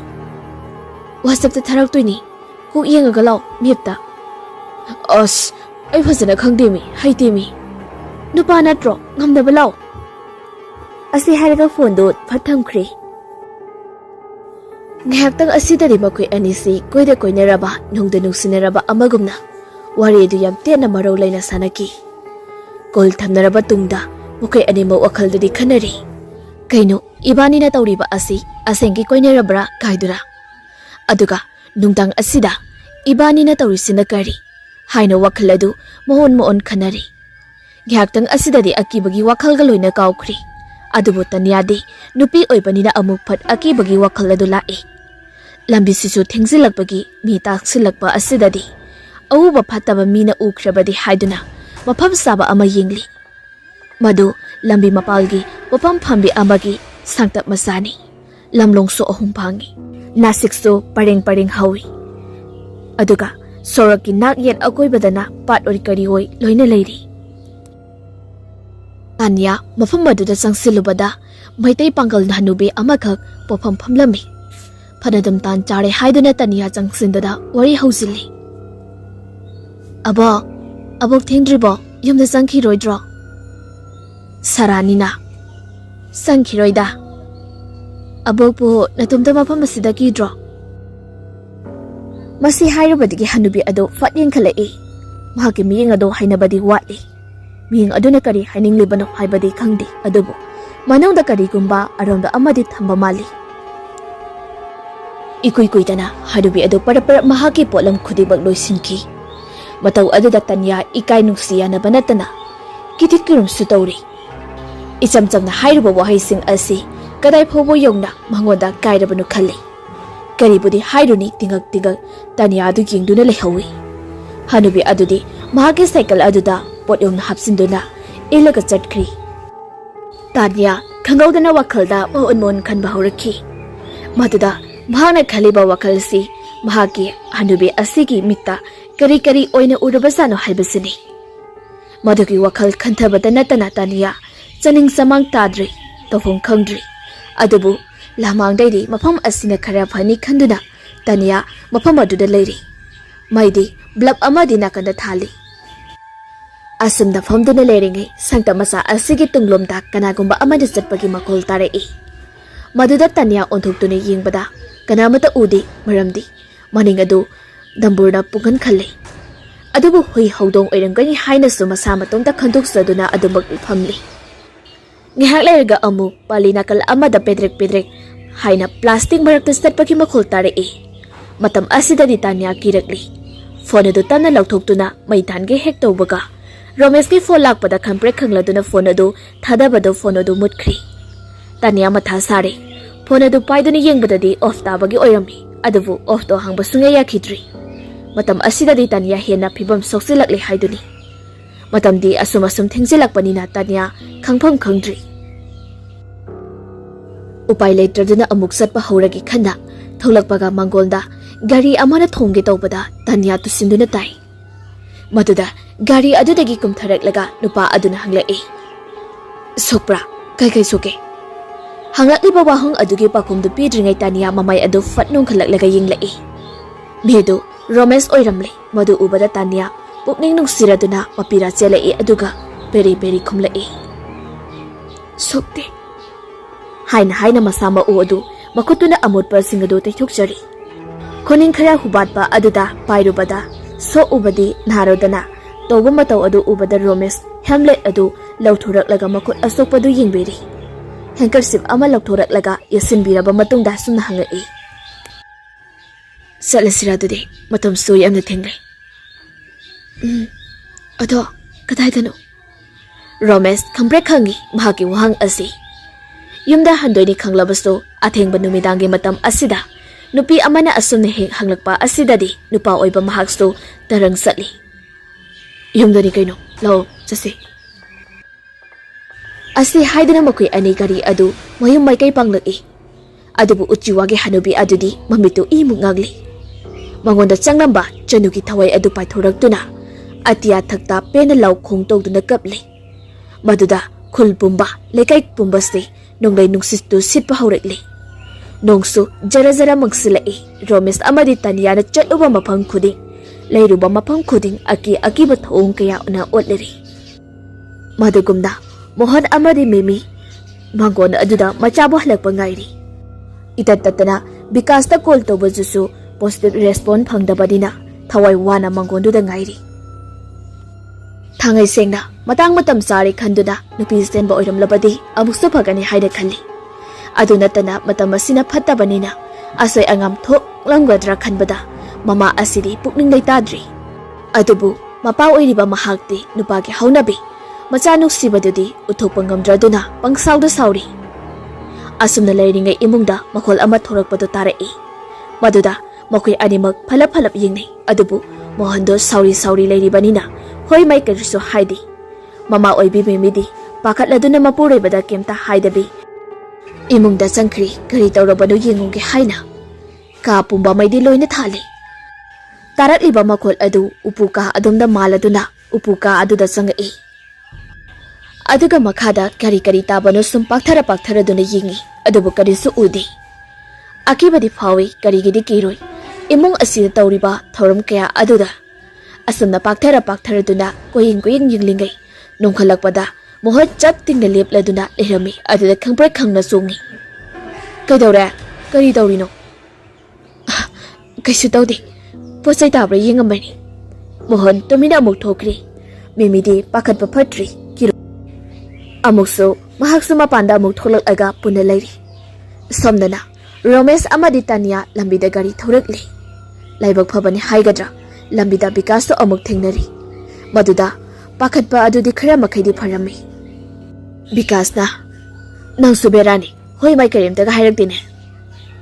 Ihada tawrini. Ado kadai satunu noini ba.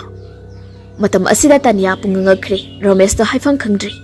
Adubu Vikas ke wakhaldadi makoi ani asi chelibani haina khalami. Kaino mayumda thindoi ni kaino. Hauzik pa. Hauzik thinder de. Karam kanda thiluso haino. Kaino nahi ani ki wari to ba. Ayamda thinbiyo na hairaga. Romesh na. Aduni aina asi. Lo chasi thongkholo. As amda ngai ko. Phagi dawrakano. Matang se phagi aba nate bai. Phagi ayaba laitri. Upai laitabadagi matang sadabani haiduni. Vikas na. Farene nang horen Tanya hoigi mamaga mapagana hangadi kai khumdoi ba. Khumtare dana pharak tabaini na. Problem ke sulaitina. Moina di kai haraktoi ba dada. Moina haido wabu aina khangba ngambra. Aduda ne lurisi bai. Matam asida di Tanya pakhal e. Phana nungsiruba oirabasu nungsimari phajana laitriba oibanina pakhatpa phauri. Aduga Romesh to tawriba asi gyan amata itatadri.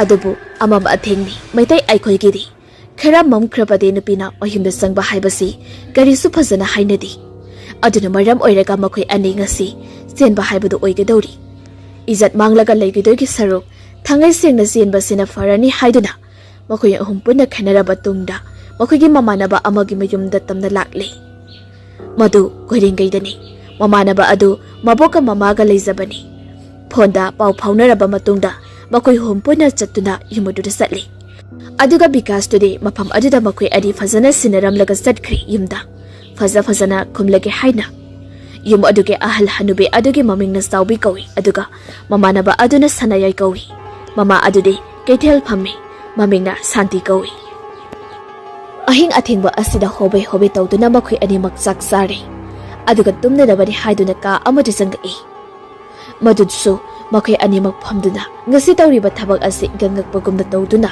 unglaga phamduna leiri adubu hanubi ahal adudi ahal oibanina phamungda ngantana changkhrabani pung 12 khare hilakpa aduda ahal adu mamit adu khangpang pangthurai mamit tusu jara musilai aduga kuchujusu ngoksok ngokthorabtuna mamaida seliba ising khudingba adu urai mamit abata kuptaba makai longna hogalaktuna phamungdagi makong adu yantarai. Makonggi khongsasing adu sunyum sumdri. O umadin tadri. Phamongdagi hawalaglaga tamna thorai adaga Romesh amadi Tanya na lairiba ka adugi thongadugi manakta tap naksinduna makong aduna dangdang thilai. Maduda Romesh kanano haiduna mamitu thonglomda yingli. Amura anirak thilakpa matam aduda Romesh mamanaba oiraboy ningduda kawi. Aduba sukum khumlaktaba aduda Romesh hogalaga thongadu tamna hangdoi matamaduda kanamata leiramdi imungduda leiba hui aduna mamay adu fret hairaga mayai ka adu sat leiramba aduda hui oiraboy ningduda amuk changlai maduda su kaudana thongadu lonsil haudri Tanyana kanano Huinina. Huinabu adamai tawgadro. Romesna. Huini wani kanamta lehawdeba. Sanai hoisu loina tumkraba mali. Asana haizabagi wadi mamanaba asinadi mangonda laknadi boy phagi tawrini haiduna Romesna di khalami. Adubo tanyadi chingna na lakpanina khara adum chingnari. Wa amata ngangdana ungduna phamlaga leiba aduda Romes asuna hanglai. Kidawrage nang yamna nungaitraba. Aisu sumaina orekani khaludi. Ado nang aigi laibakta asumna to haiduna tamlakpagini khando ase.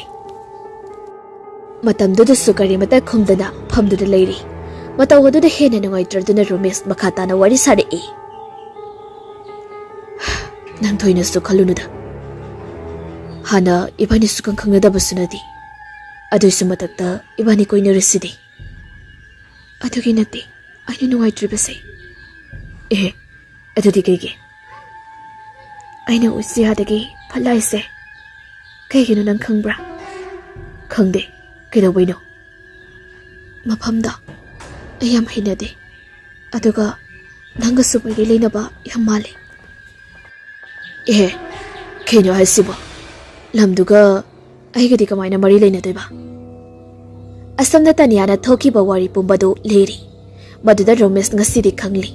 Mafam aduda mahaka karigumba mari amadi leinari haibasi. Adubu mahakti mafam aduda yamna satningli.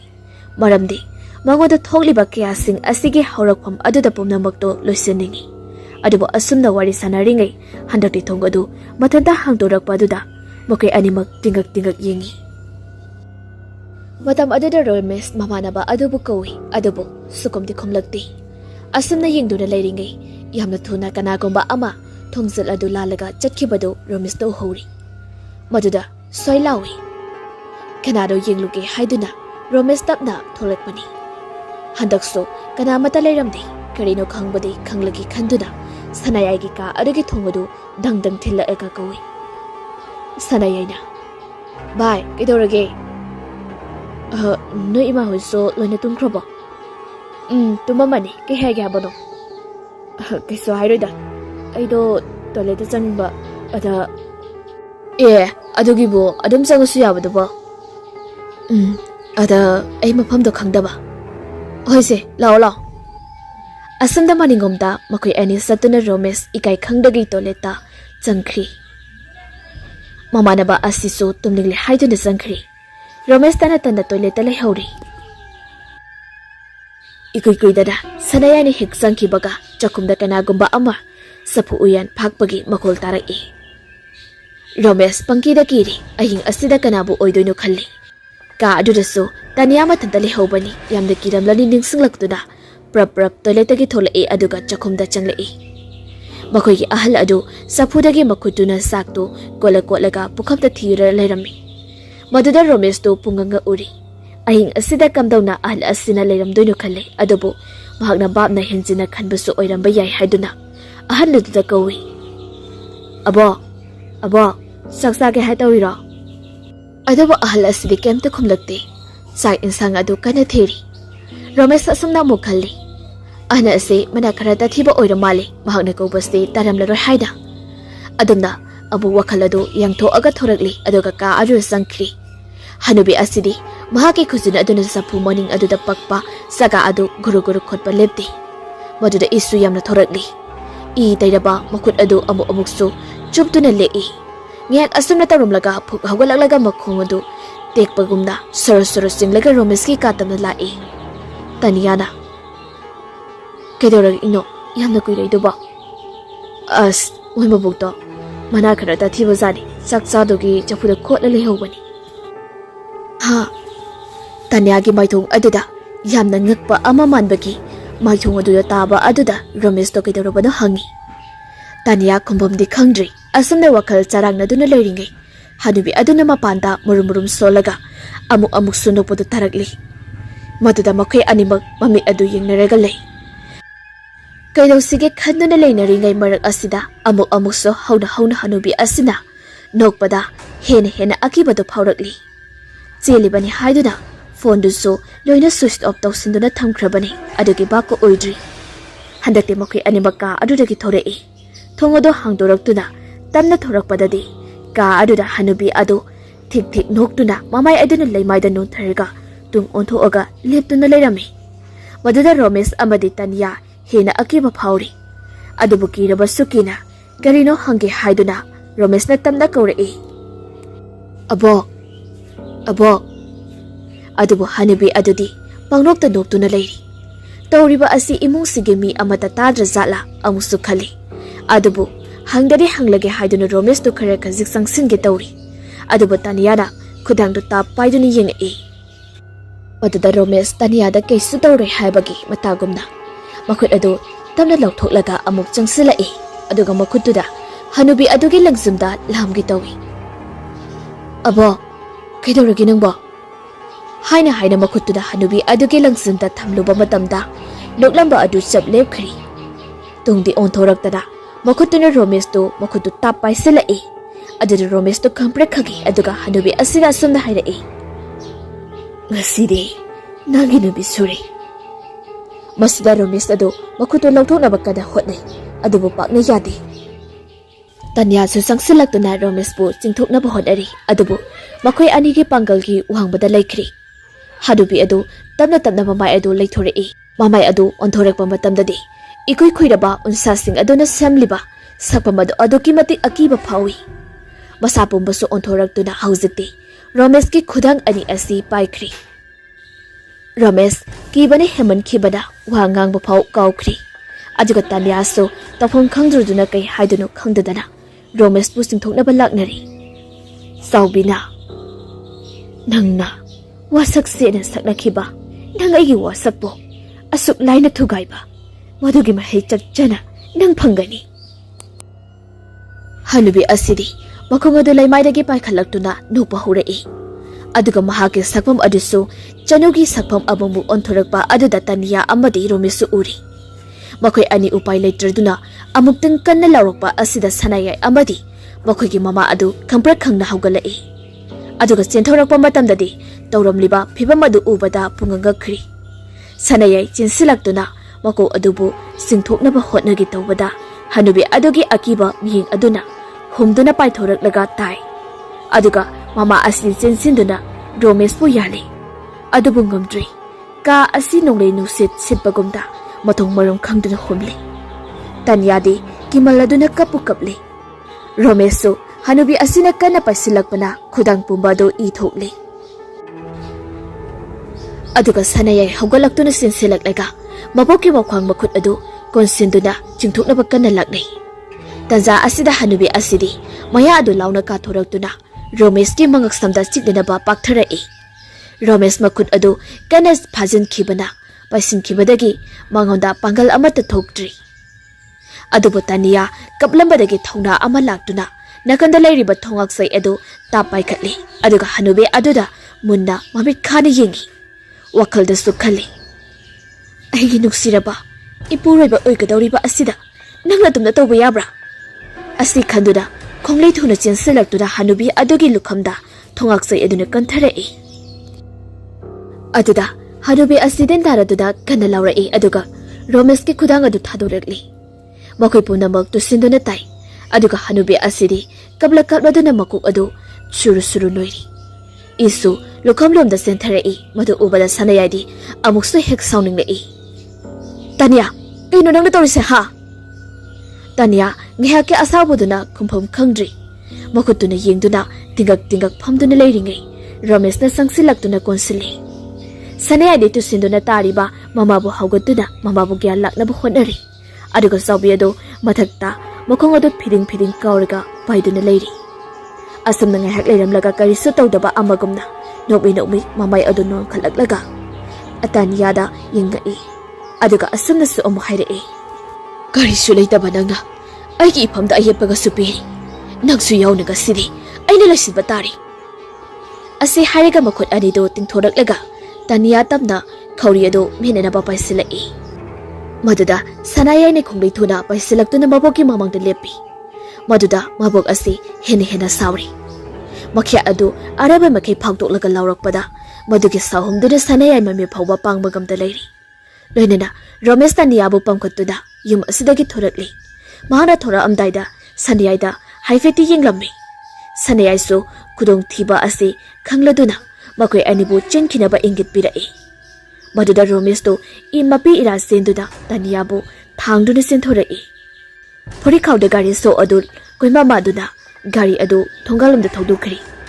Somdar hanubi ase aduki matik sauri. Masunupa asibu mangak samda sena paisila e aduga mathwai lawgadabagi maongda kana paisila e. Maduda sanayai mamit adu ngaksangang silaktuna sor phungatkri. Makut aduna tapna yamna wana thangalagtuna mabukna sibiba khudanggi sarik adu yenghanana bahonarei. Loinana taduna lairibi mama adusu hawgalagtuna manipok ase singthokna bahonai. Akonbada sanayai araiba pangan phudoragtuna khudang adu thangalaglaga mabukki mamangdo utli. Matam aduda hanubi asi mabit adu hanagumna sat onthoki aduga makut adu phat thadorei. Gyan manglaga hanubi adu laimaida bhumlauna tarai. Aduga sanaisu gyan manglaga laimaida takri. Romesh amadi Tanya upai letri mihimba sangba natana. Hauzik ahingi pung amadi helabani adubu yumda sangdabadi yarari khandana yumlomda gari adu thoragli. Gate da gari adu khamdana horon khongbada tumdana leramba mama mimi mikap tholai. Moi baba hauzikidubu nachanupagi gari natro. Ha makoi ani mamito noiraduna hawgalai aduga thoraknaba sem saringi gari horondo amuka khonglakpa adu tari madudadi makoina su khangli macha adugi gari ni macha soidana oirangani haina asamna makoi ani do parap thoraktuna gate adu hangdupagadi macha nupa amadi nupi amaga gari adu tamna thauzelai maduda mamaga mapaga siyengni sumangda gari adu khamlaba matungna mama aduna sinsilaklaga ihingbadadi makoi animak chamot nana masama u adu niyom ama ichumdaba aduda kedorege hanglai maduda Romesna amata jithadana wari pumba tamle phebam asimaktada chanabi oina Taniyabuso yum asigema oina loksambiyo haiduna khurumdana to hajarami adubu laison tinson lairam tilam mapam marang khangdabanina mama ado imungda prapap sensinki aduga make ama tawduna khuju laikham oktopiri aduga imungda pusinkri matam asidadi makoigi thongalda chanu mai phiring hobu makai sauduna yenglaga lehori somdasu sankarse tofong khangdri premina pirak iba pau adu oirabasu sab saba amadi khangdabanina tofong khangdana lairibani aduga manang nupi sardasu waraduna tumthakrabani mahakso phamungda longna hiplambadagi tofong khangdraduna yimjaida hangat handa satuna lei asumna satuna lairinge sumangda mi khara changlakpagi makhol tarei mahaki wakhalda khalai kari paunu purak ibase haina adubu mangolda de sukaka khalakte maduda kaidorabanu khanduna yengluge haina thorakpada adubu kanamta de lairamde pungaga khri mahapu mangla tai bangla sabaida amuk tawphau tawdri khri matongnu khalli amuksu tapna jingnaba phawrei masama tonta masinda murum sondoda sumang phawo tholei aduga akoibada kuyengengi huranna lagi thabak oirisala khanduna amura anira khaudemi mangolgi maidamak ningaliba ase aduna amuksu hangoiraduna imungda sangnanaba amuk khalai adubu hangdoktuna leiriba mangolgi thong adu una tapna lonsilai masidari mata amani khanduna mahak khongleithuna changsilli adubu thong adu lonsinkhibana hali amura adirak thong adu namlaka yengi adubu yadri mahaki yumgi thongnena loliba puna adu sabu kana namlabadi adumok tekani haibase masana khangzai aduna maram oiraga masa asina khare khazi hado aga kana namme adubu chadu haibadi yadri adumak naharaga tokli adudagide hekta kakhoirage khanduna kakhaibadu hangdo uyakhidri masidagide mahak mihol chongba haurakli pakhatpa mipai batani yum silakpadagi wachanupi imungda tumhoriba adu kaurei adubu adusu pakna kumlakte aduga hauna kauruba matamdadi sarda mikap thorakli mapana haibagi matung ina sarda su pakhana senthoraktuna thongado hangdoknaba tawi aduba amata yadri manungdagi machanupi aduna kana puna adubu hangdoknaraba hotnasai aduga mapandana mapa asina kana namle Adubu upaidi amata leitri manungda leiriba nupi masa asidi kapu kablai. Madugi khonjal adu tabada mapa asi khangba ngamdruduna hena kana namba haurai. Adubu ikhang khangaudana machanupi asi imungda kanagumba amana faduna soro chingkhibagi kaplau lauramba adu tarakpada mapa asidi hobang mari kabaga loinada macha adubu kauraduna thungadu namba lepti. Adubu hantamukte aroiba pangal thauna sijindaduna amuktang kanna kaukhairakpa thungadu tektuna tarakli. Hek changlakpaga machanupi aduna kaplau lauriba adu taraduna sensilakpadadi sarda phaklang naptuna masam aduna mathaklomda yangkhatuna makhong adu phiding kauduna lerami. Madu uba maktada mapa asi mamit adu CHAPHU malauthokutuna yenglagalai aduga masindasu Vishnu haina fau solai. Adubu khudak asida mahaki table da lehauba ising asengba adu lauraga masinda murum solaga chaisinbada machanupi adu leimaida pop launa tarai. Maduda chensinduna mapana haugatpiduna konsili sarda yamna kina kapli aduga mapa asisu akibadi fauribani adubu masagidama akiba kaya adugi mayokta thona amadi lai. Phaklang theliba ayekpa lai mayam sing adusu masa matanda lengba haurai. Madugi marakta sardagi mama maibagina magi nupi frame challaba photo adusu yauribani. Madu uruba matamdadi makoi animaktu mami kuptuba makhai kelak tawraba photo adu yengi. Haibaga tawbaga makhada kelakpa matamdadi amaiba asi sensinduna okay tawbani adubu mafam khara sa haudabana makhada taduna kaikhri. Matam asida sankarji kablai adaga machanupi asiso tanda sangsilaktuna mapabu konduna kapli. Mami matam asida khangli mangonda tattana awaba pirakliba phatraba thawai asi kyamu yamna sakti leibage haibadu mai kaplamba aduso haujiti pungpha phakri. Tanyana Romesh kapuna laikhiba matamda chanu khangba ngamdraduna afangba emungsingda yatkai thingai haurakpani. Haujik sardaso mabu mahaki kada pusinbiduna phamungda hipduna tumhalli. Aduga mapa asidi table gi nakanda leiriba chokri aduda famduna machanupi aduna tumbadu sangbi. Machanupi asina tumthakraba matamda mapa asidi table da leiriba lairik amadi boy singadu tamna paiduni yengi. Maduda boy amakhakti ikakaduna leiramba aduda phaktoktuna yenglubada mamangda masamatamda yeksakhiba chanugi ayekpa saktamada uri. Madu uba magdada mapa asi swai lawa phaure. Omnama asi nupi asina loinamak oigani haiba asi mahaki chap chaba wakhaloni. Maramdi premigi mapa maiba asi matam amada sankarjitso punna laitingi thabak thauram punna tawminarami.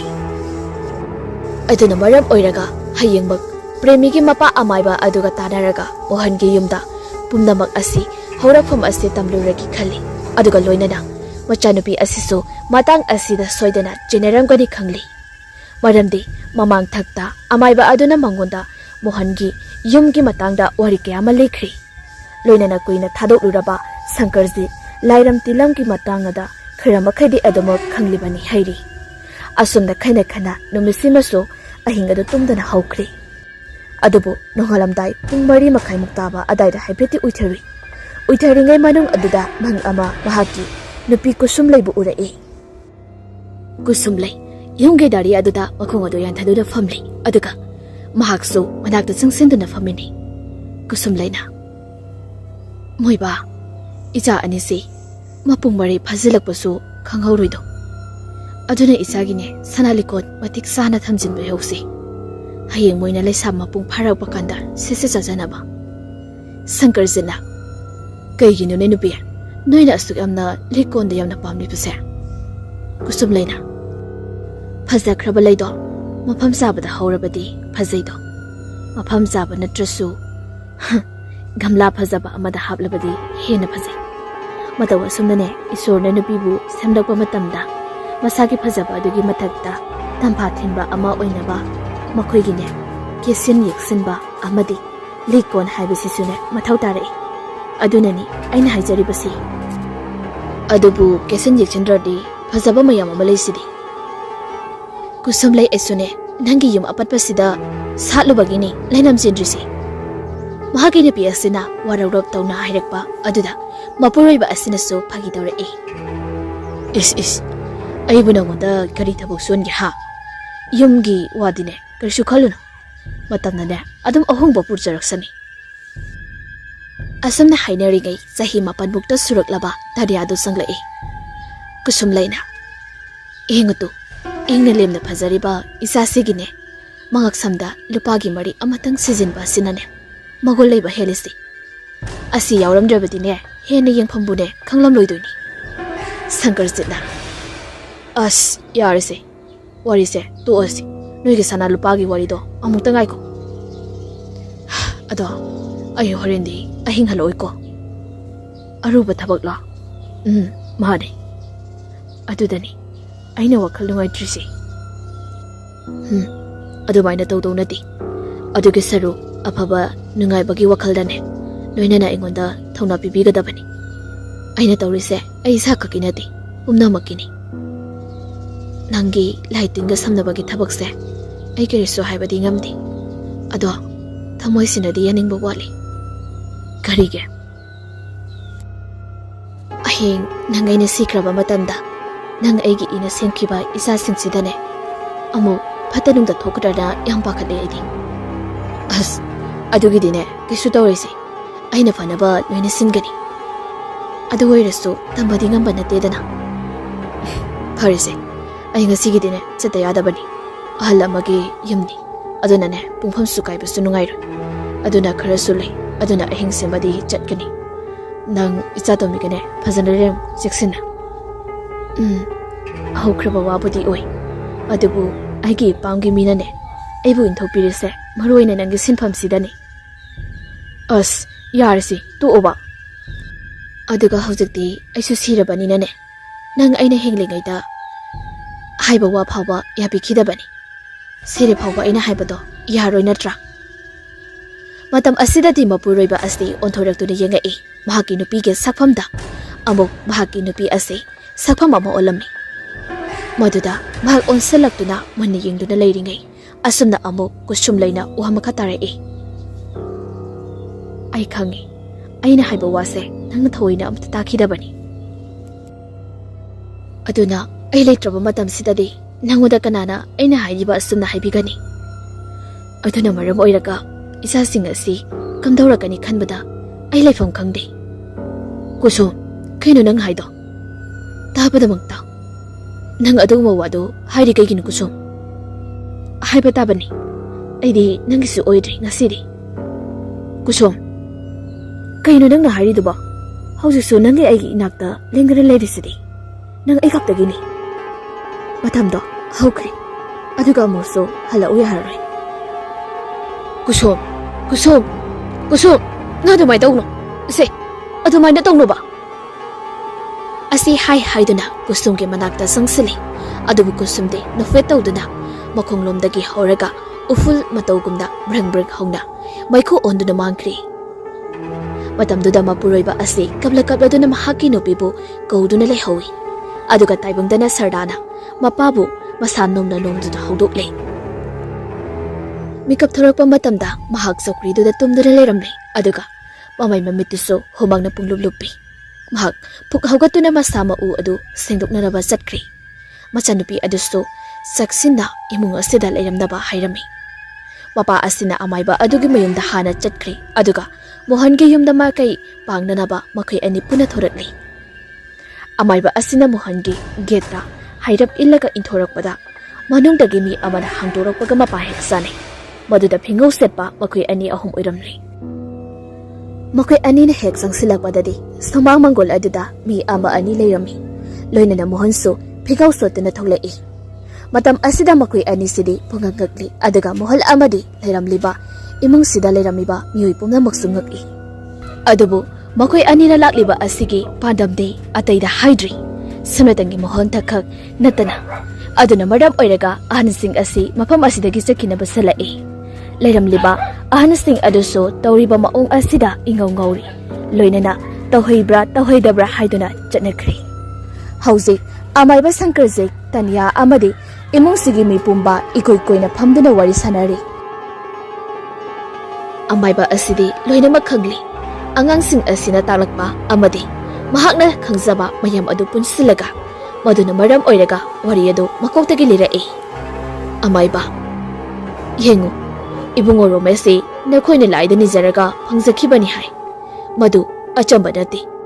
Mahakine mamang thakki mapokta koiremba koba maitei macha ama oina poklakhibani. Maduda mahaknane nungsikhiba nupi aduna chanu kowi. Makoi ani matam aduda punsilai punsemduna thongnakhidi. Aduna ne maram oiraga mapok khuding makoi ani amada amabu thadoknaroisi wasaknakhi. Adubu koirembadi tare suba mapok asi taibang asida khara thengna lakhi. Haibadine chanudine hana taibang pan asida khungdakri. Madugi matung yamna thengba matamdane koiremba haibadi Romese lakhibani. Aduna maram oiraga hauji chanu hairiba nupi asi Romes dagine yamna ka hena chahi hanbadagine makoi ani sabi chanu oibagi apam nusi marida thamba ngamlaktaba asida chanuna ne Romes ki thawai asi launana bane tawrakpani. Masida ne Romes ka itaugi chanupiga mari lene ruba asida su chanuna ne khorau thanglakpani. Aduna hauji icha ani sinane leiri makai chanuna ne makoi anibu adomo yetuna laikini. Masi phange hairabadi chanugi thawai asi sangsar asidagi lapna thamkiba asi kaktuna oigani. Mohana adubu matau kamdamda pangthokani madu araibadi oiro oja. Aduni aina khaliba sisu phibam asida ne isa chen chungli haiduna ne ai madugi thoramdudi ne khitang taphannigi maramdi haujik ne mangra tariba lanphamse asi hingba amadi siba ani sigini. Mohana aduna fagani oja ojana su khanbiru aduga kari tawsige kamdawsige haibado khanarasi. Amaibana phare adudine ngasi tansu yamna sari isasi itawna su haibagi matung inane ekoi pujakhragi aduga kari kamdawbano haibado amuk kupna khanarasi. Wai asi tabada mohal amadi mimi phalap yengnei. Romes tu taniya da yamna ngakni yenglai phibam luri khanduda macha isa khaidoknaradra haiba phau mimina khalai. Adubo amaiba asigi laman amasu tolibanina makoi karimatadi haiba ngamdri. Ningamda tanyabo amaiba amadi sankarjitna uduna chatkri. Mama mimina moi baba akham pokrisibo aisu khangdre ta tawrisi matang asida kaidokdoino haifanga khangdri. Isagi su yafanaba thorun khara tawdaba oibanina ne oja sigi apambasu khara tawba tabani. Mimina adubo ba panthadana tawrabasu ahal laman yauraga sega maiga hainaraga tawbadi yaidana. Romes mamai adu lukthaduna yamna ningamdana emungda sangkhri. Aduga tanyasu mapagi matung inaraktuna gari tongkhatkri aduga yumda halai. Yum hek yobagade mapagi asengba saktamdu urakli. Momit mana langtuktuna manatunadu phibi kama makai saurai. Sankarjitna ichana ne pambo irabasu nupadudane ichana leibadi sungya yaroi. Mase aigi lengdraba wasakni. Karigumba leigi khalabadine nang nasana nasagine namang tibiga samanarabani. Atopa nupa ama oiramlabadi ay karino kamdabono khalamba yai. Adobune Romes ta nang leibadi sungya yaroi ko. Tanya kapli mapa adagi misay adagi pakumpira Baba kaigino Romes ka iga yumban ba yaroi harise. Hai yaroi haidana. Adubu Baba maramdudi khaibiyo. Aisune thaini yamna ne pakhang oiringai naha oiringai but pleto yamna sanarei. Aikhoi yamna mari leinarami. Aduna maram oiraga ne ngasigi matang asi aisu yamna ne kumna khanghai. Aduga ne premigi na mapa aigina marupto mahaksu aigana punna ne thabak asi tawminarambani.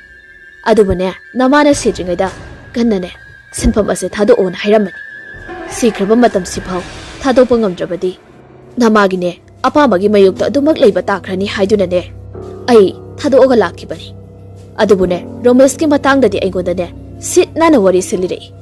Mahakna ne haibada Romes te kanana sukanba kaisungamoi. Mahakna ne puluba mi khudingsu awaphamda tagani. Kanba ngamloidaba migi manakta changsinduna ne isabu manghanjabududi afaba thabak natedana. Adu oiragada awaba taraba mi amabu una khangna mateng pangdabasidi afaba kawdure baba. ꯑꯩꯅꯦ ꯑꯗꯨꯗ ꯈꯪꯗꯦ ꯅꯪ ꯉꯁꯤꯗꯒꯤꯅꯦ ꯃꯄꯥꯟ ꯊꯣꯛꯄꯁꯨ ꯌꯥꯔꯣꯏ ꯀꯗꯥꯏ ꯐꯣꯟꯗꯨꯁꯨ ꯄꯤꯔꯣ ꯑꯁꯨꯝꯅ ꯐꯣꯟ ꯑꯗꯨꯁꯨ ꯂꯧꯁꯤꯟꯈ꯭ꯔꯤ ꯍꯧꯖꯤꯛ ꯇꯅꯤꯌꯥ ꯀꯞꯆꯕ ꯅꯠꯇꯅ ꯎꯄꯥꯏ ꯂꯩꯇꯦ ꯃꯅꯥꯛꯇ ꯐꯝꯂꯤꯕ ꯃꯅꯥꯎꯅꯨꯄꯤ ꯑꯗꯨꯁꯨ ꯃꯁꯤꯒꯤ ꯃꯇꯧ ꯑꯗꯨ ꯌꯦꯡꯗꯨꯅ ꯂꯩꯔꯤ ꯃꯈꯣꯏꯒꯤ ꯃꯇꯧ ꯑꯁꯤ ꯎꯔꯒ ꯆꯅꯨ ꯈꯪꯅ ꯅꯣꯛꯂꯤ ꯃꯍꯥꯛꯅ ꯅꯣꯛꯂꯤꯕ ꯑꯁꯤ ꯑꯄꯤꯛꯄ ꯈꯥꯡꯄꯣꯛꯁꯪ ꯑꯃꯒꯤ ꯃꯅꯨꯡꯗꯅꯤ ꯍꯦꯛ ꯌꯦꯡꯕꯗ ꯎꯕꯗ ꯈꯥꯡꯄꯣꯛꯁꯪ ꯑꯁꯤꯁꯨ ꯑꯀꯤꯕ ꯄꯣꯛꯏ ꯌꯨꯝꯗꯣꯡꯄꯣꯛ ꯑꯣꯏꯅ ꯇꯥꯕ ꯃꯐꯝꯅꯤ ꯃꯤꯁꯨ ꯀꯌꯥ ꯆꯪꯅꯗꯦ ꯂꯩꯀꯥꯏꯗꯒꯤ ꯇꯣꯉꯥꯟꯅ ꯇꯥꯕ ꯃꯐꯝ ꯑꯃ ꯑꯣꯏ ꯖꯒꯥꯅꯤ ꯆꯅꯨꯒꯤ ꯌꯨꯝ ꯑꯁꯤ ꯑꯄꯤꯛꯄ ꯑꯀꯥꯏꯕ ꯃꯆꯦꯠ ꯑꯣꯏꯕ ꯃꯤꯡꯁꯦꯜ ꯑꯗꯨꯗ ꯃꯁꯥ ꯃꯊꯟꯇ ꯌꯦꯡꯖꯩ ꯑꯗꯨꯒ ꯅꯣꯛꯆꯔꯤ ꯑꯗꯨꯕꯨ ꯃꯁꯥꯒꯤ ꯎꯟꯁꯥꯁꯤꯡ ꯑꯗꯨꯗꯤ ꯂꯣꯏꯅꯃꯛ ꯈꯨꯏꯔꯤ ꯈꯨꯏꯔꯕ ꯎꯟꯁꯥꯁꯤꯡ ꯑꯗꯨ ꯄꯥꯏꯔꯒ ꯃꯁꯥ ꯃꯇꯣꯝꯇ ꯅꯣꯛꯃꯤ ꯇꯧꯔꯤ ꯇꯥꯏꯕꯪ ꯑꯁꯤꯗ ꯊꯨꯡꯂꯧ ꯇꯧꯂꯝꯗ꯭ꯔꯕꯁꯨ ꯑꯁꯤ ꯂꯩꯕꯥꯛꯇꯗꯤ ꯊꯨꯡꯅꯔꯅꯤ ꯈꯜꯂꯨꯕꯗ ꯅꯣꯛꯃꯤ ꯇꯧꯔꯤ ꯑꯗꯨꯕꯨ ꯃꯍꯥꯛꯀꯤ ꯂꯩꯐꯝ ꯑꯁꯤꯗꯤ ꯔꯣꯃꯦꯁꯅꯗꯨ ꯈꯪꯗꯦ ꯔꯣꯃꯦꯁ ꯌꯥꯆꯪꯂꯛꯄ ꯃꯇꯝ ꯑꯁꯤꯗ ꯃꯉꯣꯟꯗ ꯊꯥꯔꯤꯕ ꯁꯣꯐꯥ ꯑꯗꯨꯗ ꯐꯝꯗꯨꯅ ꯇꯅꯤꯌꯥꯕꯨ ꯅꯤꯡꯁꯤꯡꯖꯔꯤ ꯃꯃꯥꯁꯨ ꯏꯃꯨꯡꯗ ꯊꯕꯛ ꯂꯣꯏꯁꯤꯜꯂꯤ ꯑꯗꯨꯒ ꯃꯄꯥ ꯑꯗꯨꯗꯤ ꯃꯤ ꯎꯅꯕ ꯊꯣꯛꯈ꯭ꯔꯤ ꯑꯁꯨꯝꯅ ꯐꯝꯗꯨꯅ ꯂꯩꯔꯤꯉꯩ ꯐꯛꯂꯥꯡꯗ ꯊꯦꯠꯂꯤꯕ ꯒꯥꯔꯤ ꯑꯗꯨꯗ ꯑꯁꯨꯝ ꯌꯦꯡꯂꯝꯕꯅꯤ ꯏꯈꯪ ꯈꯪꯍꯧꯗꯅ ꯒꯥꯔꯤ ꯑꯗꯨ ꯆꯞ ꯂꯦꯞꯈ꯭ꯔꯤ ꯔꯣꯃꯦꯁ ꯁꯦꯠ ꯌꯥꯎꯗ꯭ꯔꯕ꯭ꯔꯥ ꯍꯥꯏꯅ ꯈꯜꯂꯤ ꯑꯗꯨꯕꯨ ꯇꯞꯅ ꯈꯖꯤꯛ ꯂꯦꯡꯕ ꯍꯧꯔꯛꯄ ꯑꯗꯨꯗ ꯑꯃꯨꯛ ꯆꯤꯡꯅꯔꯛꯏ ꯍꯦꯟꯅ ꯆꯤꯡꯅꯔꯛꯏꯕ ꯑꯁꯤ ꯒꯥꯔꯤ ꯑꯗꯨ ꯃꯅꯤꯡ ꯍꯜꯂꯒ ꯆꯠꯄ ꯑꯗꯨꯗꯅꯤ ꯃꯇꯝ ꯑꯁꯤꯗ ꯔꯣꯃꯦꯁ ꯁꯣꯐꯥꯗꯒꯤ ꯍꯧꯒꯠꯂꯒ ꯒꯥꯔꯤ ꯑꯗꯨꯗ ꯌꯦꯡꯗꯨꯅ ꯂꯩ ꯑꯁꯨꯝꯅ ꯌꯦꯡꯗꯨꯅ ꯂꯩꯔꯤꯉꯩ ꯃꯥꯡꯒꯣꯟꯒꯤ ꯅꯥꯀꯟꯗ ꯂꯩꯕ ꯒꯝꯂꯥ ꯃꯌꯥꯝ ꯑꯗꯨ ꯒꯝꯂꯥ ꯑꯃ ꯁꯨꯃꯥꯡꯂꯣꯝꯗ ꯇꯥꯗꯨꯅ ꯀꯥꯏꯈ꯭ꯔꯤ ꯃꯁꯤꯗ ꯈꯪꯄ꯭ꯔꯦꯛ ꯈꯪꯂꯗꯨꯅ ꯔꯣꯃꯦꯁ ꯂꯩ ꯑꯁꯨꯝꯅ ꯑꯃꯨꯛ ꯒꯝꯂꯥ ꯑꯗꯨꯗꯒꯤ ꯌꯦꯡꯂꯤꯉꯩ ꯃꯍꯥꯛꯀꯤ ꯀꯥꯒꯤ ꯕ꯭ꯂꯕ ꯑꯗꯨ ꯐꯂꯞ ꯉꯥꯜꯂꯛꯏ ꯃꯁꯤꯗ ꯔꯣꯃꯦꯁ ꯍꯦꯟꯅ ꯑꯀꯤꯕ ꯑꯃ ꯐꯥꯎꯔꯛꯂꯤ ꯇꯞꯅ ꯃꯪꯒꯣꯜ ꯑꯗꯨꯗꯒꯤ ꯃꯍꯥꯛꯀꯤ ꯀꯥ ꯇꯝꯅ ꯑꯁꯨꯝ ꯆꯪꯂꯛꯏ ꯑꯗꯨꯒ ꯃꯍꯥꯛꯀꯤ ꯀꯥ ꯑꯗꯨꯗ ꯍꯦꯛ ꯆꯪꯕꯒꯗꯤ ꯀꯔꯤꯁꯨ ꯇꯧꯔꯝꯗ꯭ꯔꯤ ꯃꯇꯝ ꯑꯁꯤꯗꯁꯨ ꯆꯅꯨꯁꯤꯗꯤ ꯁꯣꯝꯗ ꯀꯟꯅ ꯅꯣꯛꯂꯤ ꯃꯍꯥꯛꯀꯤ ꯖꯗꯨ ꯃꯟꯇ꯭ꯔ ꯄꯨꯝꯕ ꯃꯇꯤꯛ ꯆꯥꯔꯦ ꯉꯁꯤꯗꯤ ꯑꯔꯣꯏꯕ ꯊꯧꯔꯝ ꯑꯣꯏꯔꯒꯦ ꯈꯜꯂꯗꯨꯅ ꯃꯍꯥꯛꯀꯤ ꯐꯤꯔꯣꯜ ꯑꯗꯨ ꯌꯣꯝꯁꯤꯟꯗꯨꯅ ꯇꯞꯅ ꯃꯍꯥꯛꯀꯤ ꯈꯥꯡꯄꯣꯛꯁꯪ ꯑꯗꯨꯗꯒꯤ ꯊꯣꯔꯛꯏ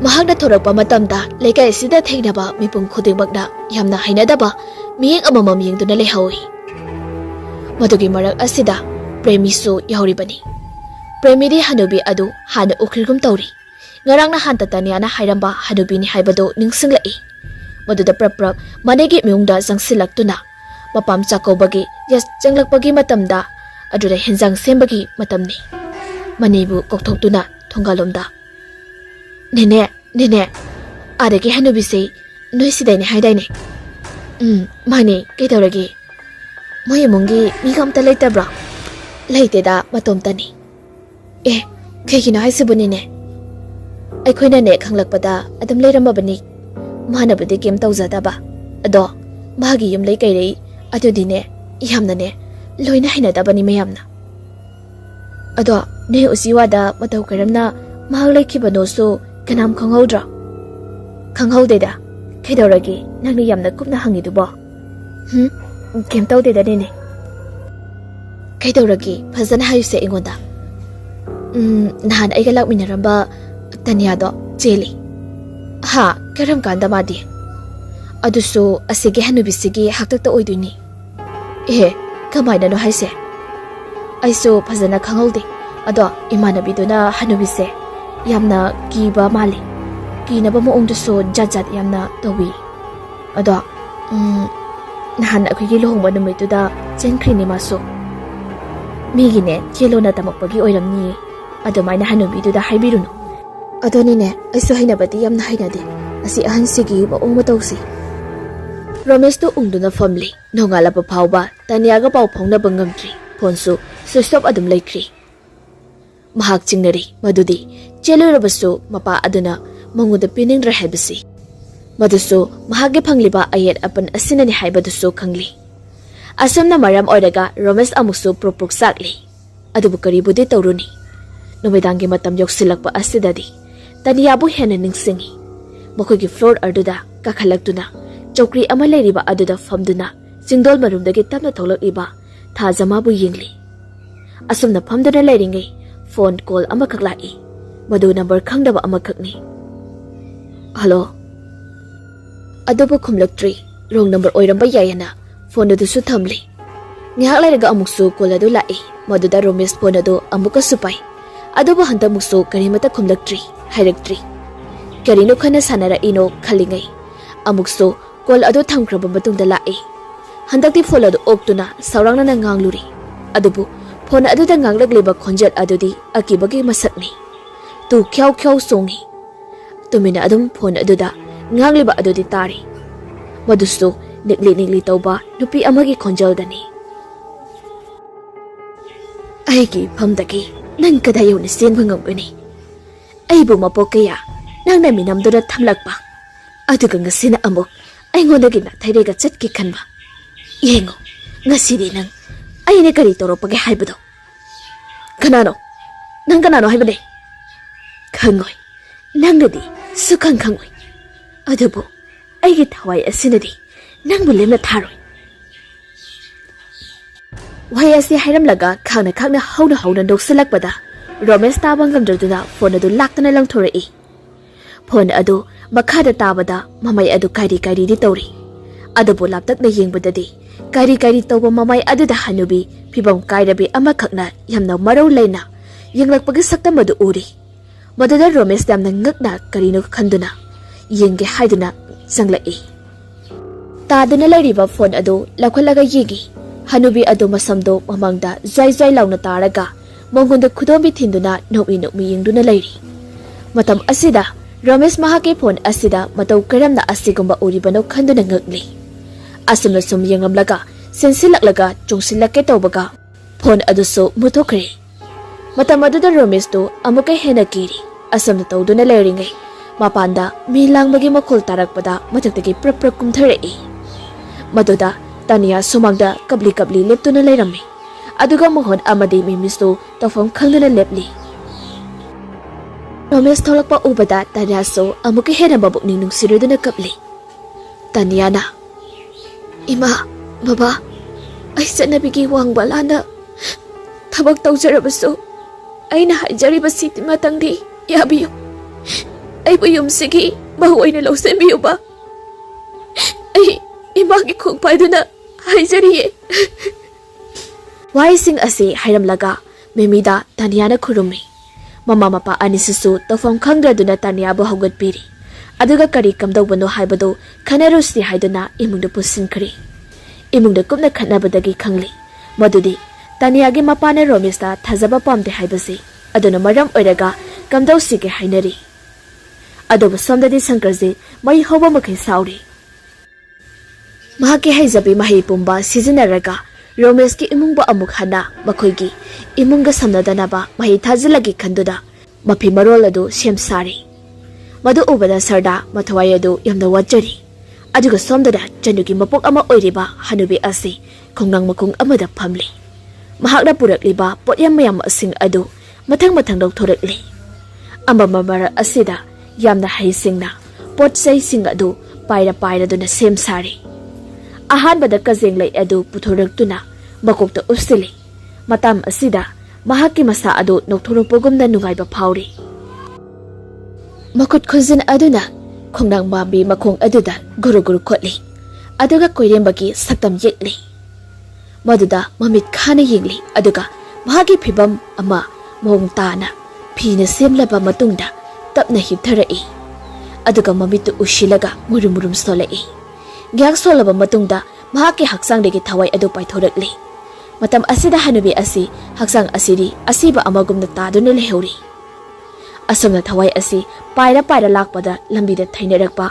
mising adu swai launa yengna hauri ubamakti udi asomna pairakpada lambida sankarjiso amamarak asida sakal thauduna lerami madu ubamaktada ambuka hena tan chare khaladuna thawai adu thuni yangna paikhalakduna Sankarjitki mamang oirapna machanupi magi sakphamda leptuna lei madu ubada Sankarjiti ahanbada khangdorduna sakal adu khami Taniagi malaba sakpam aduda asumna kapna hairei baba aibo bungta kanbiu Romesh na aibo unasti haina kauthoaga aibo banghana ba hotna piri baba aibo bungta kanbiu wai asi tabada amuke hena Sankarjito mayhauna saukri Usitaba laksay haiduna machanupi adubu cycle aduda tunghanduna Romesh ke mayum tana satki amu khalakpada asamna tanyana hairei.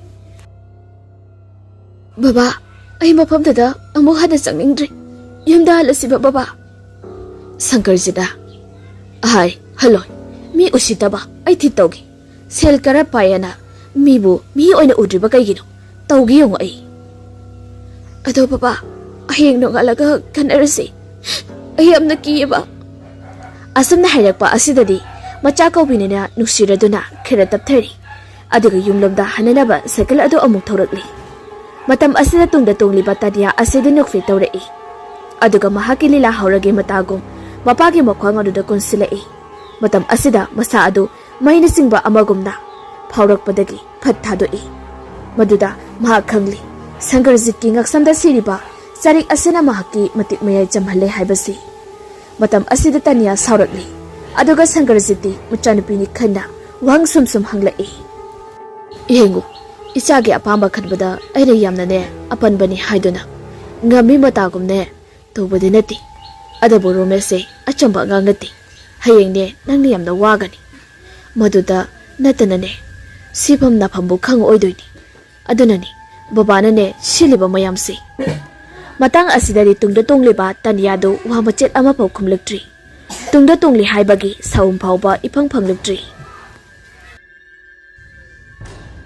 Khara sum thorakpada cycle adu sum yangkhalai. Maningda kanamata tungdaba amagumna. Maduda Sankarjit wakal ama phatning singlai. Ngasai mahakna okhiba machanupi adugi samhat phije chaksit adu iman manadi ihunghungi haibasi mamita urai.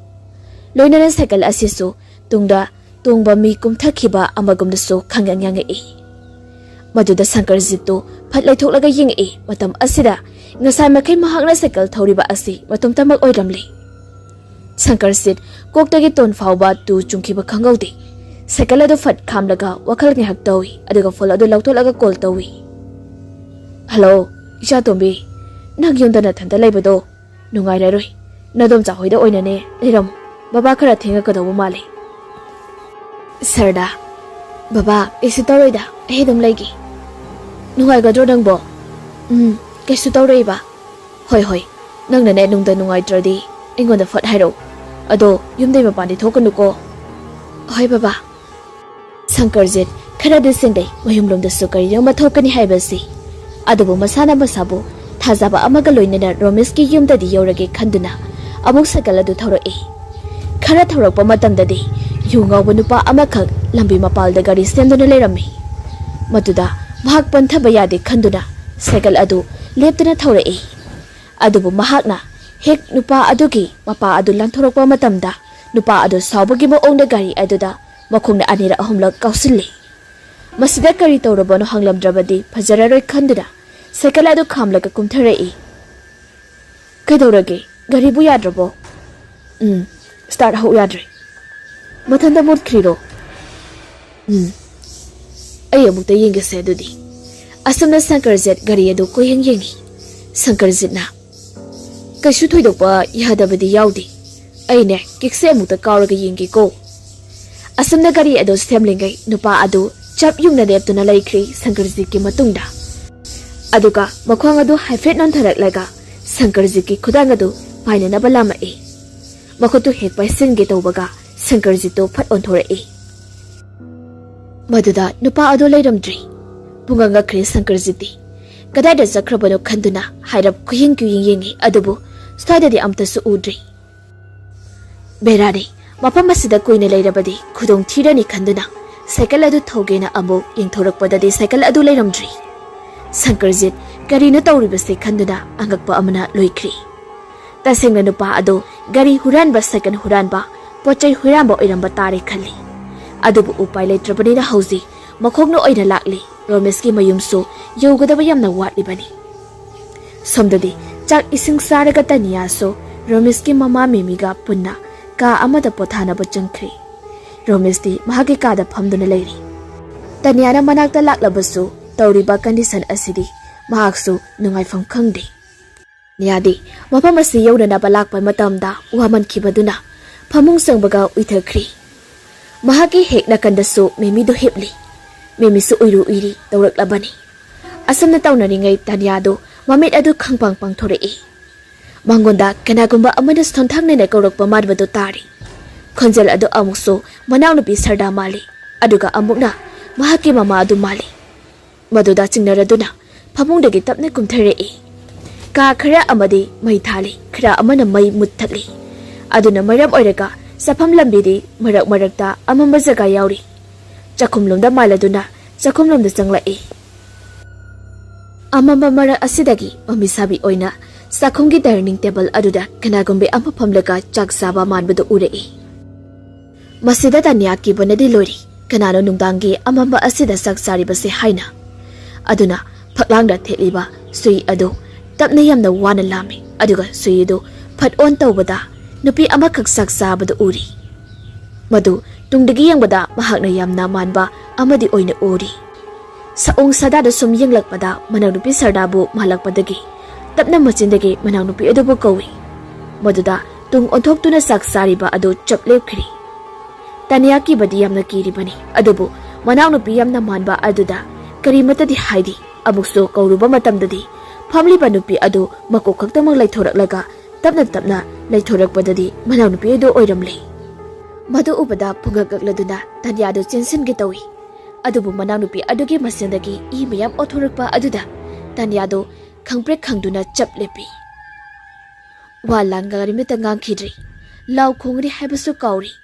Adubu nupi asi machindagi I tholokpa khakta natana mamitagi isu biri kapthorei. Matam aduda rek amadi table da thamliba pochai mayam sing adu khap sungi. Maisu phatpa khappa horei. Aduga phamliba nupi adu chokri dagi mokhong adu laithoraklaga haugalai. Matam asida manau nupi malamba saong saban adu sum nemsilaktuna mahakna mamangda ukhiba hanubi aduga sakpamdu onthorakli. Mahana sangsilakpa lambising adu igi ingak tangaikri. Machin adu kathoraktuna makutusu thag ama pairaga Tanyabo hatlage matagumna sinsilakpa asida Tanya handakti kimbanbana hemanduna mamitu ushilaga mana adu minsinduna amura anirak kana laurei. Matam asida phamungda pothaduna hipliba khudimak chenthorei. Memisu Tanya leramdaba asida chenthораklaga chakhumda Tanyabu phamthaduna mamitu ushinuna kaplaga leramba adu ubada pakutuna thembiri. Romesh amadi Mohan kaidorabano haiduna sakhum asida ko yingli ko chatli aduba karisu ahungbadi uramdi. Mimina kana themduna hauzikti Tanyado mami pangthorakli kapna adubu mahakna mami pangthorakpa matam asidadi mahana ukhiba pumba adu leramdaba aduda pungangakri masa adu khut adu thiladuna mahana ukhiba pumba do tamdana bahotnari adubu thukatpa pakatkiba heman khibadagi masidlagi khonjalde amada thoktri madaw asi makhoi pumna maksingnaraduna makhet ama tawraga mai okthokli aduga amuk phamungda pusinbikri. Romesti mataw asida mathawai yamna nungaidri. Imung sida phawba mapam marang khangdaba thawai asina mapanggal leina laknarakpa asidadi pendraduna chakhum asida kochi chatuna kuyingi. Samdara Sankarjit satpagi yobanaidri adubu leptana lakpanina hauzikti Romeski laikai gi lairaktu changba horakli. Matam asida strip lembudi loina thalibani khara dingali adubu blab amaga khara labna banina marak tadi kya ngandi mamli tawi thengzilakpa pungwapan hen khraba matungina lambi ase mi kana matadi chatnadri khara sumsanglakpada hainaba mafam thongal adu yorakli karimatang khandrabasu Sankarjit atanbadi phawi aduna hek asongba thongal aduda hek yengsiluri amamba thongal aduda mi amakak leptuna leirami.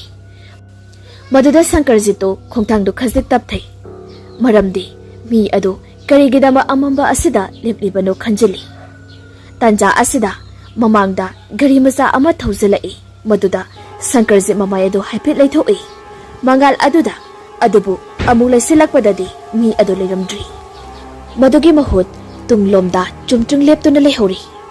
Maduda Sankarjit khamprek khangi achamba madinatri khanduna mangaksamda siriba charik adu paiduna murum soli aduga mamai adu fatle silakpada yu ngaba nupa ama hari mahaki mamangda leptuna mahakpu yingduna leirami. Madu ubada Sankarjito amuk atanba phaurai adubu karisu tawdaba saduna chafam thokpa adum chatli. Mahayek yoksilakpaga yungawba aduna samna hairai. Nangdi yam singina. Sankarjit chap lepi aduga yungawba aduda yingi. Yungawba adu sonok fe tawrai aduga wadu makha tarai. Nachanupishu mingona namdana piselle. Aduga haujina lambi lamkhang chapada bodyguard ka pura chatleba. Matam asida Sankarjit mai haugai sauningai adubu akonbagi wahi asida amusu swai lawi. Lengkro mafam asidagi ne loina chatpikro. Lekai se but plate na gyan men tadri. Amma jadkre na khara harauri amma mulagli. Chatpikro. Asamna yungawba asina laura duna chatkri. Yungawbagi wani khalabasu Sankarjit ngaktabadi ngamde napa asigi wahi asi. Khara chatpagadi muhalgi thongal adu yauri. Gate asoba adita dang thili. Amura anirak thilabada mohanbu kawi. Adubu thengzilakpanina kana sukhumlakti. Madugi mahutta imungdagi kanagumba ama tholakpagi khongthang makhuldu tari. Maduda gate adu hangdoroktorobani khana ngairi. Asumna ngairi mi aduyasu thorai aduga gate adu hangdorai. Sankarjit gate adugi manungda changlakpadadi kanasu lairamdi. Amuki hena ngakri. Ngasidi mangoda karino matawri habasi chapchana khangli. Asumna koyeng yenglaga changlakpada floor mathakta hanubi amakhak mokhang koli leptuna leiribadu uri. Maduda munni yengi hanubi adu nokfet tawraga pillar amagi marumda changduna mangkri. Handakti Sankarjit tasengna kiri. Aduna maram oiraga mangaksamda thiriba sarik ado furit mathakta lauthoraklaga thammi. Aduga makutuna maraga murum soli. Aduga mangolduda kakhalakli. Thongjin mapana aduda dang thili. Amura anirak thinbada tadi. Adudagi khara toina thilakpa aduda manungdagi nupi abana khumlai. Kanano ke haige? Mapanda lairiba madomsa aduna sumna khumai. Ibema nangbu kidabro nathanda lairidubo. Sarda idomcha kideda. Wahese haina thongadu daklauna hangdoi matam aduda kanasu leiramdaba asida sarda du swai launa tu khyau songi. Masanagi khonjal anirak ahumlak madam sabu kaurar ami adubu kanasu khumlakti. Matam asida khangli mangoda atamna ki halak e habasi. Aduna maram araga thong adu lonsina ba hotnai adubu makhada nungdum amada palli. Madu pakthaduna inthoi. Aduga dum khulakpa matamdadi madomsa adu nomi dari mapada aduda leptuna lerami. Sarda khampe khangda asumne kawi. Ima khangine. Madomsa adu maithongda amata hongda momon tawduna mangoda yengduna leri. Maduda amukso chingneraduna sarda na hangai. Kedaragi domcha chango o. Handa musukari mata khongda tamna makhungadu thangzalai. Matang asidadi sarda kibai hemaladuna pakhat na madomcha bo anira ahomlak sung kawi. Adubo sukung khomdana tamna sangsilakpa asidadi kimbaladuna thong adu gamlauna thingzali. Adubo thong mana anigi tainapam aduda khazi ahoba aduda madomsage makhut anigi khutsa sing aduna thingzilaktuna thong adu hangdokna honarei. Madu honarakpada thong adu khazi kaba aduda mamito lauthokduna nokfet tawna madomcha aduna yamna naksanaba sardada yenglakpada sardado aduki matakiri. Ibai hemaladuna koilawlawba haurai thong asisu lonsinaraba kana hotnari. Aduga mapandagina madomsara kanano khangdaba asina thong hangdoknanaba kana hotnari. Asuna mahakna kana lawba asidadi yumthangna na lairiba madomchado khangboi lakpoi chenthorei. Aduga mangonduda leplaga kaurei. Aduga amuksu chinsilalaga thong adu hangdoknaga honai. Adubu sardadi thong adu hangdoknadaba honariba adu madomcha natri khanduna kana thingzinaba hotnai. Aduga makhura asu chinsilalaga thong adu hangdoknadaba hairakpadagi sarda hantakmuti asengba oira male khanduna thong adu hangdorei. Maduda kiba heman kibadagi khangba gamdraduna kapladuna madomchada konsili. Makhura adudi imungda sangduna kari tawrubna haiduna ka khuding sangduna koyeng yengi. Matang asida khangli angang asi soidana aki akhang tawrumlani haiduna. Asomna makoi anina sardabu puduna makhaigi yumda sangkhri. Adubu ꯃꯥꯡꯒꯣꯟꯒꯤ ꯐꯩꯔꯦꯟ ꯑꯗꯨꯗ ꯂꯦꯞꯇꯨꯅ ꯂꯩꯔꯨꯔꯨꯕ ꯍꯅꯨꯕꯤ ꯑꯁꯤꯗꯤ ꯇꯞꯅ ꯇꯞꯅ ꯐꯛꯂꯥꯡꯗ ꯅꯞꯂꯗꯨꯅ ꯀꯨꯝꯊꯔꯛꯏ꯫ ꯑꯗꯨꯒ ꯃꯈꯣꯏꯅ ꯆꯪꯈꯤꯕ ꯑꯗꯨ ꯌꯦꯡꯗꯨꯅ ꯅꯣꯛꯐꯦꯠ ꯇꯧꯔꯒ ꯏꯃꯨꯡ ꯑꯗꯨꯗ ꯆꯪꯖꯈ꯭ꯔꯤ꯫ ꯏꯃꯨꯡ ꯌꯧꯈꯤꯕꯒ ꯃꯄꯥꯒꯤ ꯎꯄꯨ ꯑꯗꯨ ꯐꯥꯛꯇꯨꯅ ꯀꯔꯤꯅꯣ ꯈꯔ ꯊꯤꯔꯤ꯫ ꯑꯔꯩꯕ ꯄꯣꯠꯆꯩ ꯂꯣꯏꯅꯃꯛ ꯐꯥꯛꯇꯨꯅ ꯊꯤꯔꯕ ꯃꯇꯨꯡꯗ ꯃꯄꯥꯒꯤ ꯐꯣꯇꯣ ꯑꯗꯨ ꯊꯦꯡꯅꯔꯤ꯫ ꯃꯗꯨ ꯐꯣꯇꯣ ꯑꯗꯨ ꯃꯨꯁꯤꯟꯃꯨꯕ ꯃꯌꯥ ꯑꯗꯨ ꯍꯤꯒꯠꯂꯒ ꯀꯟꯅ ꯅꯣꯛꯂꯤ꯫ ꯁꯣꯝꯗꯅ ꯁꯪꯀꯔꯖꯤꯠꯇꯨ ꯊꯣꯡ ꯑꯗꯨ ꯊꯤꯟꯅ ꯖꯤꯡ ꯂꯥꯎꯕ ꯍꯧꯔꯛꯏ ꯃꯁꯥ ꯑꯗꯨ꯫ ꯃꯀꯣꯛꯇꯨꯁꯨ ꯉꯥꯎꯔꯤ ꯇꯧꯔꯛꯑꯝꯃꯤ꯫ ꯃꯃꯤꯠꯇꯨꯁꯨ ꯕ꯭ꯂꯔ ꯆꯠꯄꯗꯒꯤ ꯃꯁꯥ ꯑꯗꯨ ꯍꯥꯏꯔꯤ ꯇꯧꯔꯤ꯫ ꯇꯥꯟꯖꯥ ꯑꯁꯤꯗ ꯃꯣꯍꯟꯁꯨ ꯇꯥꯟ ꯆꯥꯅꯅ ꯍꯦꯛ ꯊꯣꯔꯛꯏ ꯊꯣꯡ ꯑꯗꯨ ꯍꯥꯡꯗꯣꯛꯑꯒ꯫ ꯃꯍꯥꯛꯅ ꯊꯣꯔꯛꯄ ꯃꯇꯝꯗ ꯁꯪꯀꯔꯖꯤꯠꯀꯤ ꯐꯤꯕꯝ ꯑꯗꯨ ꯎꯕꯗ ꯇꯨꯒꯗꯧꯔꯕ ꯍꯥꯏꯗꯨꯅ ꯆꯤꯟꯁꯤꯜꯂꯒ ꯂꯦꯡꯒꯣꯜꯂꯤ꯫ ꯃꯇꯝ ꯑꯁꯤꯗ ꯂꯝꯕꯤ ꯂꯝꯍꯥꯡꯅꯗꯨꯅ ꯁꯤꯠꯂꯝꯕ ꯑꯃꯨꯕ ꯅꯨꯡꯁꯤꯠ ꯑꯃ ꯊꯨꯅ ꯌꯥꯡꯅ ꯁꯤꯖꯤꯜꯂꯛꯇꯨꯅ ꯃꯣꯍꯟꯒꯤ ꯒꯦꯠꯀꯤ ꯑꯁꯤ ꯐꯥꯎꯖꯤꯜꯂꯛꯂꯒ ꯁꯪꯀꯔꯖꯤꯠꯀꯤ ꯃꯁꯥꯗ ꯌꯩꯁꯤꯜꯂꯛꯄꯗ ꯃꯉꯛꯁꯝꯗ ꯁꯤꯔꯤꯕ ꯆꯔꯤꯛ ꯑꯗꯨ ꯇꯠꯇꯨꯅ ꯂꯩꯃꯥꯏꯗ ꯇꯥꯔꯛꯏ꯫ ꯃꯗꯨꯗꯁꯨ ꯁꯪꯀꯔꯖꯤꯠ ꯃꯃꯤꯠ ꯑꯗꯨ ꯉꯧꯔꯨꯅꯕ ꯁꯠ ꯀꯥꯔꯝꯂꯒ ꯍꯟꯖꯤꯟꯈ꯭ꯔꯤ꯫ ꯑꯗꯨꯒ ꯋꯥꯈꯜ ꯂꯥꯛꯄꯒꯨꯝꯅ ꯃꯁꯥ ꯑꯗꯨ ꯁꯦꯝ ꯁꯥꯔꯒ ꯍꯥꯏꯔꯛꯏ, ꯃꯣꯍꯟ, ꯏꯆꯥꯅꯨꯄꯤ ꯂꯥꯛꯄ꯭ꯔꯥ?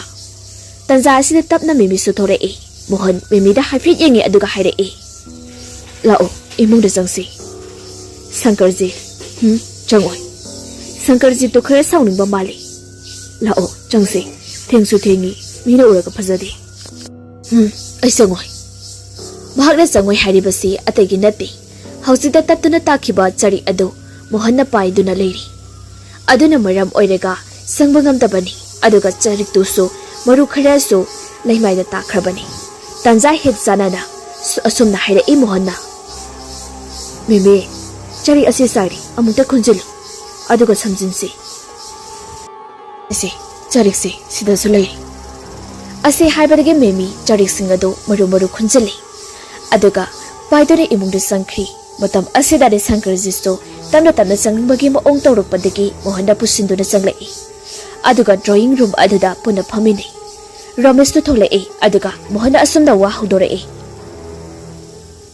ꯁꯪꯀꯔ, ꯑꯩ ꯀꯔꯤꯁꯨ ꯑꯔꯥꯟꯕ ꯋꯥꯈꯜ ꯑꯃꯠꯇ ꯈꯟꯕꯗꯤ ꯂꯩꯇꯦ꯫ ꯏꯆꯥꯁꯤꯡꯅ ꯄꯥꯝꯖꯔꯕꯅꯤꯅ ꯑꯩ ꯃꯇꯥꯡ ꯑꯁꯤꯗꯗꯤ ꯃꯈꯣꯏꯒꯤꯗꯃꯛꯇ ꯌꯥꯏꯐ ꯊꯧꯅꯤꯡꯉꯤꯁꯤ ꯍꯥꯏꯅꯤꯡꯉꯤ꯫ ꯑꯩ ꯏꯆꯥꯒꯤ ꯑꯄꯥꯝꯕ ꯈꯪꯉꯤ, ꯑꯗꯨꯕꯨ ꯏꯃꯨꯡ ꯔꯣꯃꯦꯁꯇꯗꯤ ꯏꯆꯥꯁꯤ ꯊꯥꯖꯕ ꯑꯩ ꯁꯨꯡꯄꯥꯝ ꯄꯥꯝꯗꯦ꯫ ꯔꯣꯃꯦꯁ ꯋꯥꯍꯩ ꯑꯗꯨꯗ ꯅꯨꯡꯉꯥꯏꯇꯕ ꯑꯃꯗꯤ ꯁꯥꯎꯅꯤꯡꯕ ꯐꯥꯎꯏ, ꯑꯗꯨꯕꯨ ꯀꯔꯤꯕꯨꯗꯤ ꯍꯥꯏꯔꯨꯅꯤ꯫ ꯃꯣꯍꯟꯅ, ꯑꯗꯣ ꯃꯤ ꯀꯅꯥꯁꯨ ꯌꯥꯎꯕ ꯅꯠꯇꯦ, ꯗꯣꯡ ꯍꯦꯛꯇ ꯍꯥꯏꯅꯁꯤ꯫ ꯏꯆꯥꯁꯤ ꯁꯣꯝꯅ ꯏꯌꯥ ꯑꯣꯏꯕ ꯄꯥꯝꯗ꯭ꯔꯤꯕꯁꯤꯕꯨ ꯀꯔꯤ ꯃꯔꯝꯒꯤꯅꯣ ꯈꯪꯍꯟꯕꯤꯔꯝꯃꯣ꯫ ꯃꯔꯝ ꯍꯥꯏꯕꯕꯨ ꯅꯍꯥꯛꯀꯤꯗꯤ ꯂꯥꯏꯗ ꯅꯤꯖꯔꯒ ꯄꯣꯛꯄꯅꯤ, ꯑꯗꯨꯒ ꯑꯩꯒꯤꯅ ꯏꯁꯣꯔꯅ ꯑꯩꯒꯤꯗꯃꯛ ꯇꯝꯕꯤꯔꯛꯄꯅꯤ꯫ ꯋꯥꯍꯩ ꯑꯁꯤꯒꯤ ꯅꯨꯡꯒꯤ ꯑꯥꯔꯊ ꯆꯞ ꯆꯥꯅ ꯈꯪꯂꯕ ꯃꯣꯍꯟ ꯃꯩ ꯍꯧꯕ ꯃꯈꯩꯗ ꯁꯥꯎꯅꯤꯡꯂꯕꯅꯤ꯫ ꯑꯗꯨꯕꯨ ꯃꯥꯏꯊꯣꯡꯗꯗꯤ ꯃꯗꯨꯒꯤ ꯃꯃꯤ ꯑꯗꯨ ꯃꯆꯦꯠ ꯑꯃꯠꯇ ꯎꯠꯇꯦ꯫ ꯔꯣꯃꯦꯁ ꯃꯥꯁꯨ ꯁꯥꯎꯅꯤꯡꯂꯕꯅꯤ꯫ ꯃꯣꯍꯟꯅ, ꯐꯔꯦ, ꯑꯗꯨ ꯑꯣꯏꯔꯒꯗꯤ ꯁꯣꯝꯒꯤ ꯑꯄꯥꯝꯕꯗꯣ ꯑꯩ ꯌꯦꯠꯂꯔꯣꯏ꯫ ꯑꯗꯨꯕꯨ ꯅꯆꯥꯅꯨꯄꯤ ꯑꯁꯤꯅꯗꯤꯅꯦ, ꯉꯁꯤꯁꯨ ꯃꯈꯣꯡꯅ ꯊꯣꯡꯅ ꯃꯐꯝ ꯑꯁꯤꯗ ꯂꯥꯛꯄꯅꯤ, ꯄꯨꯕꯤꯈ꯭ꯔꯣ꯫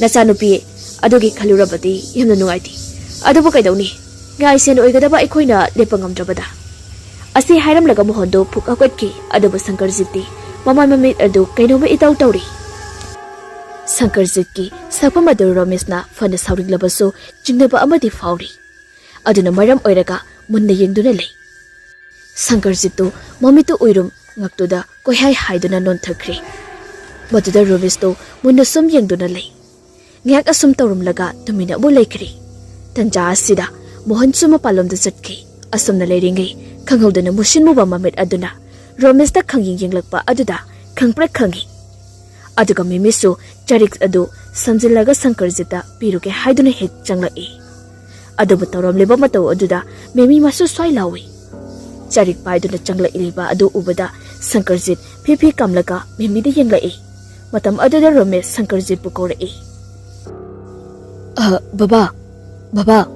ꯕꯕꯥ, ꯀꯩꯗꯧꯔꯒꯦ?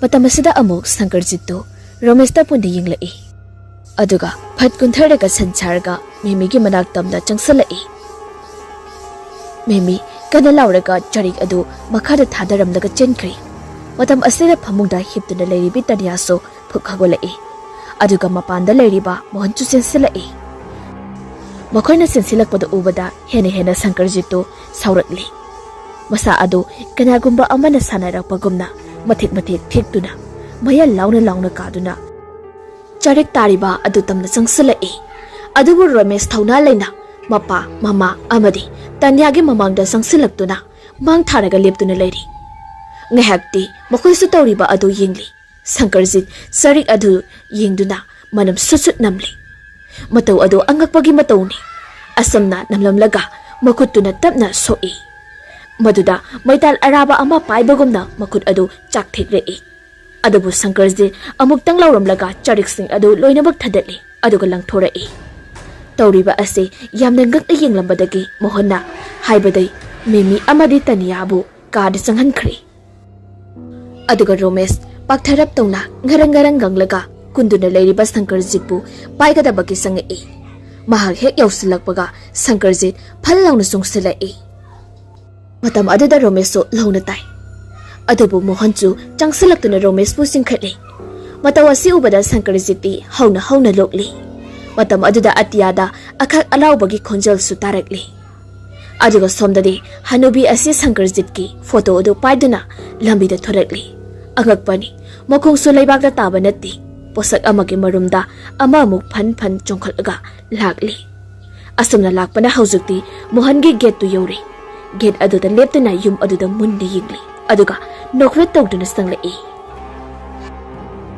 Ramesh phibam asi lusilaktringaida karino badi tahobana fai khandana table da thamliba laigi gamla adu tappai aduga hairai changsilakado nangna mafam asida hek changsilakpa matamda nagi thawaido aini lori khango matam asida Sankarjit hauna khangna nokpa matamda yum asi yuar harbadawna niglai manduda maram oiraga table rek machida thamliba pochai kaya ado makhada onthairaktuna akai atui nangli madudagi khangbangam draduna Ramesh makutta pairiba gamla aduna Sankarjitki bakukta pop launa jei khudakta khangna no amba Sankarjit leimaida phaina haitharakli machi amata lengkhidri niklamba kya adu su phakri aduga imayam amasu makuk adudagi chentherai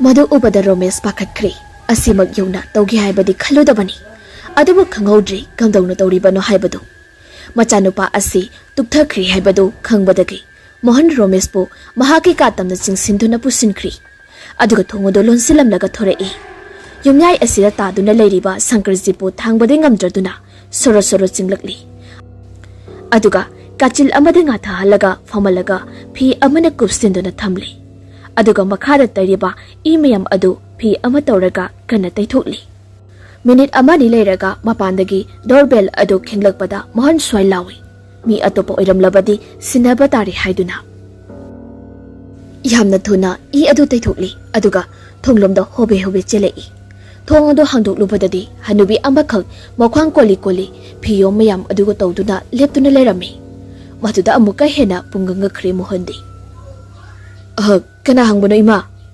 hanubi adu makoka makhungadu khasi lengi aduga pakhomdi amata pirakti asumna amu Mohana hanubi duda hangi ima kana hangbono ba matang asidadi soli asumna hairei isu nupi thirakpani sidadi kadi isu nupi no lakti kanamta leiti matam aduda hanubi asi hairap chetharap tawraga yingai Mohanso Sankarjitna taduna leiriba adu ubu chatla khanna yingi adubu ubumakti udri Mohanna sidadi kanamta laktebu kanano imana thiribo hanubina isu thoibi ne mapana ne ngangba chebedegi khangba ngabdadana chenkhibani mapadoso imungdagi halaktri mabok ai khak tawpham khangdraduna ne athengba ahingsida thira ibani do ase haidana hanubido kapu kapthorai mahaki mataw aduda amukso Mohandu haifam khangde adubu amuksu khali asuk thenglaba kansida phana nusiba oiregaso asuk ahal oirabasina thiba laktoino kamaina laktoino haina aduna maram oiraga isinga singnaba thabakni asumna Mohanna khumlai ima yumse onarangoni aduga swaidadi nupi chele haibagi paw amta tabalaidi atopada hangbiruro wai ase haina ahal adu chekkina bagi ma ongda masa adu leng otuna haina daba matau ulli hanubi asidi samlang marumdagi mamit mana aduna koro otpa makhe yengduna lei Tanja asida imungdagi Mayminasto asumna hanglai. Moy baba kana laki. Kana sunate da ahal ama masunupi hangbalak pani. Ha ahan haiba haujipo. Hoi lagi. Wai asida mohon magi na pina hanglakliba adugi pakumdo samjili. Aduga nokningda tauba mino amaga loinana thongundu lonsili. Thong aduna khamthengna lonsintri phawba mohoina urakpa khoiri tauba samlang barakta hanubi asige akiba miyeng asidi. Asuna thong adu pura thingzilaba matungdadi wakalado khare yangli. Aduna maram oiraga mahaki nupigi manakta changsilai. Aduga tanya so phamungududa kaptuna phamlaga leirami. Ibema nangbuna saga loina sokpatari. Mama kari no mukta tawbiyu ni nangba. Hoi ado kanano hujikidubu moy baba. Khangdeda ibimagi mabok ni haine. Maduda tabada tanya kaplibadu chap lepi aduga yamna ngakna. Abok haiba. Ha aigide abokso amta leitina. Khangdeni he ishu nupi jenkre mapadasu thokibadagi hanjalaktre haine. Baba aigi abok leiti. Kanano ai thiba lami haidubo. Kharadi ahal oiri wakhwangsu koli chaishu amasu paide. Wahai asi hek tabadagi tanya masadu thak niglai.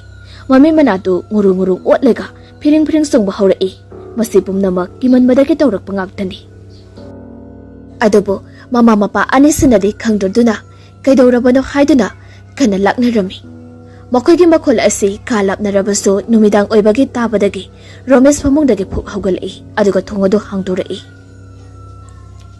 Aduga thongado hangdoki tawi. Adubu mapanagi lole khangbadagi hauna mapa adubu kauduna thongado hangdoknaba hai.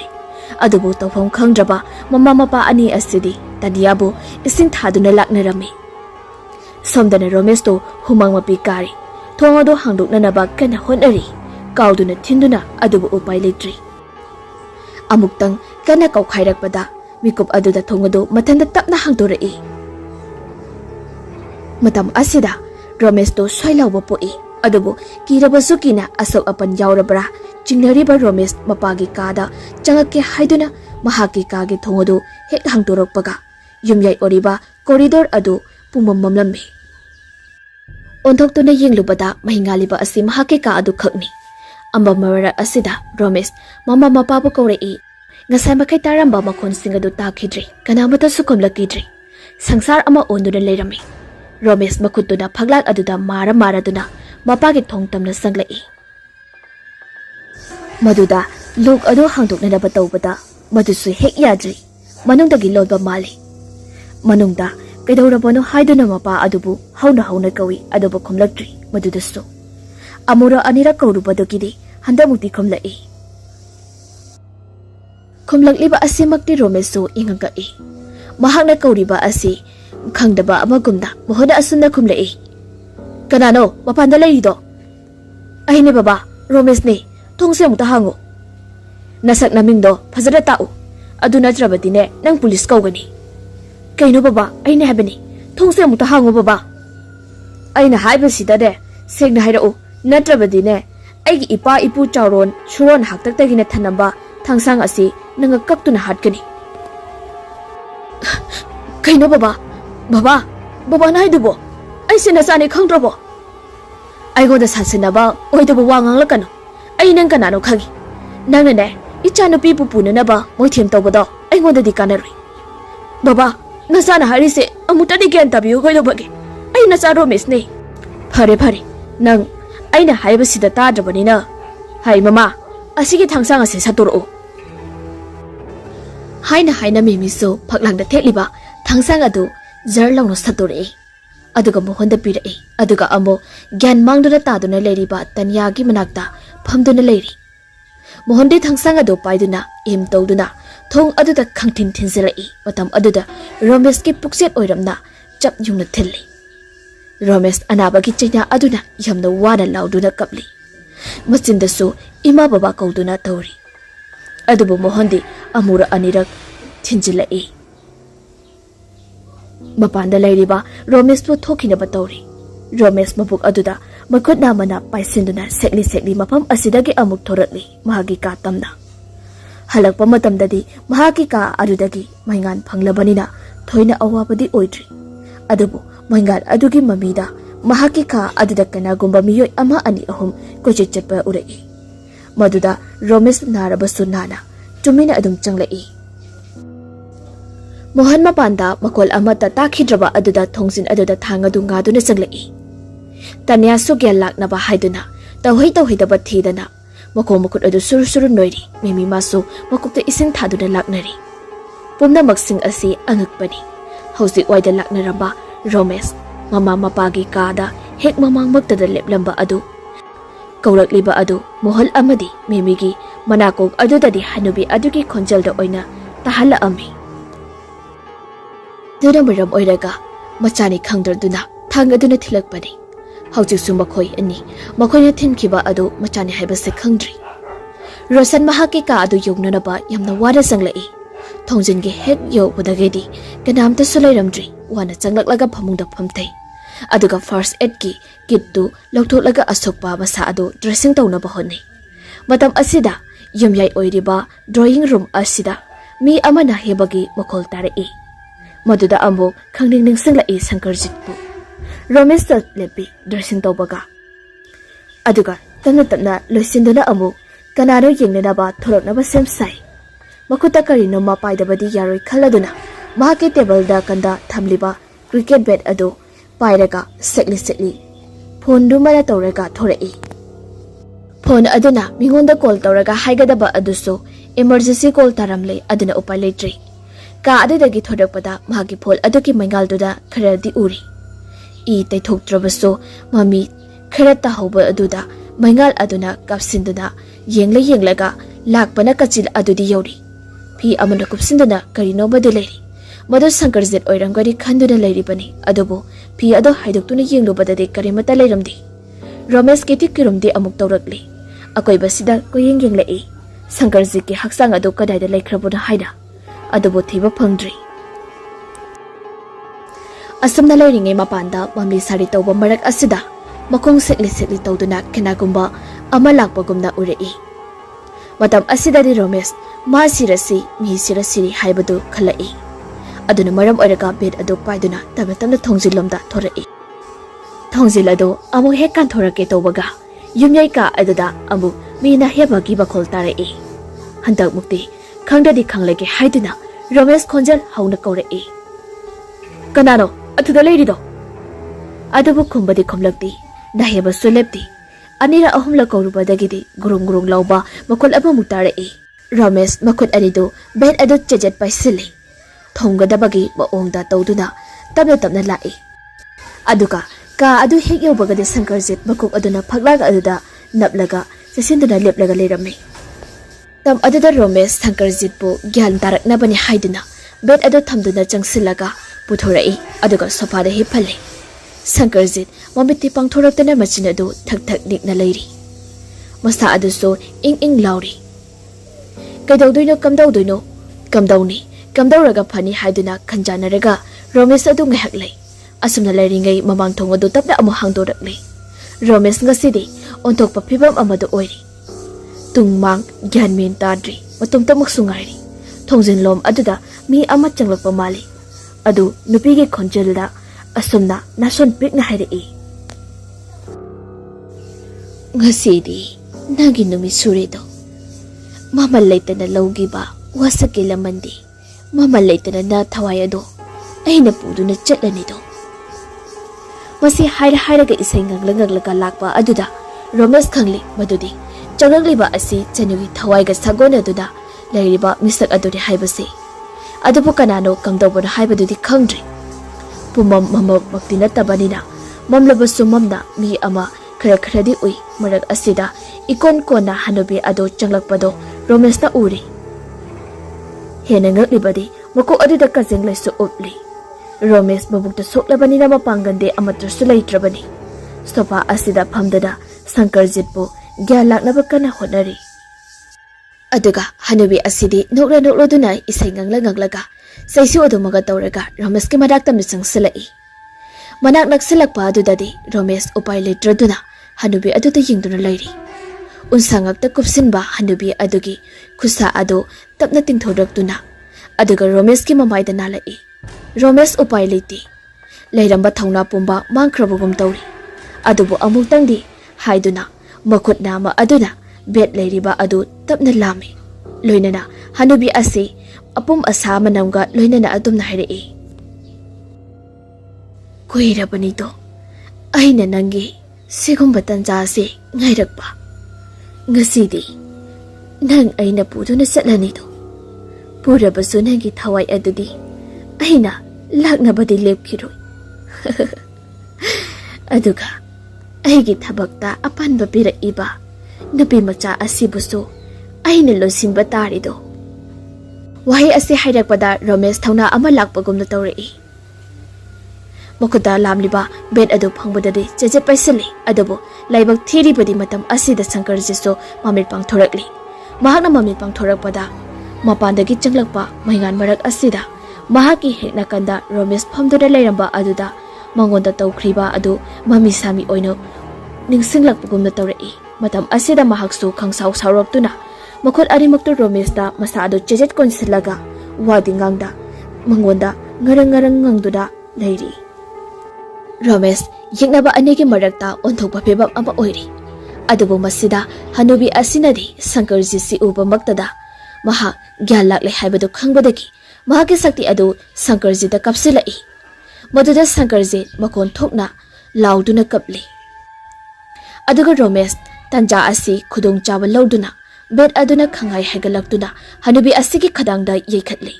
Hanubi asi maningta paithoktuna subsinduna taduna lei aduga Sankarji ki mafamdagi nanthokduna amuksu sekau senthorei. Asuyamna aki akhang marak asida chentorakpa asidadi mapagi ka adudagi Mohansu thongadu hangdorak laga kanano karino yingdaba makai thangsang aduna Romesh ta haitharei.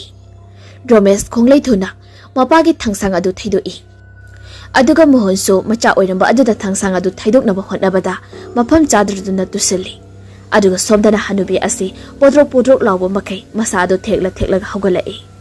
Mahaki matau aduda maong yamna tadana leiriba Sankarji adu mamiti lakthorokpa makai yengduna lei adubu hanubi asinadi Sankarji na karisu tawba ngamlaroi khanduna hana yenglamdaba makai Romesh ki maikai tamna chatkhri. Romesh amadi Mohansu haugatuna makhoigi ka aduda jangsinkhri aduga thongadusu lonsilami. Manongdana Mohan kapla duna masa aduda mahakna khangdraduna tawriba adu penjadana leiri. Loinena tanya so gyan khara lakli makhoi mari maka asida kapaga laubaga pungnininkhri aduga hanubi asidi tabna lakpana Mohangi thung adugi mamang chapchana lepi manungdadi mai thanbanina kari tawribano haiduni yengke haiduna thangi makhonsing ahoba aduda phat launi mamit aduni yenglai. Madu ubada memi kiraduna mamitu ushinduna khangi adubu Mohan thangsang adu paiduna hogala aga mamit aduda tingi tawbaga mangkhri aduga noklaga mapanagi hanubi aduna asumna hairei. Aigi khutagi nakhoi kedai yongna chengani ngasi ahingsida nakhoi pumnamaki aroiba adu ohellagi do nari leiragana aiga lambanasi aduna tanane icha singi matuna machokpadi yar thauna phaba nupani aigidi iphamdadi chapmani adu oiregadi yengnaba taridana. Mohan wahisi hairam laga thongadu yamna thuna hangdoi aduga amuk mahakna mapanda thongadu lonsankri. Mapara thokiba asida imungduda Romesh amadi meme kaptuna lehawi.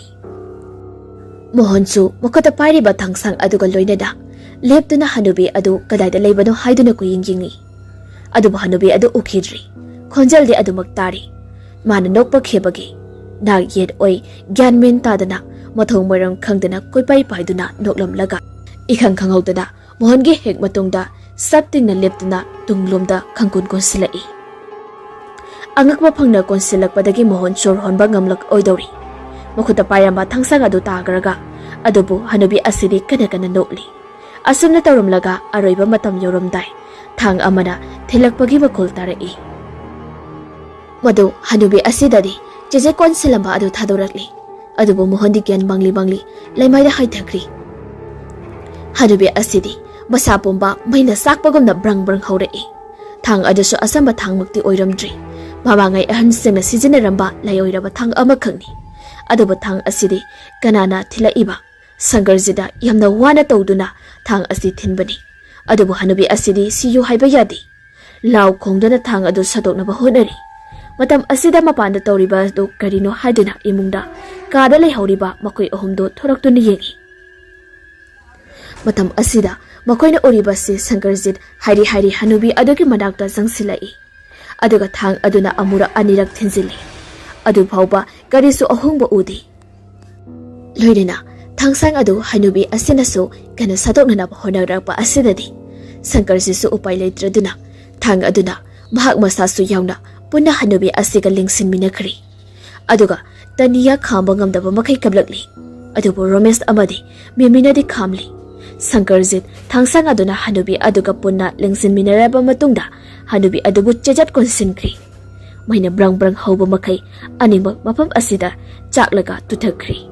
Laimai hekta bagadi uful onduna swai mangkri. Taniya mapabu kaura duna kapli. Romesh to upai leitada soktona tariba mapa adubu laikatnari. Memidi mayamgi matau asi urega tawfam khangdara aduba kaptuna leiri. Asamna wasak amakhaki miyoi kayagi punsibo awafamda tahalli. Loinana thawai sumagli. Sangarji ki thawaidi lairamlenda mahaki nupi kusum lega nungai leikri. Asamna Tanya so Romesh ka tatna thanaba yararoidaba thodokya asiga loinana nungsilai pun semkri. Akhang ahei kya kauduna ajapuja chauna tawraba matungda imung ani asigi yaifa mangoni raba matungda hoji ingna signa panba haibado oiri.